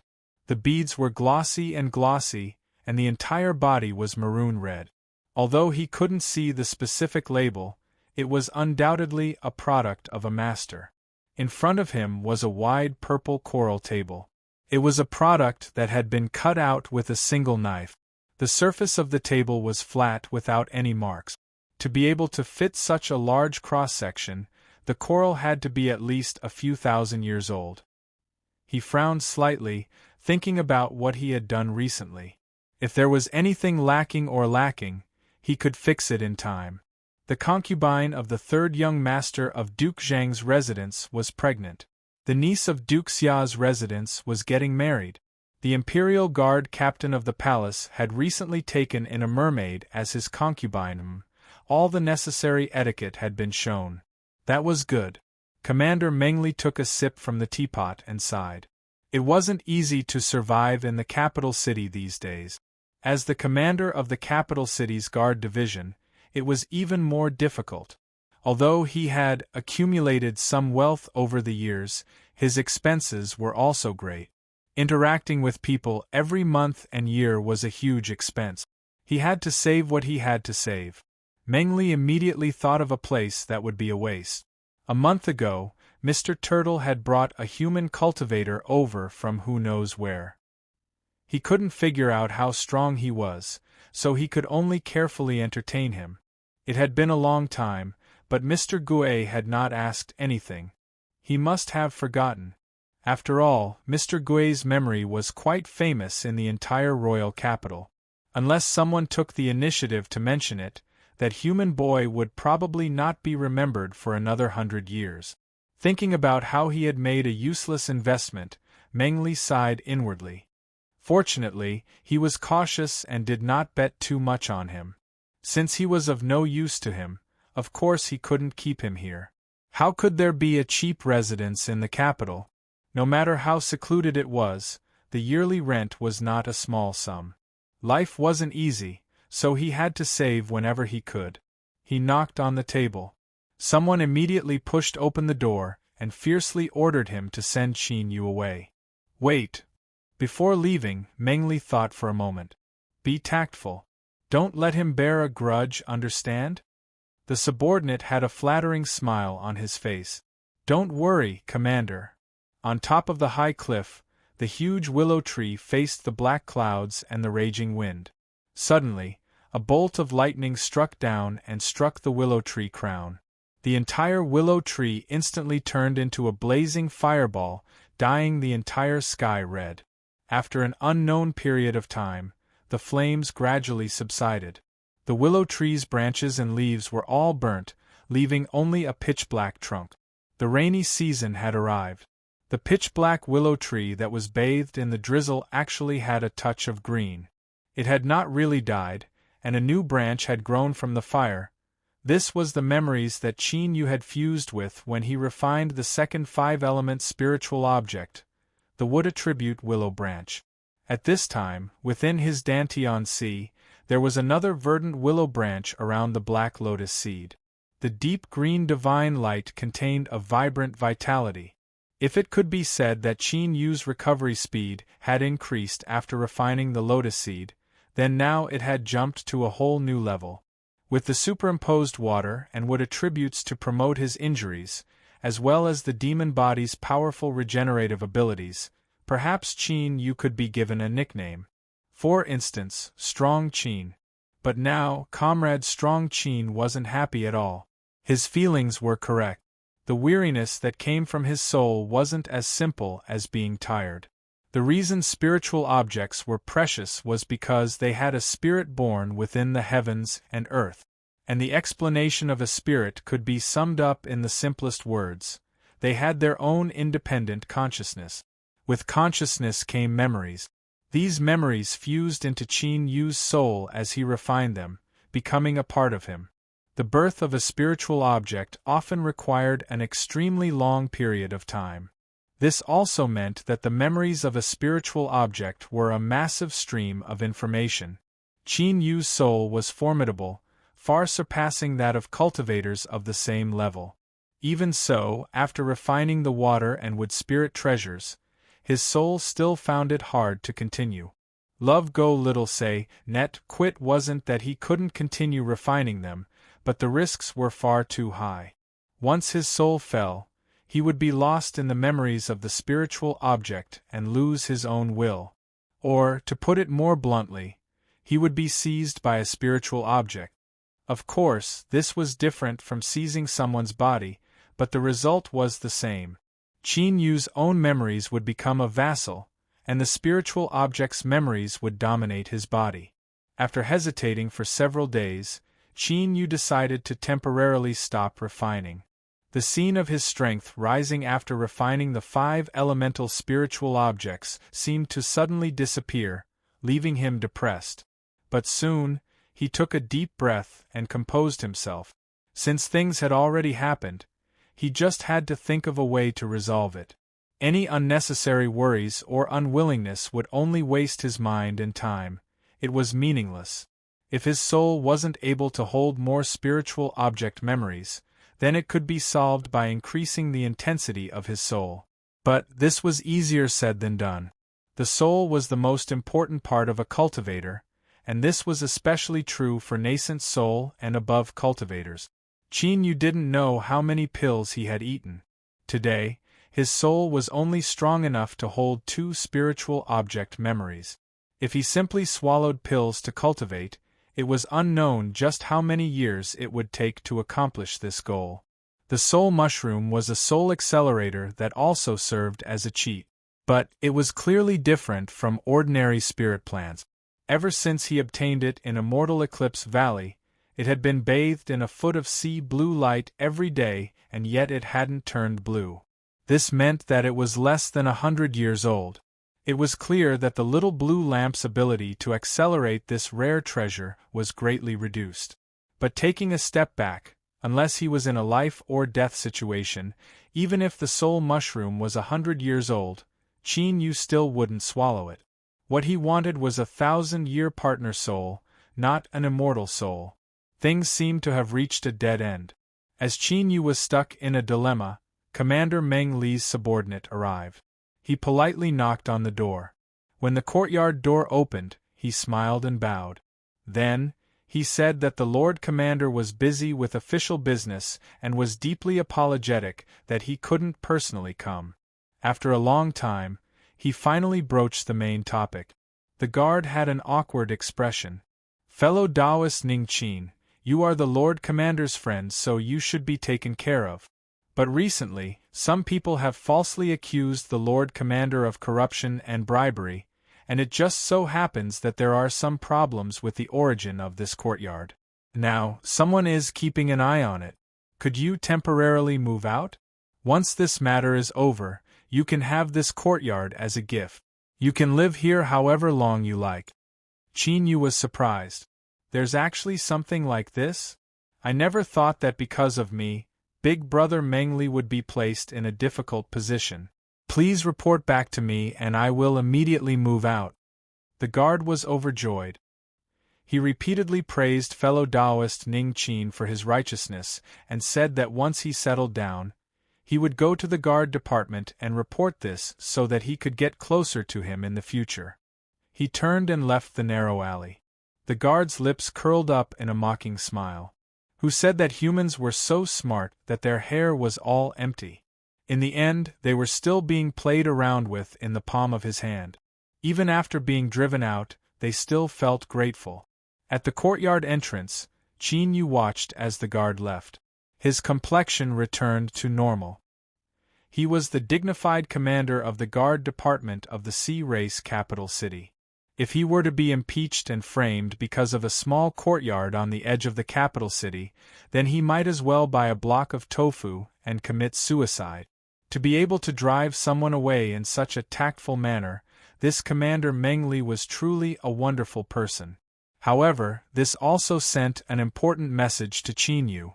The old turtle had indeed forgotten about his existence. The tightness in the depths of his heart had finally relaxed. He had to hurry and leave. Even if the old turtle remembered him in the future, it wouldn't be easy to find him in the massive capital city. The 100 Nether Sword had to stay behind. This was a land of good feng shui. It wished that it could stay here for the rest of its life. If he asked it to leave, it would definitely turn hostile. After a short discussion, the 100 Nether Sword simply dove into the well. As long as it was a bit more careful, it wouldn't be discovered. There wasn't much to tidy up. After spending some time, Qin Yu retrieved the array formation. He laid down and carefully erased all traces he left behind. Then, he pushed open the door and left. A seafolk just happened to pass by. As he saw Qin Yu leave, he was startled. He smiled and greeted, Big Brother Ning.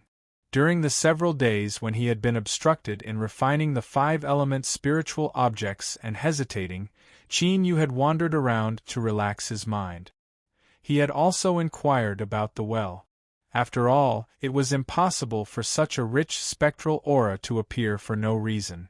At the edge of the capital city, and also in a remote and narrow alley, those that lived here were mostly the lowest rung of the seafolk. Perhaps it was because they had suffered too much bullying, or perhaps it was because they had suffered too much disdain, causing their minds to distort. When these lowly seafolk faced Qin Yu, they finally found a feeling of looking down on him. Qin Yu didn't even bother responding to his questions. He simply snorted and pointed his nose into the sky. If it weren't for the fact that he lived in the entire courtyard by himself, he would have long since drowned in insults like despicable and ugly human. The youth in front of him was Qin Yu's neighbor. He lived in the courtyard next door. Of course, it was more accurate to say that he was one of his neighbors. His name was Leon. This sort of name was the symbol of a lowly seafolk. They didn't have their own surname. Leon was a sunny young sea monster. He lived here with his mother and little brother, and he was the only one willing to speak with Qin Yu. Moreover, they got along quite well. As for the spectral aura in the well, Leon had given an answer. Its source was the sea mausoleum.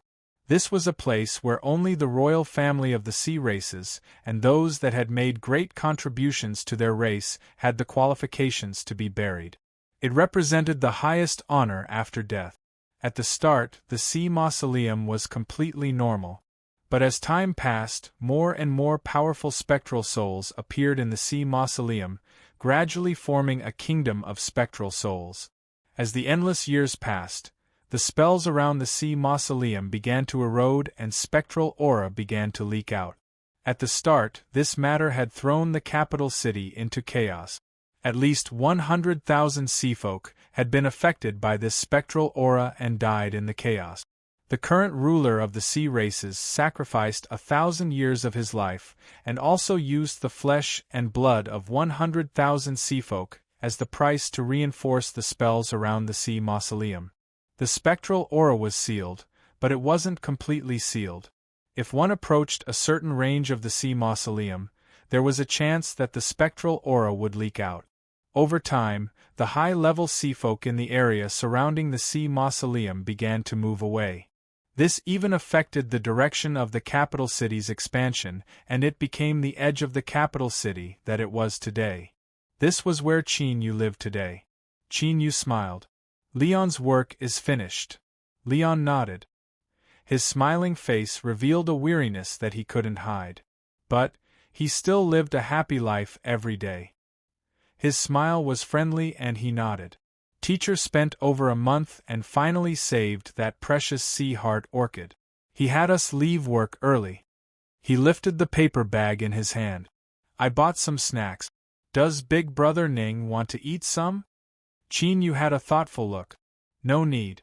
You can eat. Seeing his thoughtful appearance, Leon thought that Qin Yu was thinking about how unfriendly the seafolk had been towards him. He awkwardly smiled, his face blushing red.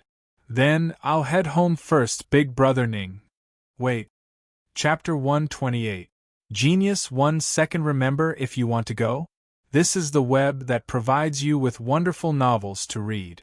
Leon turned around, puzzled. Qin Yu earnestly said, Leon, you once said that you worked at a place called Sea Spirit Pavilion, right? Leon nodded. He unconsciously puffed out his chest, a proud expression on his face. That's right, it is Sea Spirit Pavilion. This was the only place that this humble sea race youth was proud of. But as he thought about how Qin Yu was a human and hadn't been in the capital city for long, he probably didn't know of Sea Spirit Pavilion's reputation. Luckily, Qin Yu had asked him about Sea Spirit Pavilion at the right time. The youth had an urge to tell him just how fierce he was. Sea Spirit Pavilion is tyrannical in strength and is the largest sea spirit shop in the entire sea region. It specializes in cultivating, collecting, selling, treating, recovering, and exchanging all in one comprehensive sea spirit shop chain. After I obtained the qualifications to become a primary sea spirit teacher, I worked hard for 3 years before barely managing to become an assistant sea spirit teacher at Sea Spirit Pavilion. With Sea Spirit Pavilion's fame and status, as long as I work there for 5 years, I can simply change places and become a sea spirit teacher with my own workshop.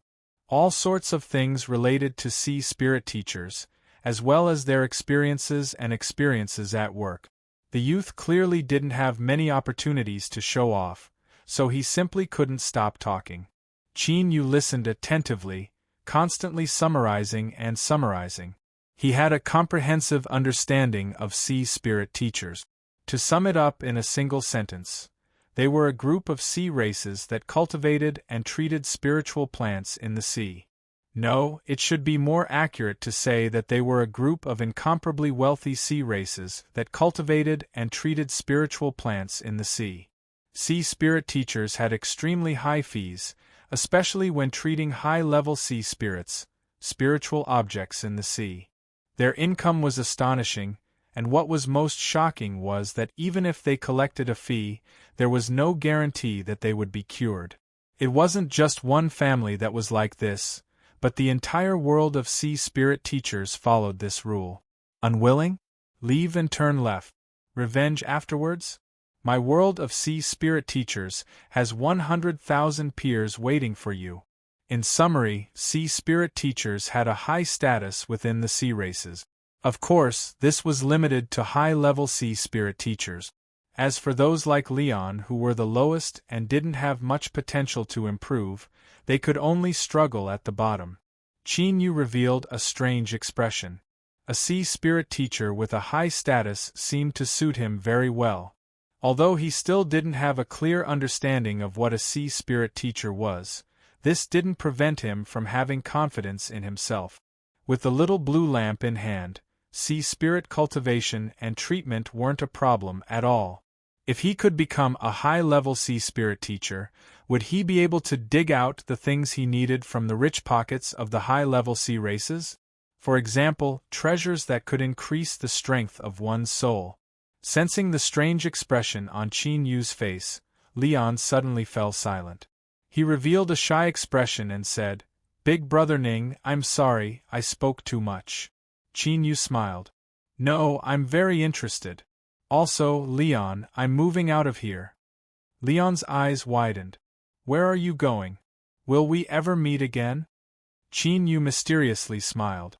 "Of course, it might not be too long from now." Leaving behind a bewildered sea race youth, he turned and floated away. A moment later, Qin Yu found a secluded corner and put on a black robe. After restraining his aura, he mixed into the flow of people in the capital city. As the saying goes, when the forest is big, there are all kinds of birds. In fact, this saying was very suitable for any intelligent species. As the political, economic, and cultural center of the sea races, the capital city gathered people from all over the world. There were all sorts of eccentricities here. What was a black robe? Just a few days ago, there was even someone walking through the streets with a giant coral on their head. What hadn't the people of the capital city seen before? Black robes, I'll find 10 of them for you in minutes. As long as one didn't lift the robe and completely restrain their aura, no one would know that a human was hiding underneath. Sea Spirit Pavilion's capital city branch division was indeed only a branch division. No one knew why Sea Spirit Pavilion, which had a chain operation that spanned the entire sea region and was said to have an unfathomably deep background, would set up their headquarters in the bitter cold land of Sega City. This was an enigma. Countless seafolk had tried to unravel it, but those that couldn't come into contact with it could only fall into a deep fog. As for those that had the qualifications to investigate, they would stop without hesitation after discovering the slightest clue and strictly forbid anyone from revealing anything. Combining all of these factors together, Sea Spirit Pavilion became increasingly mysterious. Although it was only a branch division, The 9-layer building that stood on the capital city's double Sun Street occupied the best location. In terms of aura, it wasn't weaker than anyone else. According to the chief manager, even if their headquarters wasn't here, they couldn't lose face in front of the people of the capital city. It was said that when they applied to build this 9-layer building that overlooked the walls of the royal palace, the chief manager had said this in the report. It was clear that this report had been approved, otherwise how could the Sea Spirit Pavilion Capital City Branch Division be so grand and imposing? Standing in front of the 9-layer building, Qin Yu looked up at the 3 words Sea Spirit Pavilion written on the wall. A domineering and arrogant aura washed over him. Beneath the black robes, Qin Yu smiled. It was good to be domineering. He was a fake seafolk, so he had to find someone with a deep background. Only then would he be able to shake the scene. As for why the seafolk used the human language, that was a question that was debated. Of course, in the eyes of the seafolk, it was the shameless and despicable humans who had stolen the noble language of the sea races. This sort of question left behind by history couldn't be ignored. Qin Yu followed the stream of people into Sea Spirit Pavilion. The truth was that walking was a profound study. A person's status could be judged based on their actions and conduct. In a business place, this could be used to directly indicate whether or not they had enough money in their pocket. At this time, mixed in with the crowd, the common-looking black-robed figure seemed like a crane among chickens. His footsteps weren't fast or slow, and his shoulders rose and fell as he walked. This wasn't a sloppy gait but a free and unfettered feeling. In the business and service industries, what tempered a person's eyesight the most was, after several years, as long as one wasn't an idiot, they would be able to develop some keen eyes. At the entrance of Sea Spirit Pavilion, the eyes of several neatly dressed consultants brightened. They maintained their elegant demeanor and smiles as they stepped forwards. A thin seafolk youth relied on his long legs to arrive in front of Qin Yu. He smiled and said, "Welcome guest to Sea Spirit Pavilion. How may I help you?" He swept his eyes around, a bit of smug satisfaction in his eyes. Being taller really was willful. The other consultants sighed inwardly, but didn't reveal anything on their faces. They turned around and each chose a guest to receive. There wasn't the slightest bit of disrespect. It could be seen just how strict the management of Sea Spirit Pavilion was. Qin Yu's expression was light. "I have a sea spirit that has been dispirited recently. I have come to seek help." The consultant's eyes brightened. This sort of indifferent tone naturally revealed a sense of alienation. But his voice was gentle and his tone polite, not seeming rude at all. This was the attitude of a true noble. He really was a great customer. His smile became increasingly cordial. He reached out a hand and gestured. "Guest, please come in. We have the best sea spirit teacher grandmasters. They will do their best to help you solve your problems." Sea Spirit Pavilion had 9 levels. The first level was the main hall. It was responsible for registration, screening, and calculating the approximate difficulty of a guest's questions as well as the standard fee. Qin Yu sat down on a purple coral chair. He straightened his back and placed a jade box on the table. The consultant stood behind him, a look of amazement in his eyes. This jade box was absolutely a product of the human race. The quality and style were all top grade. It was absolutely priceless. The rarer something was, the more precious it was. Although he looked down on humans, saying that they were despicable, weak, and so forth, amongst the sea races, human goods were absolutely top-quality good. Only nobles and the truly wealthy could afford to use them. The consultant inwardly praised his own eyesight. Across the table, the sea race woman with a particularly large chest smiled even brighter. She tossed a coquettish glance at Qin Yu, but after receiving no response, she restrained herself and began to work earnestly. She carefully opened the jade box and was immediately startled. From the color and smell, she could judge that this was the highest quality cultivation fluid at the bottom of the sea. Just the shallow layer of this jade box was worth a considerable amount, but what was suspended inside was actually ordinary red coral. Although this sort of coral wasn't commonly seen, its value was extremely limited. She had no idea why this guest with such an extraordinary status would value it so highly. As if sensing her doubts, Qin Yu lightly said, "This coral was left behind by an elder before he died. As long as it can be cured, you can name the price." His voice was low and deep, as if the air was filled with sorrow. The sea race woman revealed a look of sympathy. The consultant's eyes brightened and he winked at Qin Yu again and again.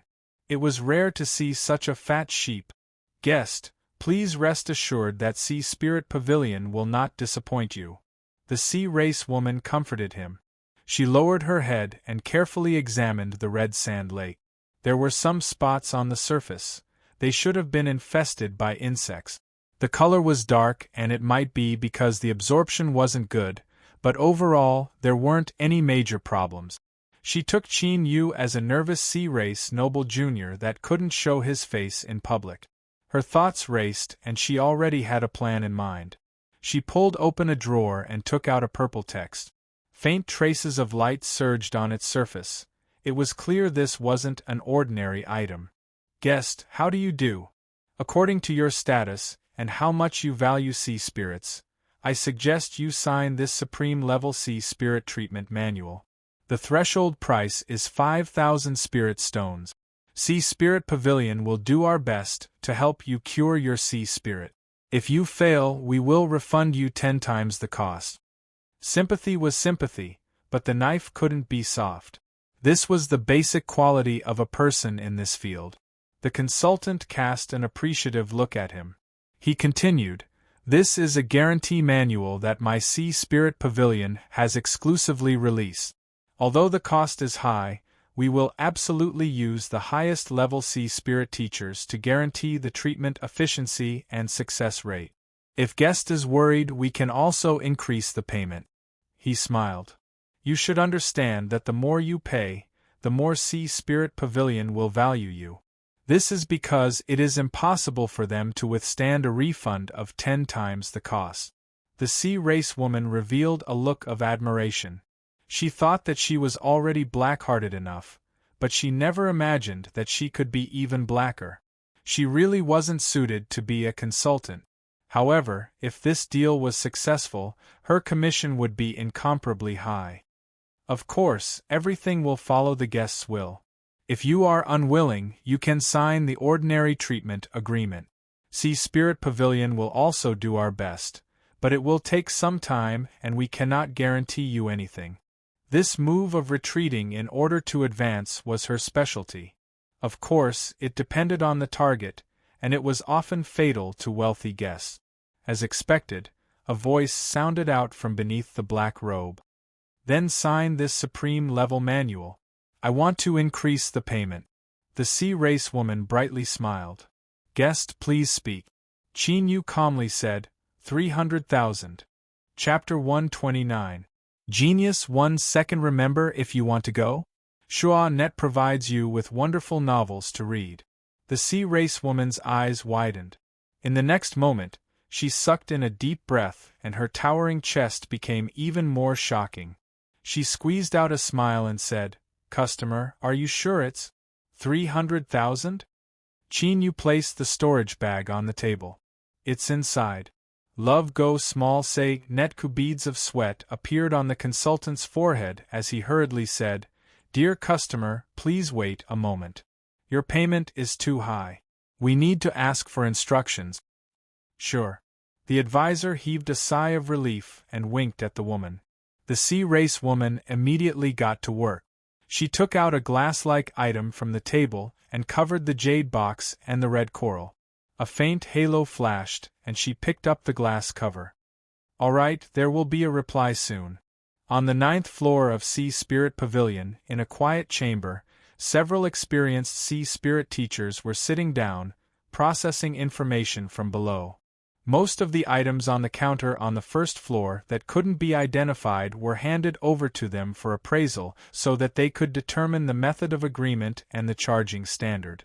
The water curtain on the table flashed and another message was transmitted over. The purple symbol caused the sea spirit teacher on duty to become cautious. After carefully looking over it, he frowned. The water screen was extremely clear, allowing one to see every corner of the red coral. There was nothing wrong with it, and after careful consideration, Zhang Xian still couldn't find anything wrong with it. He couldn't help but mock Zhang Xian inwardly for signing the Supreme Book for such an ordinary red coral. Although this kind of thing wasn't common, in the past few months since it had been launched, it had indeed done quite a number of things in the capital, and the profits were quite substantial. While sighing inwardly at the chief manager's ability to make money, he raised his hand and chose to accept it. However, when his finger landed, he raised his eyebrows and felt that there seemed to be something missing in the information. Shua, another message arrived. The sea spirit teacher immediately suppressed this thought and began to carefully review it. Sea Spirit Pavilion had high treatment and excellent benefits. Since he had received benefits from them, he naturally had to work hard. A faint green light flashed on the glass cover. The sea race female cultivator smiled. It's done. The process was simple. He checked the number of spirit stones, reviewed the contents of the agreement, and signed it. Then, he put away the jade box and red coral and stood up to leave. The consultant trotted out to see him off with a smile on his face. He repeatedly said, "Don't worry. I'll definitely handle it for you as soon as possible. There will be a result within 3 days." As he left Sea Spirit Pavilion, he watched the black-robed figure vanish from sight. He sighed inwardly. Just look at how this person was so decisive and efficient. He didn't even blink when throwing out 300,000 spirit stones. When will I be able to reach this realm? Calculating in his heart, he felt that there was no hope of killing him in this lifetime. He couldn't help but smack his lips helplessly. But soon, the consultant suppressed his gloominess and returned to Sea Spirit Pavilion with an excited look on his face. Several of his colleagues looked at him and cursed him for being a scoundrel. But they were so envious that their eyes turned red. The counter had already stopped handling business. As she held the signed Supreme Book, the female sea race cultivator's chest violently heaved up and down. Seeing the consultant coming over, she hurriedly stood up. Her movement was too big and made a harsh friction sound. Several customers who were handling business next to her frowned in dissatisfaction. The manager of the lobby on the first floor hurried over to apologize. He glared fiercely at the manager and walked backstage to reprimand him. "What the hell is going on? You're no longer a newbie, yet you're still acting so rashly." As he spoke, he tidied up his clothes. "What exactly happened?" The female sea race cultivator handed over the purple book. "Manager," the manager's eyes brightened. "Supreme Book, not bad, not bad. Xiaoli, your commission this month isn't bad at all." He took the book and flipped through it. Then, his eyes widened. He looked over it again and his complexion became dignified. "A payment of 300,000 spirit stones for a single red coral?" The consultant hurriedly said, "We didn't dare to make a decision on our own. We passed the message and inspected it." The manager's complexion relaxed. Since it had passed the inspection, that meant there weren't any problems. He smiled and nodded. "That's good. Boy, you have a bright future ahead of you. As long as you work hard, you'll soon be able to climb to my current position." The consultant smiled. "Everything is because of the manager's leadership." The manager smiled in satisfaction. He said a few more words of encouragement and then left with the Supreme Book. This sort of large signed agreement needed a special record to be kept for future reference. The red coral in the jade box was quickly sent upstairs and handed over to a true sea spirit teacher to be carefully diagnosed and treated. No matter what its value was, after Qin Yu signed the Supreme Book and paid 300,000 spirit stones, it had gained such a value. The female sea race cultivator returned to the counter and took away the "temporarily" sign. She decided to treat all the guests with the most perfect attitude possible, because a pie could fall on her head at any moment. Thinking of the black-robed figure and the young voice below, the female cultivator rubbed her thighs. She secretly regretted that she didn't have the chance to catch this big goldfish. Otherwise, she was confident that she would only need a single night to have this goldfish fall deep and never come out again. The big goldfish Chin walked down the street. He didn't know that at this time he was being ravaged by some amorous sea racewoman in his mind. A light smile hung on his lips. He casually found an inn and stayed there for 3 days. Then, he sent the servant away and sat down cross-legged, closing his eyes in meditation. If he was fast, then perhaps he would welcome guests from Sea Spirit Pavilion tomorrow. The jade box caused Grandmaster Goldrin's eyes to brighten. As he opened it and smelled the fragrance of the highest quality nutrient fluid, a dignified expression appeared on his face. There was even a bit of joy in his eyes. After joining Sea Spirit Pavilion for half a year, he had finally used his own strength to prove his worth. This was the first precious spirit plant that Sea Spirit Pavilion had entrusted to him. He had to do his utmost and display his best skill. He took several deep breaths and calmed his mind. Then, he completely opened the jade box. But in the next moment, his complexion darkened and blue veins popped up on his forehead. Where was the basic trust between people? What happened to the precious spirit plant? He clenched his teeth and picked up the introduction jade slip. Inside was the detailed information about the sea spirit. The first thing that entered his eyes was, red coral ordinary. This caused his heart to break and he immediately cursed inwardly. Where did this bastard come from?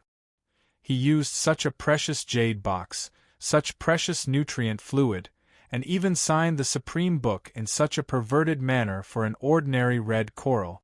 And most importantly, he had cheated his own enthusiasm and incomparably enthusiastic attitude towards work. After throwing down the jade box, Grandmaster Goldrin paced back and forth in his workroom. It was only then that he suppressed the anger in his heart. He stood in front of the workbench once more. His expression was calm and his eyes were focused. Controlling one's emotions was an ability that any high-level sea spirit teacher had to master. In such a short period of time, Grandmaster Goldrin was able to overcome his anger and enter a working state. He was secretly proud of his professionalism. Then, his eyes fell onto the red coral. He excelled in the treatment of various coral spirit plants to begin with. Soon, he figured out the problem that the red coral had encountered. Excessive nutrients led to poor absorption and too little light. Moreover, the nutrient quality of this top nutrient fluid far surpassed the red coral's absorption limit. It had to be known that too much nutrition was sometimes a kind of injury. When combined with the malnutrition, it would become exhausted. As for the traces of insect pests on the surface, as long as these problems were solved and some suitable nutrient fluids were added, it would soon be restored to its original state. He waved his hand and wrote down the detailed treatment step. After going over them and making sure there was nothing wrong, he rang the bell and an assistant came in. He gave a few orders and had the assistant take the red coral away. A high-level sea spirit teacher's time was precious. These simple tasks were naturally handled by assistants. Of course, in order to be chosen as a high-level sea spirit teacher's assistant, one had to at least have the strength of a middle-level sea spirit teacher. Grandmaster Goldrin picked up the work he had left behind and fell into deep thought. He had already treated this sea snake grass for 10 days, and it was only recently that there was a slight improvement. But the withered roots still needed to be consolidated. As he was lost in thought and was just about to sort out his thoughts, there was a sudden knock on the door. His mind was thrown into chaos. Grandmaster Goldrin gloomily called in the assistant. First, he reprimanded the assistant. If this person wasn't the assistant he valued the most, then he definitely wouldn't let things go so easily. It had to be known that in Sea Spirit Pavilion, there were so many people that wanted to become a high-level sea spirit teacher's assistant that they could line up all the way to the city gate. Assistant Xia, You know that I don't like others disturbing me when I'm thinking. So, what matter do you have that you have to choose this time? Assistant Xia was dispirited. Teacher, there is something wrong with that red coral. It would be best if you personally took a look. This teacher was a respectful title. It had nothing to do with being a master and apprentice. Grandmaster Goldrin was startled. He remembered that it was that red coral from before and his complexion darkened. I've already written it down clearly. You can't even do something as simple as that? Assistant Xia forced a smile. I've already looked over it. I had no choice but to disturb you. It's in a very good condition right now. Teacher, you'd best hurry up. Grandmaster Goldrin coldly snorted and quickly walked out. He didn't care about an ordinary red coral, but if it died it would affect his rating. Moreover, the other party had signed the Supreme Book. According to the agreement, if he failed, he would have to pay 1/5 of the loss. Outside was a large workshop. Over a dozen assistants were gathered here. Their usual busy and nervous appearances were nowhere to be seen. Everyone was gathered around a work table, their complexions ugly as if they had eaten hot shit. Teacher is here. Everyone hurriedly drew back, bowing their heads in awe. Grandmaster Goldrin coldly coughed. He didn't have time to reprimand them. He walked over to the work table and looked over. The red coral was placed in ordinary culture fluid. From the specifications, it seemed to be within the range he had chosen. But at this time, it had completely withered and its fiery red color was incomparably dim. Grandmaster Goldrin frowned. He reached out a hand and pressed it against the red coral. After several breaths of time, his complexion darkened. This red coral was already emitting a death energy. It couldn't be saved. He slapped the work table. Who handled it? Do you know how to handle it? I have already diagnosed it clearly, so how could there be an accident? An assistant trembled as he stood up. Teacher, I handled it according to your instructions. There are images that can prove it. Assistant Xia nodded, indicating that he had already checked it and that it was like this. Grandmaster Goldrin's complexion darkened even further. If the red coral died according to his instructions, then didn't that mean that his skills were limited and he couldn't even save an ordinary red coral? But at this time, the more he said, the more face he would lose. This red coral will be treated as dead. Report it and have Sea Spirit Pavilion deal with it. He turned and left. Assistant Xia's eyes widened. Teacher, aren't we going to save it? Grandmaster Goldrin wished he could smash his head in. Didn't he think he had lost enough face? This was only an ordinary red coral. Was there a need to save it? Facing the Sea Spirit Teacher's murderous eyes, Assistant Xia weakly said, Teacher, the other party signed the Supreme Book. Grandmaster Goldrin clenched his teeth. Compensation is fine. The funds I left in the workshop should be enough. Just as his voice fell, the eyes of the assistants lit up, filled with awe and admiration. This was truly worthy of being a high-level Sea Spirit Teacher. They simply couldn't compare with him. He didn't even bat an eye at such a massive amount of compensation. Looking at Grandmaster Goldrin's horrifying expression that seemed to say, If you say another word, I'll tear you apart, Assistant Xia scowled. It's not enough. Grandmaster Goldrin was stunned. He suddenly remembered that when he was diagnosing, he hadn't paid attention to how much the red coral was worth. Looking at Assistant Xia's complexion, unease surged in his heart. How much is the payment? 300,000. Gudong, Grandmaster Goldrin's eyes rolled back and he fell to the ground. Chapter 130. Genius 1 second. Remember if you want to go? Net provides you with wonderful novels to read. According to the Supreme Book, Sea Spirit Pavilion would have to compensate them with 3 million spirit stones. It wasn't that they couldn't take out this amount of money, but once they did, that would be the same as admitting that Sea Spirit Pavilion had made a mistake. Blue Sky Tower and Earthvault Spire had long been wary of Sea Spirit Pavilion's recent developments, and they were constantly making small moves in the dark. They wouldn't let go of such a good opportunity, and would surely publicly attack Sea Spirit Pavilion's reputation.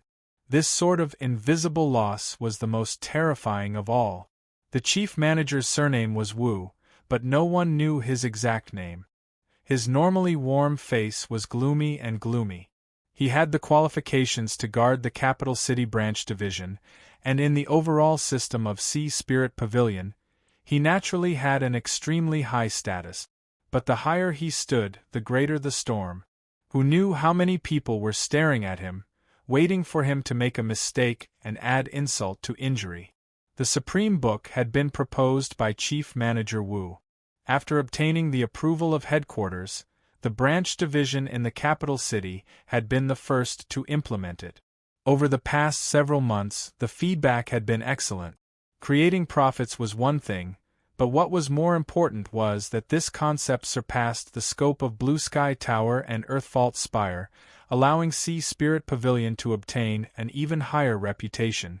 The headquarters had already begun considering promoting it to all the major cities in the Sea region. If this went smoothly, Steward Wu's reputation would soar, and his position would be impregnable. But at this critical moment, the Supreme Book actually made such a huge mistake. It was already very cultured of him to be able to suppress his anger and sit here. Could it be that someone deliberately set a trap for us? A branch manager frowned and asked. Obviously, everyone had considered this before. Hearing this, they looked forward. As the second in command of the branch, she was in charge of investigating this matter from start to finish. Her name was Clearwood and her background was very mysterious. At the very least, several of the management members of the Seafolk didn't know her exact background. However, after being in the capital city branch division for over a year, Clearwood had gained everyone's approval with her outstanding abilities and method. I have personally interrogated the few people involved in this matter. The customer did not take the initiative to mention the Supreme Handbook. It was the teller who introduced it out of consideration for the commission, and the customer chose to pay. Because the payment fee was too high, the teller confirmed it with the 9th floor, but because she was too nervous, she forgot to mark the amount. The 9th floor re-examined the Sea Spirit teacher and didn't notice anything wrong. Finally, the signature was completed. Clearwood's voice was cold, just like her face. In addition, I have already sent out 5 high-level Sea Spirit teachers to jointly diagnose that red coral and determine that no one has done anything to it. Under normal circumstances, its lifespan would dry up and die. In the highest quality culture fluid, it relied on its powerful effects to barely survive.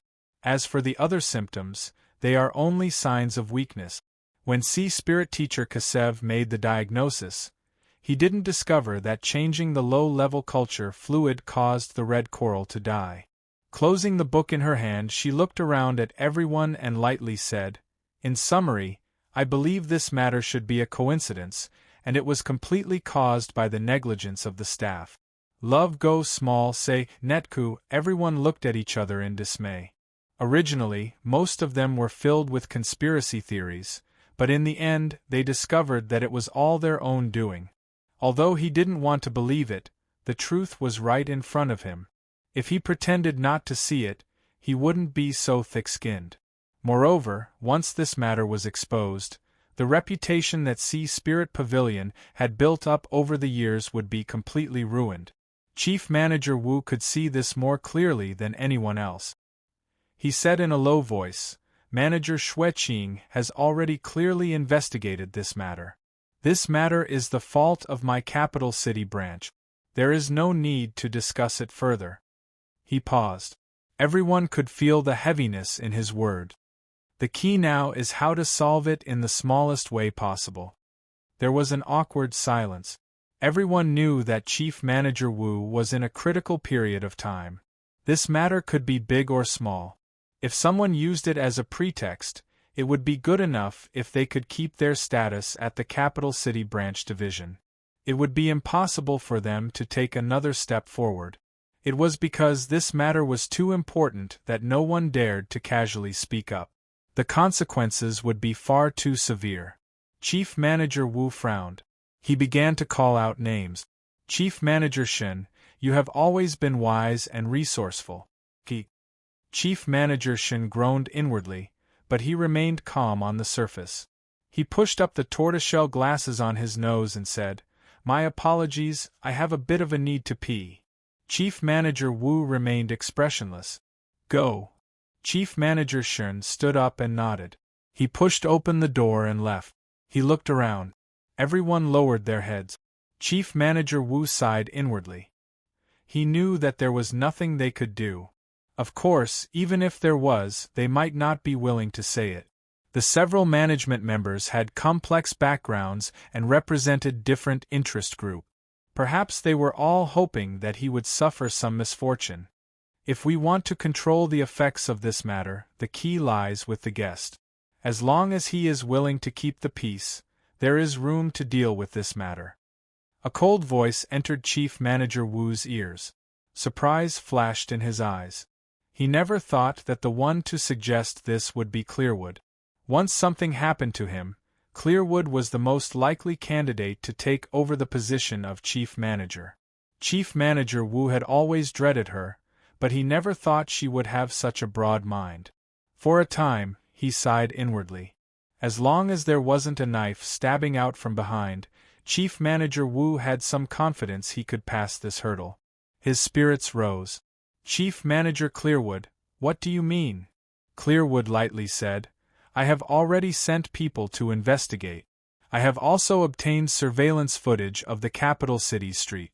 If he isn't deliberately hiding, we should be able to find traces of him." The several management members who had their heads bowed like ostriches felt their hearts shake.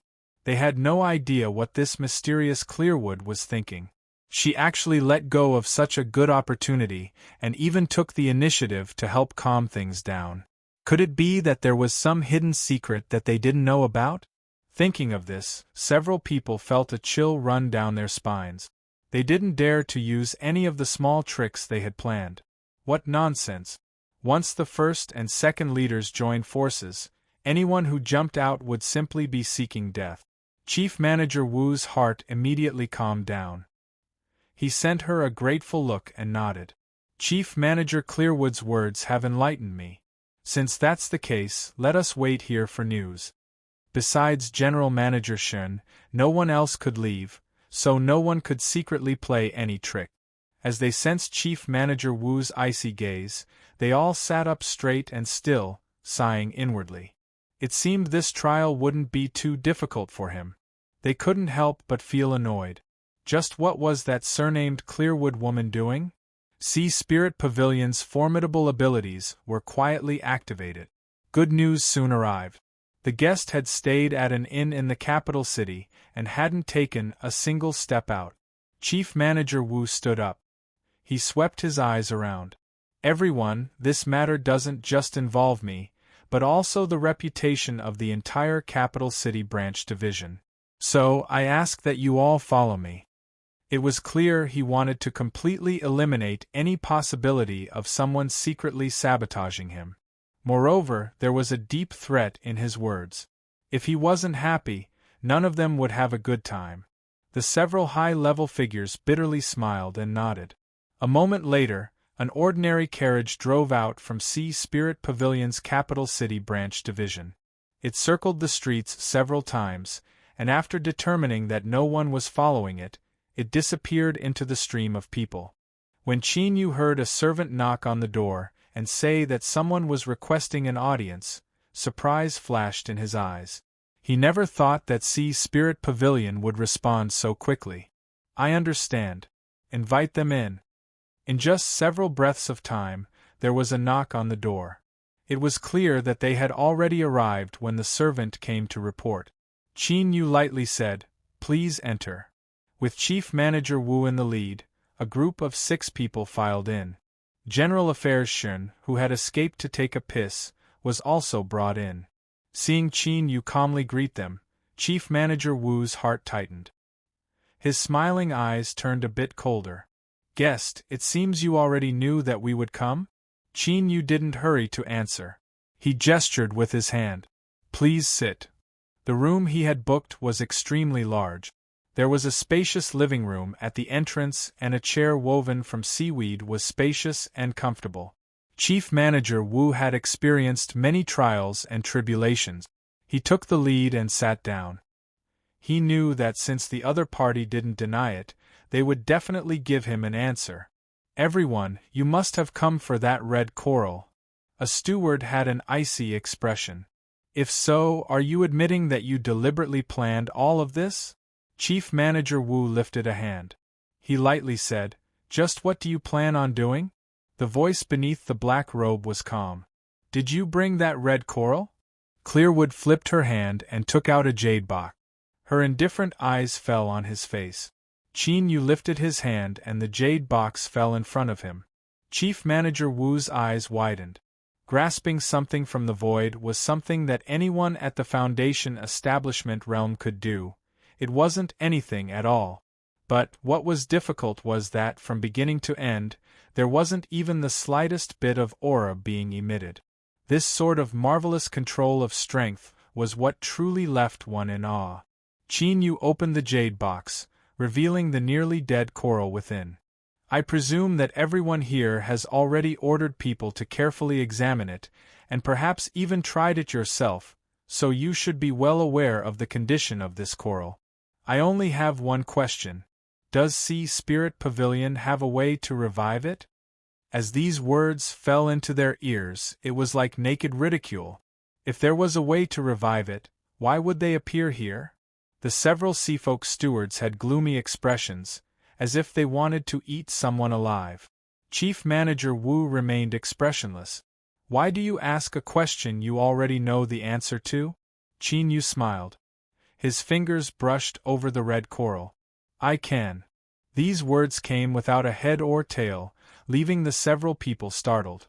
But as they connected it to the previous conversation, their complexions changed.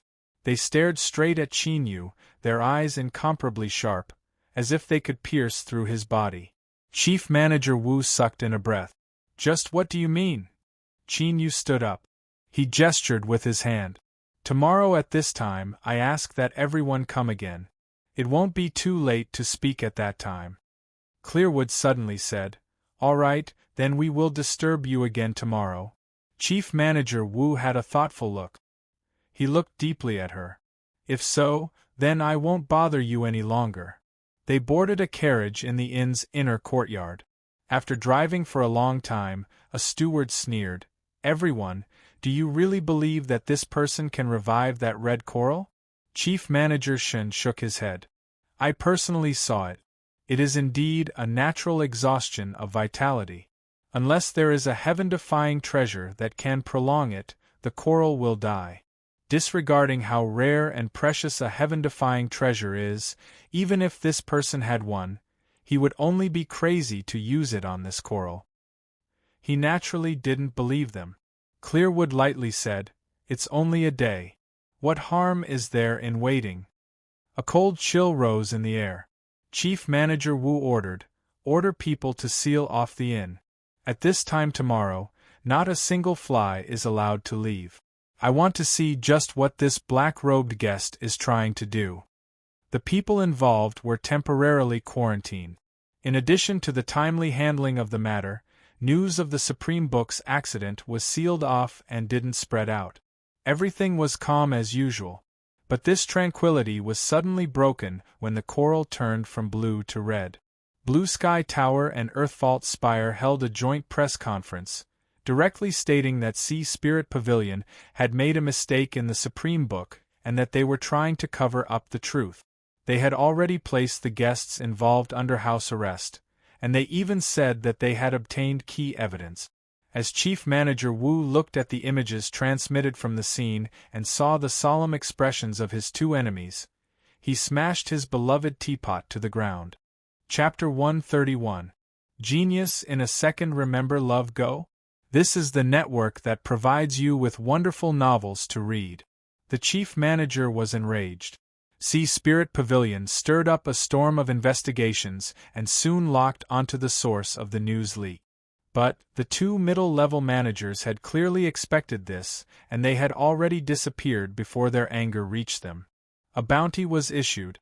Unless the two of them never showed themselves again in this life, it would be impossible for them to escape being hunted down. But even if they were cut to pieces in the future, it would be useless. Under several gloating gazes, Chief Manager Wu boarded the carriage and raced straight to the restaurant Qin Yu was at. Since the news had already been exposed, there was no need to hide it any longer. But even though he was prepared, the scene that greeted him still caused his heart to shrink. The people of the capital city had always been bold and daring. They never feared that things weren't lively enough. They were arrogant on the surface and had an inexplicable sense of superiority when facing any outsider. Their bones were filled with a desire to gossip. 3 great sea spirit organizations were at odds with each other, and Sea Spirit Pavilion was mired in scandal. How could they miss out on such an explosive scene? Seeing Chief Manager Wu appear, it was unknown who started it first, but there was a chorus of boos. The cultivators of Sea Spirit Pavilion that were still blocking off the restaurant immediately sent out several people to quietly squeeze into the crowd. With several pained groans, the several people that were leading the disturbance fell to the ground and were dragged away. Chief Manager Wu had a light expression. He lifted a hand and pressed down. Everyone. His voice contained a trace of his cultivation. As it fell into everyone's ears, they immediately fell silent. As for the rumors that slandered Sea Spirit Pavilion, we will definitely investigate them to the end. We will not let off those who spread them. This matter is not what everyone thinks it is. If you have time, please wait here for a moment and I will soon give everyone an explanation. As he finished speaking, he turned and left. With the guards leading the way, he strode into the inn. After a moment, Chief Manager Wu asked several questions. He pushed open Qin Yu's door and sat down at the table. He picked up a teacup and drained it in a single gulp. He said, "I've waited an entire day and yet this is the result I've received. Even if it has nothing to do with you, you should still give me an explanation." Qin Yu took out a jade box and flicked his fingers. Chief Manager Wu picked it up and opened it. He frowned. His face was expressionless, but his violently shrinking pupils indicated that his mood was violently fluctuating. After a long time, he took a deep breath and pressed down on the jade box, quietly changing the way he addressed Qin Yu. "Mister, what do you mean?" Qin Yu smiled. "I wish to find a job at Sea Spirit Pavilion." An hour later, Chief Manager Wu walked out of the inn with a radiant smile on his face. He intimately held onto a black robe and said, "Everyone, this is the owner of Red Coral. Next, I ask him to personally announce the final result of this matter." Qin Yu lightly said, "Everyone, Red Coral has recovered." Chief Manager Wu clapped his hands. Sea Spirit Pavilion is the industry leader and has the most formidable background and strength. I ask everyone to believe us and not be deceived by those with ulterior motive. From start to finish, Sea Spirit Pavilion's Supreme Book has never failed. It is just that the treatment requires some time. Don't believe it. A crab monster jumped out, his face full of mockery. With Sea Spirit Pavilion's methods, it would be far too easy for them to find someone to impersonate. I have the mark of that red coral in my hand. Since you say it has been cured, do you dare to take it out to compare? Don't ask me how I obtained the mark. After all, in this world, there are still several seafolk with a righteous heart. Chief Manager Wu coldly sneered. He knew that if this crab monster dared to jump out, then he was prepared to die. He didn't say anything else. He cupped his hands together and said, "Mr. Ning, since this person wishes to see the red coral, then please take it out.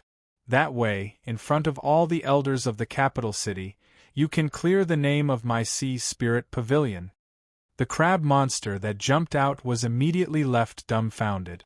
The script wasn't right. It didn't matter if he panicked, flew into a rage out of shame, or tried to kill him, there should always be a follow-up plan waiting for him. So, why did he agree so easily? Was he forcing himself to remain calm, Or was he confident in his superb disguise skills, and that he wouldn't be seen through? That wasn't right. Someone as astute as Chief Manager Wu wouldn't know that since they took action, they had complete confidence in themselves. Could the red coral really be fine? From start to finish, was this all a plot of Sea Spirit Pavilion? As he thought of this, a cold sweat dripped down his forehead. The reason he didn't fear death was because those behind him had promised him a sufficient price. But if his death was meaningless, then those promises would likely become nothing more than bubbles. Qin Yu flipped his hand. With a flash of light, a jade box appeared. He opened it and a red coral quietly lay within. Chief Manager Wu coldly sneered. "Where is the mark? Take it out." The crab monster paled. But with things having come this far, there was no way to retreat. He clenched his teeth and crushed the jade slip in his hands. A mark appeared above his head. It was the phantom of the red coral. The mark was a unique method of sea spirit teachers. It was used to determine the identity of a sea spirit and not allow it to be swapped out. The method of verification was simple. As long as it approached the true body, the mark would emit a light. There was a light cry above his head. A faint light sprinkled down. The crab monster's face was ashen. The crowd was in an uproar. No one thought that the scandal of Sea Spirit Pavilion that had caused such an uproar would actually be fake from start to finish. They couldn't help but feel angry that they had been fooled. The dozens of cultivators that were scattered around all had ugly complexions. As if they had received orders, they lowered their heads and left. Chief Manager Wu cupped his hands together and loudly said, "Fellow citizens of the capital city, under the eyes of everyone here today, the reputation of my Sea Spirit Pavilion has been cleansed. Everyone here is a witness. In the future, if anyone mentions this matter again, I ask that you all speak up for my Sea Spirit Pavilion. I will be eternally grateful." These words were beautifully spoken. In particular, they gave everyone a way out of this embarrassing situation. Their impression of Sea Spirit Pavilion immediately improved. With just a few words, they had won the hearts of the people. Chief Manager Wu, who had the qualifications to manage the capital city's branch division, truly lived up to his reputation. But his fierceness didn't stop there. His tone darkened. Sea Spirit Pavilion has been established in the capital city for many years. Although we have competition with our peers, we have always maintained a harmonious and win-win mentality.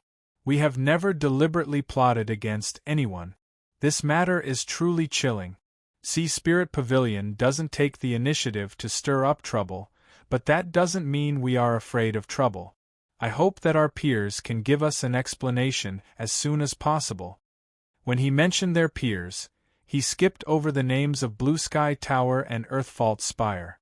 But everyone knew that he was referring to them, and there was even a hint of a despicable villain in his words.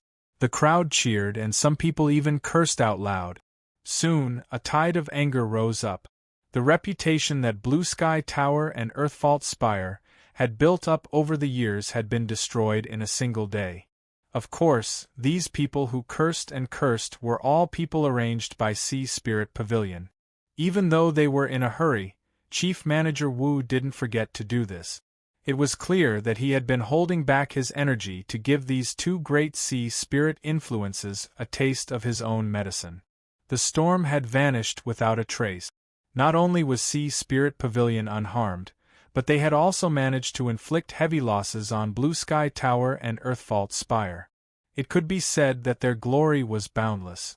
Chief Manager Wu's prestige in the capital city branch division rose to the limit. All the stewards lowered their heads in congratulations and sighed at his luck. In this sort of situation, Chief Manager Wu had directly hired a high-level sea spirit teacher. Although this was a bit against the rules, no one dared to jump out to object. Thus, within Sea Spirit Pavilion, there was one more person called Ning Qin. Last night, he had been busy until late at night and was exhausted to the point of death. But as he felt the ghostly blue glow of the coral, Leon couldn't fall asleep. He sat up and rubbed his temples. He forced a smile and stretched his aching back. Then, he pushed open the door and walked out. Several days ago, Sea Spirit Pavilion had been mired in a scandal. Although they had managed to avert the disaster and put up a beautiful ambush, according to a careful investigation afterwards, it was discovered that the reason the two middle-level managers were able to smoothly obtain the red coral mark was because of several assistant Sea Spirit teachers. Perhaps they didn't know why the two of them had asked for the red coral mark, but the result wasn't any different. Those unlucky fellows hadn't appeared for a long time, or perhaps they wouldn't appear in front of others ever again. At the same time, Sea Spirit Pavilion strengthened the management and audit of the assistant Sea Spirit teachers. This was because they suddenly discovered that these small characters that they hadn't paid much attention to before actually possessed such a formidable destructive ability. Leon's days had been extremely difficult. He worked as hard as he could, fearing that he would be washed away. Not to mention that becoming an official Sea Spirit teacher was his dream since he was a child, but it was also his late father's greatest hope. Right now, Sea Spirit Pavilion was his family's only source of income. With his mother's illness and his little brother's daily needs, he couldn't afford to lose this job. He hoped that he could overcome this crisis. As he was lost in thought, he heard several coughs coming from the backyard, accompanied by low whispers. Leon frowned. His mother's health hadn't been good, and yet she still hadn't slept. He quickly walked to the backyard. Although this was the backyard, it was only a small space that had been divided up. Several low-level sea monsters that weren't able to take human form were raised here. One of them was Leon's little brother, a beautiful seabed koi. At this time, he was lying in his mother's arms, his pure eyes wide open. His mother was still young, but her hair was already white. Her rough hands gently stroked his scales. "Leon, your big brother is working very hard. He has already done his best, but he still hasn't been able to gather enough to send you into the manifestation pool. I hid your age from him and told him that next year was the deadline, but tomorrow is the deadline. Don't blame me, I can't force your big brother too much. He is still a child, so how can he withstand it? If you want to blame someone, blame me. It's because I'm useless and have no ability. Don't blame your father either. He has already done his best for us three." Leon couldn't hear the following words. He covered his mouth so that he wouldn't make a sound. When he returned to the front yard, tears streamed down his face. The manifestation pool was an altar that could only be set up in a large city of the sea races. After paying a fee, it could help a sea monster transform into a human form. This sort of transformation would exhaust the little remaining monster strength in a sea monster's body, and they could only remain an ordinary sea monster for the rest of their lives, unable to take even half a step out of the city. But for low-level sea monsters, this was the only way they could take human form. The reason Leon was able to become a human was because his father had exchanged his life for the pension. Now it was Leon's turn. Once he exceeded the age limit, the manifestation pool would lose its effect. Without accident, Leon would only be able to maintain his original form for the rest of his life. And the capital city limited the number of low-level sea monsters. In other words, if Leon couldn't transform, he would soon be expelled from the capital city. Leon, his cute little brother, was still so young. He had been living in the capital city the entire time, so how could he adapt to the terrifying environment outside? If he left the capital city, his only fate would be death. Leon clenched his teeth, a firm look in his eyes. No matter what, he couldn't watch helplessly as his little brother died. There was still one day left. He had to do something. Chapter 132. Genius 1 second. Remember if you want to go? Schwa.net provides you with wonderful novels to read. As usual, Leon set off an hour earlier than usual. When he greeted his mother, his expression was calm and did not reveal the slightest abnormality. Love go small say Netku. After many years of hardship, the sea race youth not only had a sunny smile, but also a sufficiently tough will. He walked all the way to see Spirit Pavilion's Capital City Branch Division. As he looked up at the imposing 9-layer building, Leon's eyes flashed with longing. He took a deep breath and entered through the small door. After changing into his work clothes, he stood in front of a mirror and carefully tidied himself up. Then, he began to clean up the workshop. Of Lord Grindstone's 7 assistants, he was the one with the least foundation. Normally, he would have to do a few more things to avoid being bullied and looked down upon. After the basic cleaning was completed, it was almost time for work. The other colleagues arrived one after another, nodded and sat down in their seat. Over the years, they had gotten used to Leon's cleaning. They were even used to it. After all, he was just from a poor family. His future achievements could be seen at a glance, so there was nothing to worry about. The last to arrive was a petite girl of the sea race. There were a few exquisite patterns between her eyebrows, indicating that her original form was that of the deep-sea green shell, which was different from the low-level shell race. She belonged to the upper-class race of the capital. She was beautiful, and coupled with a bit of vitality, her youthful and lively light was incomparably dazzling. His colleagues stood up one after another, smiling and chatting with each other. After greeting them, the girl patted Leon on the shoulder. "Hey, what are you thinking about? If Lord Grindstone sees you like this, you'll be in trouble." Leon squeezed out a smile. "It's okay. I'm about to start working. Ching, you should get back to work." As he spoke, he unconsciously looked toward the door. Ching frowned.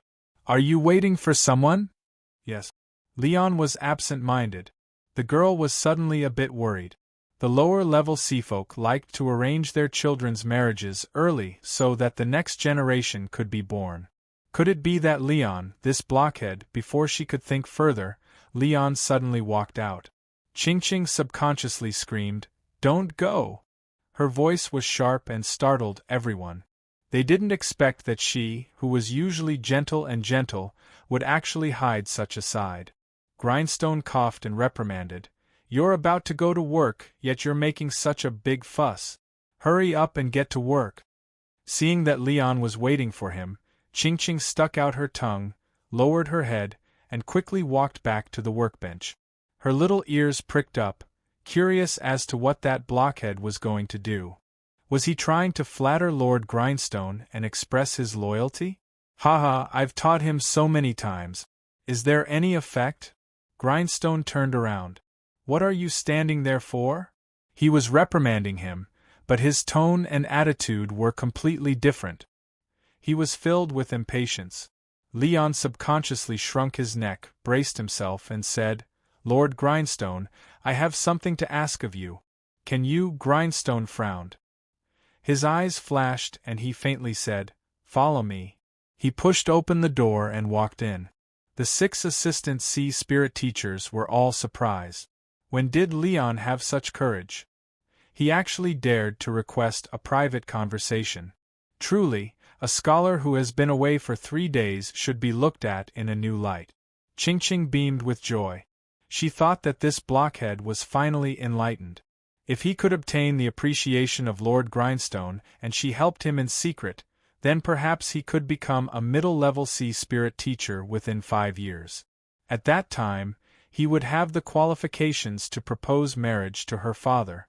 Although it was a little lacking, as long as she insisted and with her mother's help, she should be able to get him to agree. She was thinking too far ahead. She blushed. This damned blockhead, it had been almost 2 years and yet he hadn't discovered anything at all. Thinking of this, she cried out in anger. Did she really think that she, a girl, had to take the initiative to ask for something like this? As she was lost in thought, she was suddenly awakened by a loud roar. She looked up towards Lord Grindstone's workroom. The door was flung open. Lord Grindstone's face darkened. He coldly said, "Do you want me to repeat myself? Leon, you have been fired. Leave immediately." Leon was dazed. He opened his mouth as if he wanted to say something else, but then he turned and left. "What are you looking at?" If anyone doesn't work hard and thinks about unrealistic things all day, then just be like him. Lord Grindstone slammed the door shut. He returned to his comfortable chair, and the anger on his face receded like a tide. He picked up an exquisite shell and said, "Help me connect to number 177. Soon, the connection was connected. A woman's graceful voice sounded out from the other side. "Who is this?" Lord Grindstone smiled, his face full of wrinkles. "Madam Ching, how do you do? I am Sea Spirit Pavilion's Grindstone. The matter you asked me to do last time has been completed." The woman on the other side nodded. There was a bit more satisfaction in her voice. "I have troubled Lord Grindstone. If there is a chance, please come to my residence to drink some tea." "Yes, if there is a chance I will certainly pay a visit." After speaking a few more words, Grindstone placed the shell on the table. His smile became even brighter. Leon was a good assistant. Even the picky Lord Grindstone had to admit this. In fact, he was the most capable person under him. But so what? He was just a low-level sea spirit teacher with no background.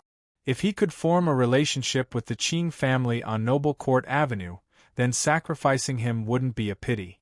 Moreover, today was a chance that Leon had given him on his own initiative. Otherwise, it would have been hard to find a reasonable reason to fire him. Lord Grindstone sighed in comfort. Everything was just too perfect. Leon walked through the staff passageway. With his pale face and the clothes of a sea spirit teacher assistant, it was easy to judge just what had happened to him. After all, there had been far too many people who had suffered the same fate as Leon. As his colleagues glanced around, they all thought that there was another unlucky fool. The sound of running could be heard. Ching stood in front of him, anxiously asking, "What did you say to Lord Grindstone? Why did he fire you?" Leon bitterly smiled. "I asked Lord Grindstone to give me half a year's salary in advance, but he refused me. He said that my thoughts were fickle and that I couldn't continue working as an assistant." Ching's eyes widened. "Just because of that? Why would he do that? Come back with me and we will reason with him. We will make him give us an explanation." Leon grabbed onto her. "Don't, I will implicate you," Ching hatefully said. "Blockhead, do you think I will be afraid? At worst I will just change places and continue working." Leon's face flushed red. Ching, what do you want to say?" "Leon, we are friends. If you encounter any difficulties, just tell me and I will do my best to help you." Leon's face flushed red. He hesitated for a long time and then quietly said, "If possible, I would like to borrow some money. It isn't a small amount, but you can rest assured that I will write an IOU and slowly pay you back in the future." Ching rolled her eyes at him. "I agree. How much do you want?" Leon's eyes widened. He couldn't believe that she had agreed to lend him money without even asking. Although he knew that she came from a good background and perhaps didn't care about money, his heart was still filled with gratitude. Just as he was about to speak, a gentle and graceful woman's voice sounded out. Her reprimanding tone contained a trace of doting love. "Ching, you should be serious about your work. Why are you still playing outside at a time like this?" Ching revealed a surprised expression. "Mother, why are you here?" She didn't know why, but as she looked at Leon in front of her, she felt flustered and her face flushed red. The woman's clothes were simple and there were only a few simple accessories on her. But she was calm and composed, exuding the aura of a noble woman. She smiled and said, "What? Since you are working at Sea Spirit Pavilion, can't your mother come here to take a look?" "No, that's not what I meant." All right. After all, it is still work time and it isn't good for you to be here. Those that don't know might think that our Qing family's daughter isn't well educated. Go back to work. Your mother heard everything just now, so I will do a good job." As she spoke, she winked at her daughter. Her well-maintained face was as bright and beautiful as a young girl's, and there was even a hint of playfulness to it. After receiving her mother's signal, Although Qingqing was still a bit worried, she thought about the current situation and how awkward it would be if they stayed together. She nodded and agreed. Before leaving, she didn't forget to tell Leon to relax and that things would definitely be resolved. Seeing this, Madame Qing sighed inwardly, but she didn't reveal anything on her face. She smiled and said, "Leon, right? Qingqing has mentioned you to me before. Come, have a meal with Auntie." Amidst countless surprised and envious eyes, the two left Sea Spirit Pavilion and boarded a luxurious carriage. Although it looked luxurious from the outside, it was the inside that was truly extravagant to the extreme. Leon worked at Sea Spirit Pavilion, so he had some eyesight. As he glanced around, he saw that some of the little trinkets and accessories were so expensive that he wouldn't be able to afford them in his entire life. Madame Qing invited him to sit down. She poured a cup of tea and casually spoke about some small matters. For instance, eating with some noble madam or attending some noble banquet. Her tone was gentle and clear, and Leon felt as if he were immersed in the scene. But, the more he did so, the more awkward it became. Because they didn't have a common topic to talk about, he didn't know how to interrupt. He could only smile awkwardly. Soon, the carriage stopped deep in a small alley. When they got off, they saw a common-looking mansion. At the entrance, a boss in festive robes was already waiting. As he saw Madame Qing, he respectfully bowed and then respectfully welcomed her in. He swept his eyes over Leon several times. His sinister eyes immediately judged Leon's situation, but he didn't reveal anything. He simply smiled and nodded in greeting. While the outside wasn't remarkable, the inside was a completely different world.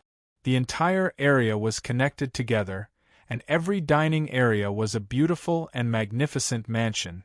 When they arrived, the boss apologized and bid his farewells.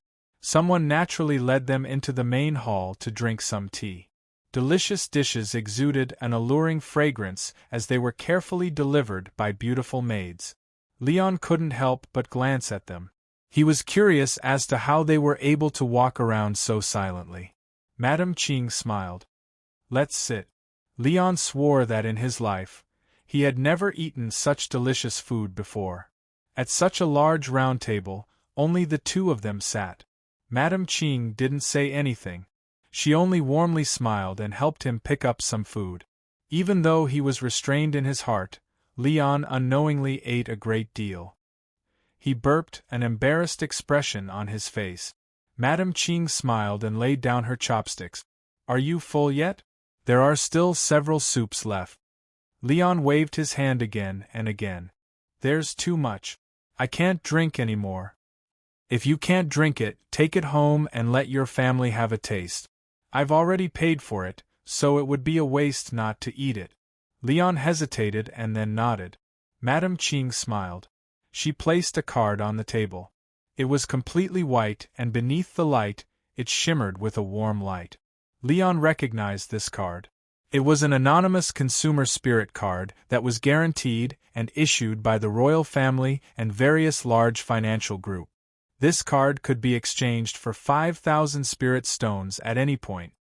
"Auntie has heard your words with Qingqing. Accept this card, it should be able to solve your predicament."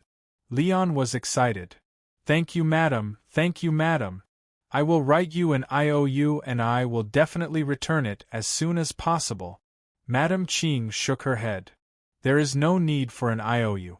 Leon, I hope you can calm down and listen to what I have to say next."